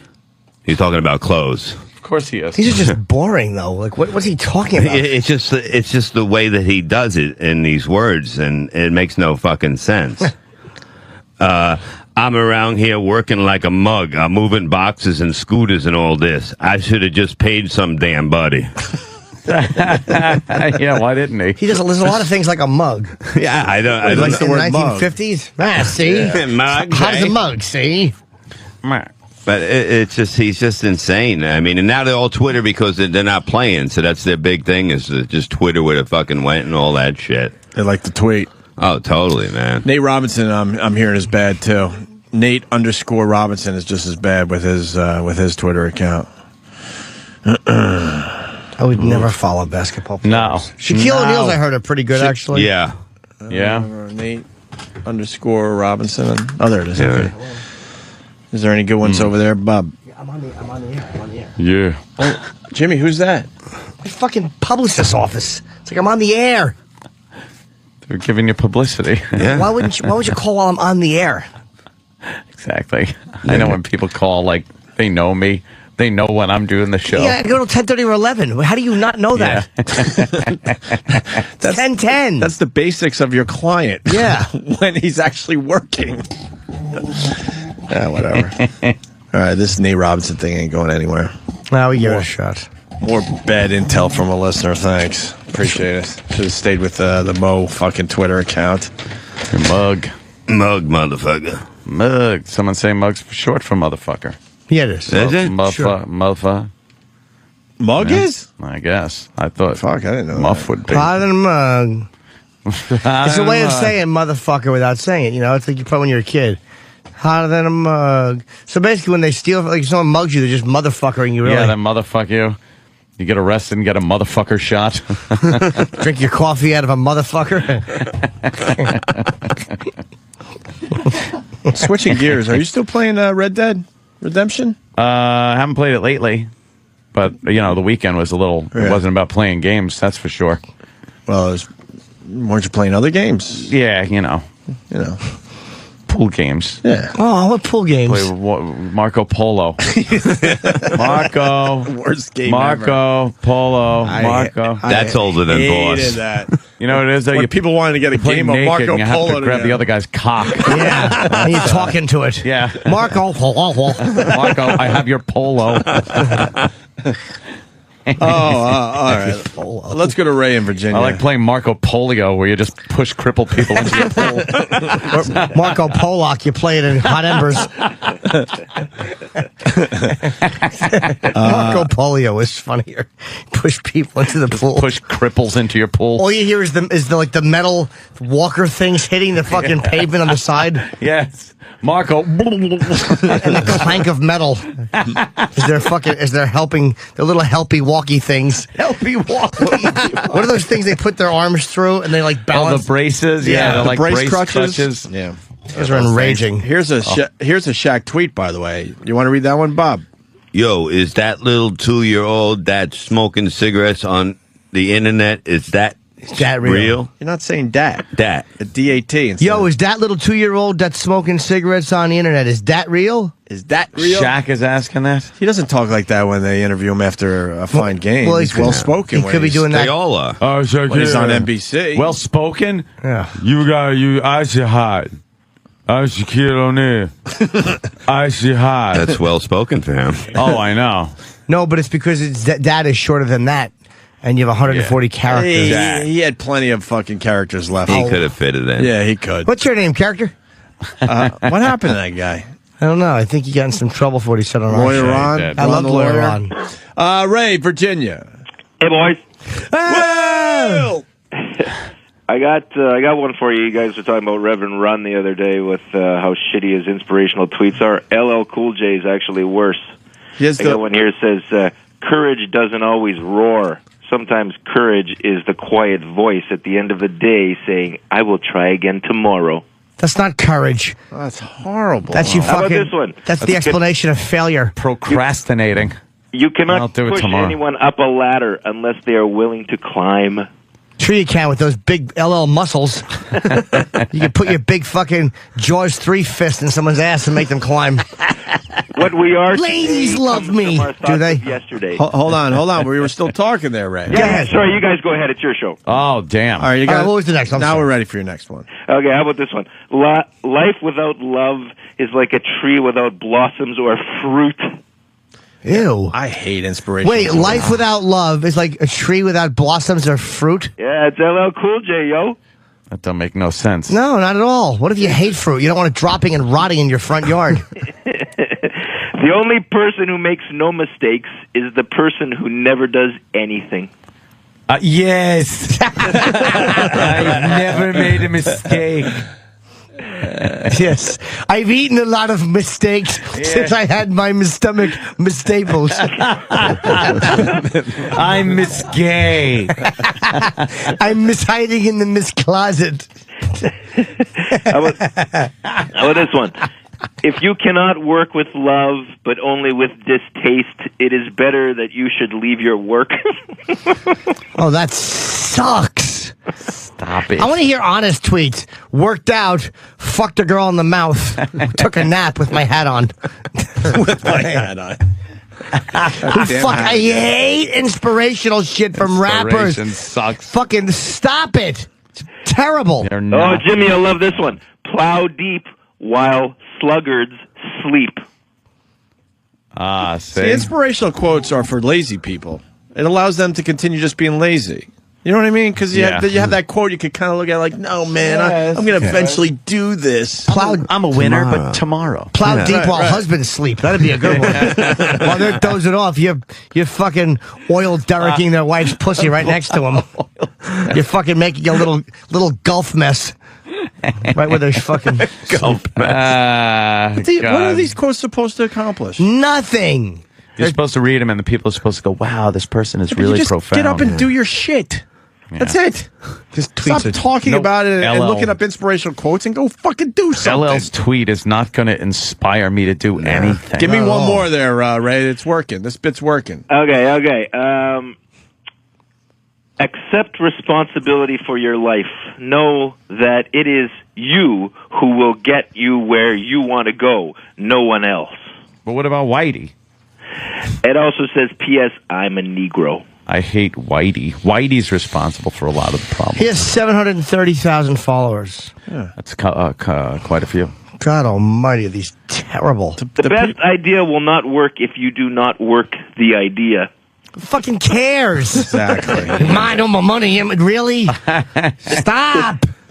I fucking hate rapper philosophy. The celebrities that have the most fucking followers have nothing to say insane. to their followers. Nothing. I'm obsessed with Ashton Kutcher because he was number one, now he's number two, so I started looking at his page. It's shit. Why are people following him? Oh, here's a great one. The best job goes to the person who can get it done without passing the buck or coming back with excuses. E-Rock. Why are you adding to these? You just yeah, they stand on I'm trying to blow the No, they stand on their own. You don't need to add. You just read them, my friend. You just read them. All right. We'll knock them out of the park. Oh, this is a good one. LL Cool J will be on Late Night with Jimmy Fallon. Don't miss it. Oh. At least that wasn't a philosophy. Yeah. Every tomorrow has two handles. We can take hold of it with the handle of anxiety or the handle of faith. Which one's lighter? Exactly. That's the only How one I about wanna- 6 like a coffin? Like these tweets. Just get up and brush your fucking teeth and leave your house. Shut the fuck up. So stupid. I hate this Success shit. is I'm so- determined by those whom prove the impossible possible. What does this mean? Yeah, if you just, why does it have to be impossible for you to be successful? Success is determined by those whom. First of all, it's not those whom, it's those who. Who?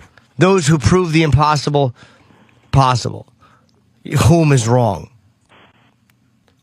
The path to success is to take massive, determined action.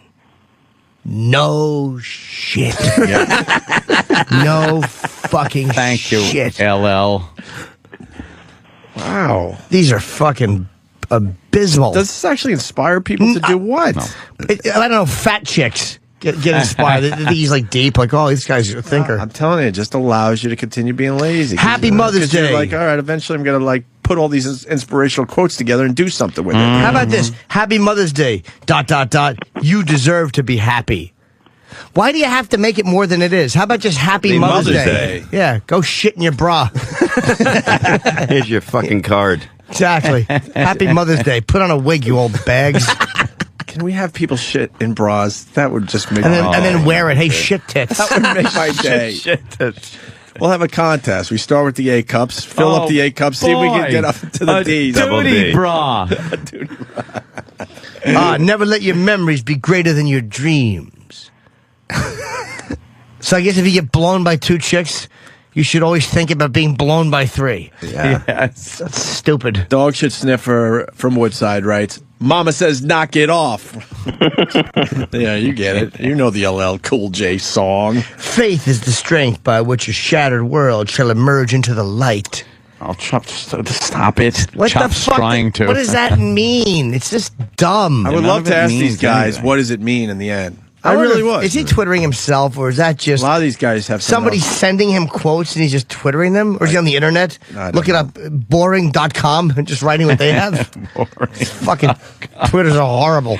Not that mine are earth shattering, but but when I'm you not going to talk- fuck my girlfriend in the ass because she cut a seaweed fart. Well, that's way better than But it was an true. inspirational quote from LL Cool J. She jumped in with fucking a bag of Pinkberry and something from the sea falling out of her asshole. Now, did you talk about this with her? Did she try to leave it outside the car? She fucking waved it at me, and like, Oh, she's a fucking good egg. like I looked at her, you're and I'm right. like, "What the fuck?" And she was laughing. She's like, "What?" And then she starts waving it at me. She's a good egg. You found the one, Jimmy. Yeah. I thought she might have left it outside the car and it kind of came in with her. No. And then She's she had a to explain it. professional. No, she didn't trail it. She waited till the door was closed. Exactly.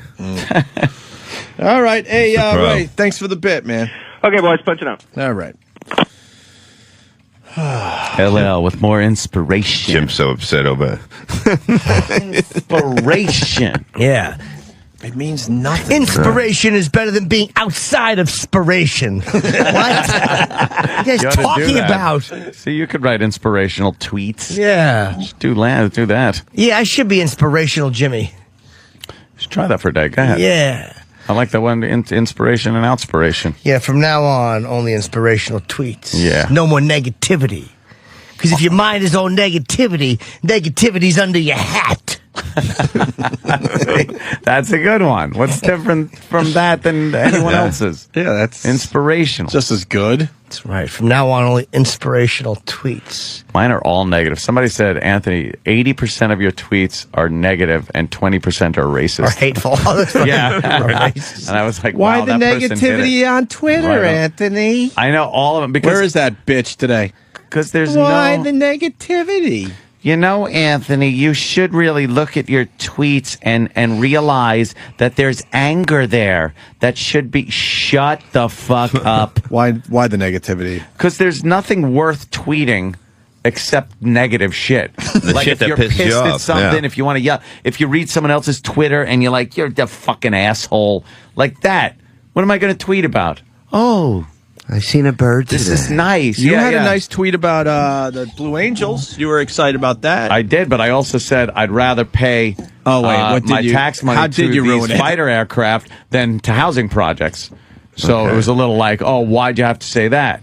I said because they're cool to watch. Oh yeah, because you could end it with FA-18s over. Yeah, over my head. Oh, okay, over my head. You missed the whole word there. Yeah, I know. That happens. It happens. Over my head makes me not mind taxes so much. I'd rather pay for one of these than a housing project. Yeah.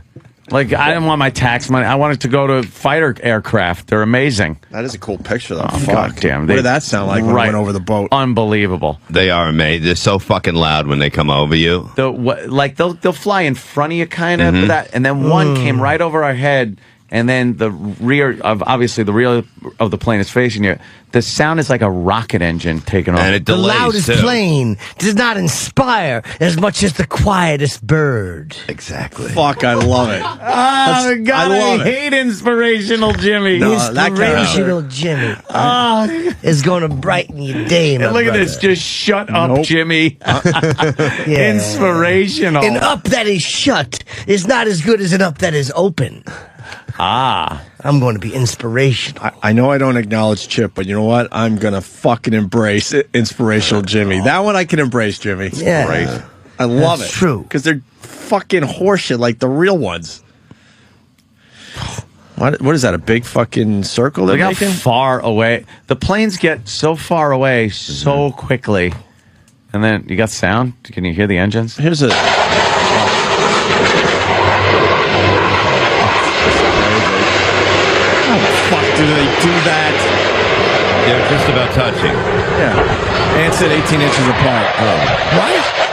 Yeah. 18 inches apart when they're doing their maneuvers. And They're 18 inches apart? Yeah, we said and earlier. Some maneuvers are 18 inches wingtip to wingtip. And then... No. Yeah, no shit. And then one of the planes was doing 450 miles an hour right at the level of the beach. It just, and all I could think is, you know what that's got to look like from the cockpit? Just like 450 miles an hour down the beach. How do they not just crash all the time? I know. They do sometimes. Flying upside down, fucking next to each other. Boy, this guy's not flying for Continental anytime soon. Wow, Chip, that's good. Look at that perfectly synchronized barrel What was I gonna roll say? with four of them all together. Yeah. Yeah. One of these fucking planes, right? Yeah. I don't know if you even know the answer. New York to LA, how fast would they do it? That thing? Because we're used to what, a 5.5 hour fucking flight? Going 6 hours? 500 miles an hour. Yeah, you, Right. What would they do? 2.5. You can make that in a couple hours. Maybe 42 minutes? You can make that in a couple hours. 2 hours, you thinking? Yeah. Wow, can you imagine? At Moscow. That'd be great. Yeah, yeah. You could fucking go to LA for dinner, come back, and be in your own bed.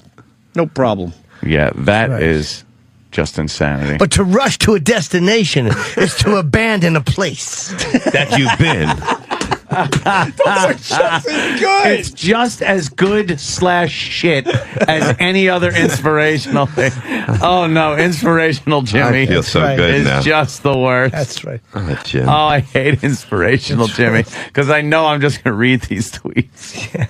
Holy shit, is that good? It's to abandon a place, but it is. Maybe we get a man. little box of inspirational quotes in I studio. like inspirational quotes. Oh, that's good. I've always been obsessed with how fucking awful they are. Because they're not inspiring anybody. It inspired Jimmy to make inspirational quotes. Though. That's right. I'm inspirational Jimmy. Good. Yeah. One who doesn't inspire will perspire. Under the heat. You got my endorsement, inspirational Jimmy. I'm all in on this one. I love I am all in inspirational on this Jimmy one. and hate him all at the same time. That's right. That's right. Anything for people that are feeling a little depressed about this oil slick? Because I know a lot of people are not. Good question. They're not very happy with it. It kind of weighing them down. The environment is getting messed up. Everything's getting heavy. Anything? Like- yeah, like yeah. the I oil. wanna They shouldn't call it oil slick because anybody slick wouldn't let the oil spill to begin with. Oh yeah. See, that's inspirational. Yeah. You gotta see them. I don't feel like filming today. I'll film inspirational Jimmy tomorrow because the hand movement's really going. Yeah, there are hand movements. Jimmy's being very overly dramatic, and his face, his nose crinkles up, and he squints a little. He's almost like Billy Crystal doing a Giulietta. He's very. You don't like that bit? Well, Katrina took away everything I knew. Can you dig it? I knew you could. George Bush didn't send nobody when Katrina hit. And now we just sitting here living as best we can. Shut up, you white Jew. You're not a black guy. You're not even coming close to being a black guy.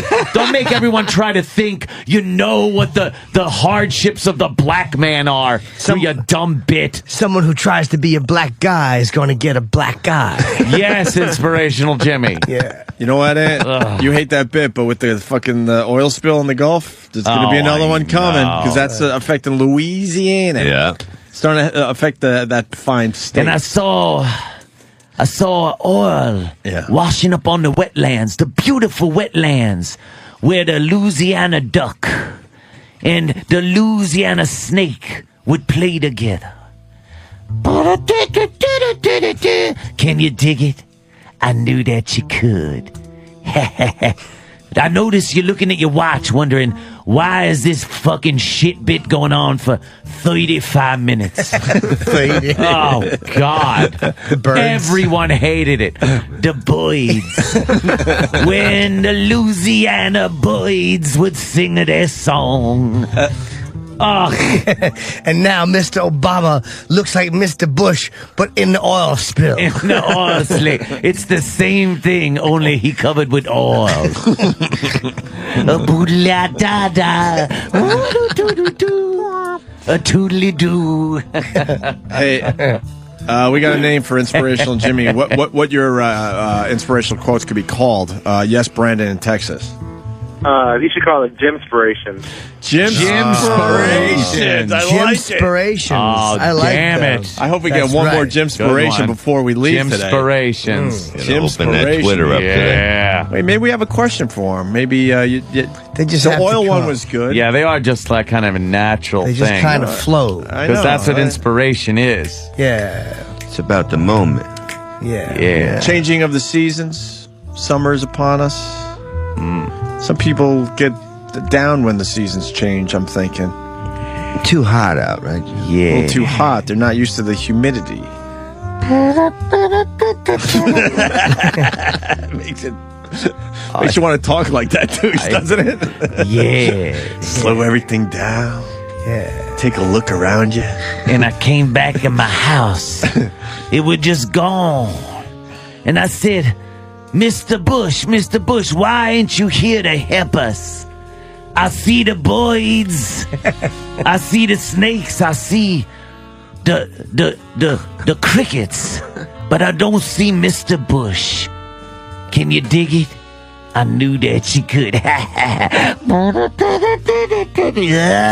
got anything for the Die!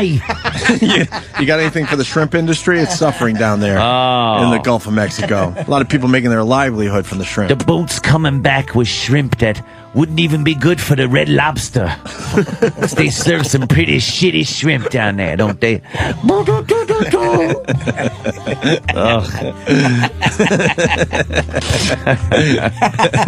Yeah. They don't need good shrimps for that. Because that's what the think are good places to take dates. Yeah, for some reason, love the Red Lobster, and they think the Olive Garden's real Italian food. Can you dig it? I knew that you could. And Golden Corral. Oh, the love the Golden Corral. That's fine dining for all the out there. I've learned something. They like the Olive Garden now, too? Oh, they love the Olive Garden. I knew about the Red Lobster, but not the Olive Garden. They say, honey, they didn't get the Olive Garden, too, did they? Schoolia Baba, we're eating Italian tonight. And she go, where we eating? And I say, the Olive Garden, because we's... Can you dig that? Can you dig it? I knew that you could. Where Mr. Bush? I seen him at the Olive Garden. The only not there. Notice I didn't say white person. You didn't like the Mr. Bush line? I blame Mr. Bush for everything. Mr. Bush, why did the levees break and flood our wonderful chocolate city? Why did you break the levees? And he said, I wasn't even born when they were built, motherfucker. Shut up. I'm busy. Wait till your president comes in and maybe he could fix your whole city. You I go to Red Lobster and feed that fat wife of yours. Like it's a real restaurant, Scooty-Boo-Doo. I thought, when I first heard about it, I thought that was the Levy's broke. I was going to yell at Bobby over here or something. Chip, that's a hot one. Yes. Ew, Chip. Someone on the line has a gym-spiration. Yeah. Mike in Missouri has a gym-spiration. Yes, Mike. The more they break the levees, the more they will build up our endurance. What a douche show. That's just uncomfortable. Oh, it really is. Yeah? Yeah, they're uncomfortable. I don't like them. They make me feel bad. They're not inspirational. The more you flood us with water, we will flood you right back with love and understanding. Let's go to Mike in Missouri. tired? Mike has a gym-spiration for you. Mike? Hey, Jimmy. Yes. You have to take time to inspire before you expire. It's very inspirational. That's right. Very inspirational. Yeah. That's right. Gym-spirations is going to be huge. Money is only a tool. Use it to build selfishness or happiness. I hate that they're exactly like you'd read on someone's shitty fucking site. Yeah. Oh, you horrible. He goes, oh, yeah. Oh, yeah. A nightmare is just a dream that hasn't been attempted. Oh, God. They come naturally to him, though. Yeah. People are yelling, stop, we get it. That's right. And Anthony's new bit is called Jig-spiration, according to Jordan. No. Scranton, PA. That's hate. Yeah. Edgar. What about him? I think you promised Seattle that you were going to bring Edgar to the show, but you've had Edgar on the show Edgar's before. been on the show. Edgar just made his first stage appearance. They were demanding him. Chip was destroying. destroying Uncle Seattle. Paul was a hit. And they yelled for Edgar. So Edgar just said hello. I'm getting confused. Edgar's always got dry teeth. Oh, right. And he liked his girlfriend to lick his teeth because they were dry. Right. And she hates him. And how's the voice go again? I forget. My teeth are dry. Lick my teeth. Lick my teeth. They get very dry. Does your girlfriend ever lick your teeth? Edgar? She should do her duty. Her duties? Clean the apartment. She's a woman of lower stock. She fucking hates Edgar. Hates him. Really? She like That sometimes was really creepy. she'll actually squeeze my face sometimes with her fingernails when I do Edgar, and she hates Edgar. She's starting to hate the little kid. And the little kid. You don't know the little kid, and you don't know Sudley either. Sudley. Where do you get these fucking names? Sudley, I made her fuck the characters one day. She had to fuck Edgar, Chip, Uncle Paul, and Sudley all at the same time. They all fucked her. When are you going to She bring... said Uncle Paul was the best fuck. She said Sudley was terrible. When are you going to bring Sudley to the show? How did Sudley fuck? Was it all just... Sudley is like... full of tonsil, and his mouth is. What, did Sudley have a stroke? Yeah, no. Sudley has like that thing, like Bell's palsy. It's gonna be tough. And his tongue sticks out really far, and it's really sopping wet. I hate Sudley. Yeah, and Sudley would like lick and suck on her back and get it all wet, and she fucking despises Sudley. But I was fucking her one time as Sudley. She was so miserable. Like she should. Chips also. She said Chips a terrible fuck. Chip's too. terrible? Yeah. How does he fuck? He just fucks, but he's like, I'm gonna get you so wet that you're gonna be coming like it's nobody's business. Oh, so there's a lot of like sex Tedisms talk and stuff. Yeah, it's like take that. Take that. That's the best one you ever had. He's very confident. Yeah, it's gonna be so good. You're just gonna be screaming for days and maybe even weeks. Edgar's creepy, man. Yeah. Oh, where's the American Tourister? Right, Jesus, Andy. Well, yeah. Oof. What the hell is that linebacker? I don't know. Wendy's talking to a lady who's her shoes had to be, her feet had to be hammered into her shoes. They look like two hams and thimbles. Why? That's right. Is it? Who is this broad? If your shoes Isn't are that too that tight, your actress mind can't be loose. That won the Academy Award. Oh, Precious? Isn't that her? That's not That's Precious. not her? No, I don't think- that's I another don't think so. big fat black woman. I think I videotaped her in the park over the weekend. Yeah. She's giving out tickets. Right. I don't understand how obese fat black women are considered like diva. Like they make themselves up and go out like, look at me, I look good. That's a question for And then Patrice. a fat really white is. woman is just a fucking pig that no one look at, has no self-esteem. And these black women are like dressed in little dresses and they look horrible. I don't even know what she does. Scott from Quakertown has a Jimspiration. He writes, oil can stain our beaches, but it will never stain our hearts. Katrina. Take it in. Washed away our homes and our businesses and a lot of our friends, but it never washed away our dignity.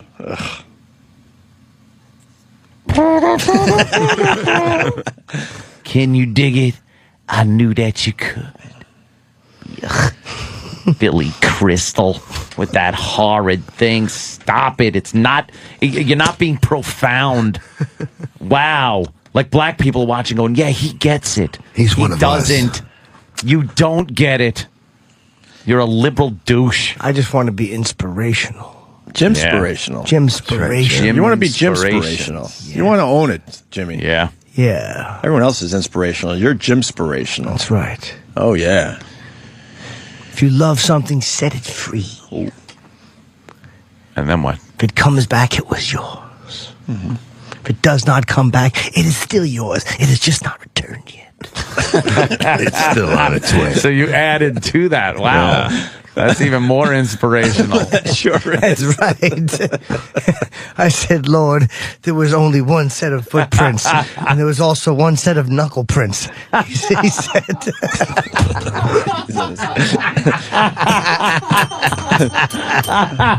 It's a combination of the two characters today. Oh, fuck. Ah, shit. All right, Bob. We did it.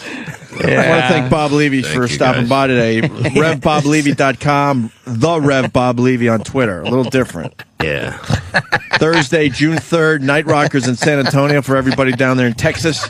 And then Friday and Saturday at the Alamo Draft House in Austin, Texas. If you want to see Bob Levy. I'll be at Caroline's Thursday through Sunday. Who will be there? Edgar, Jimmy. They all show up. I couldn't believe Edgar made an appearance on stage. I was really shocked. Uncle Paul's been making a lot of them.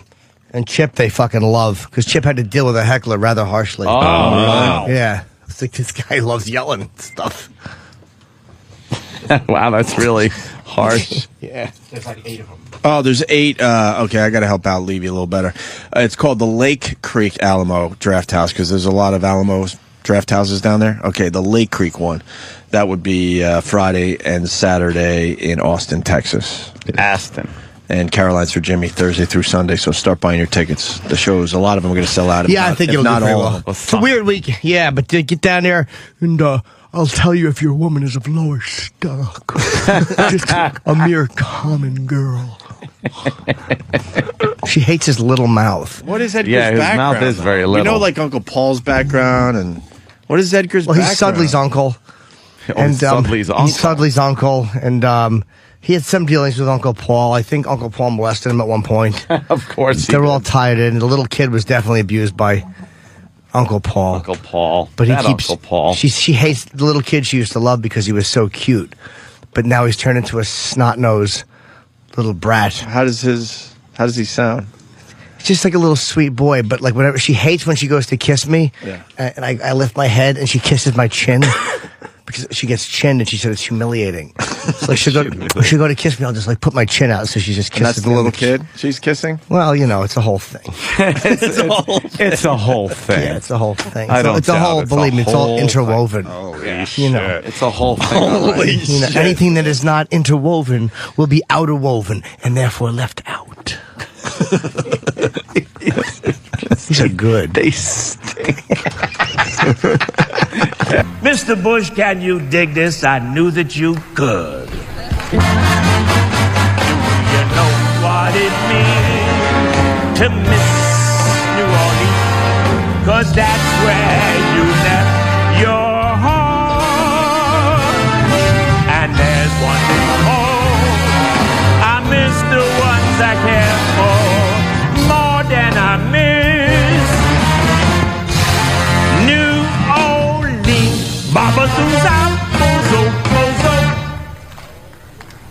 Oh yeah.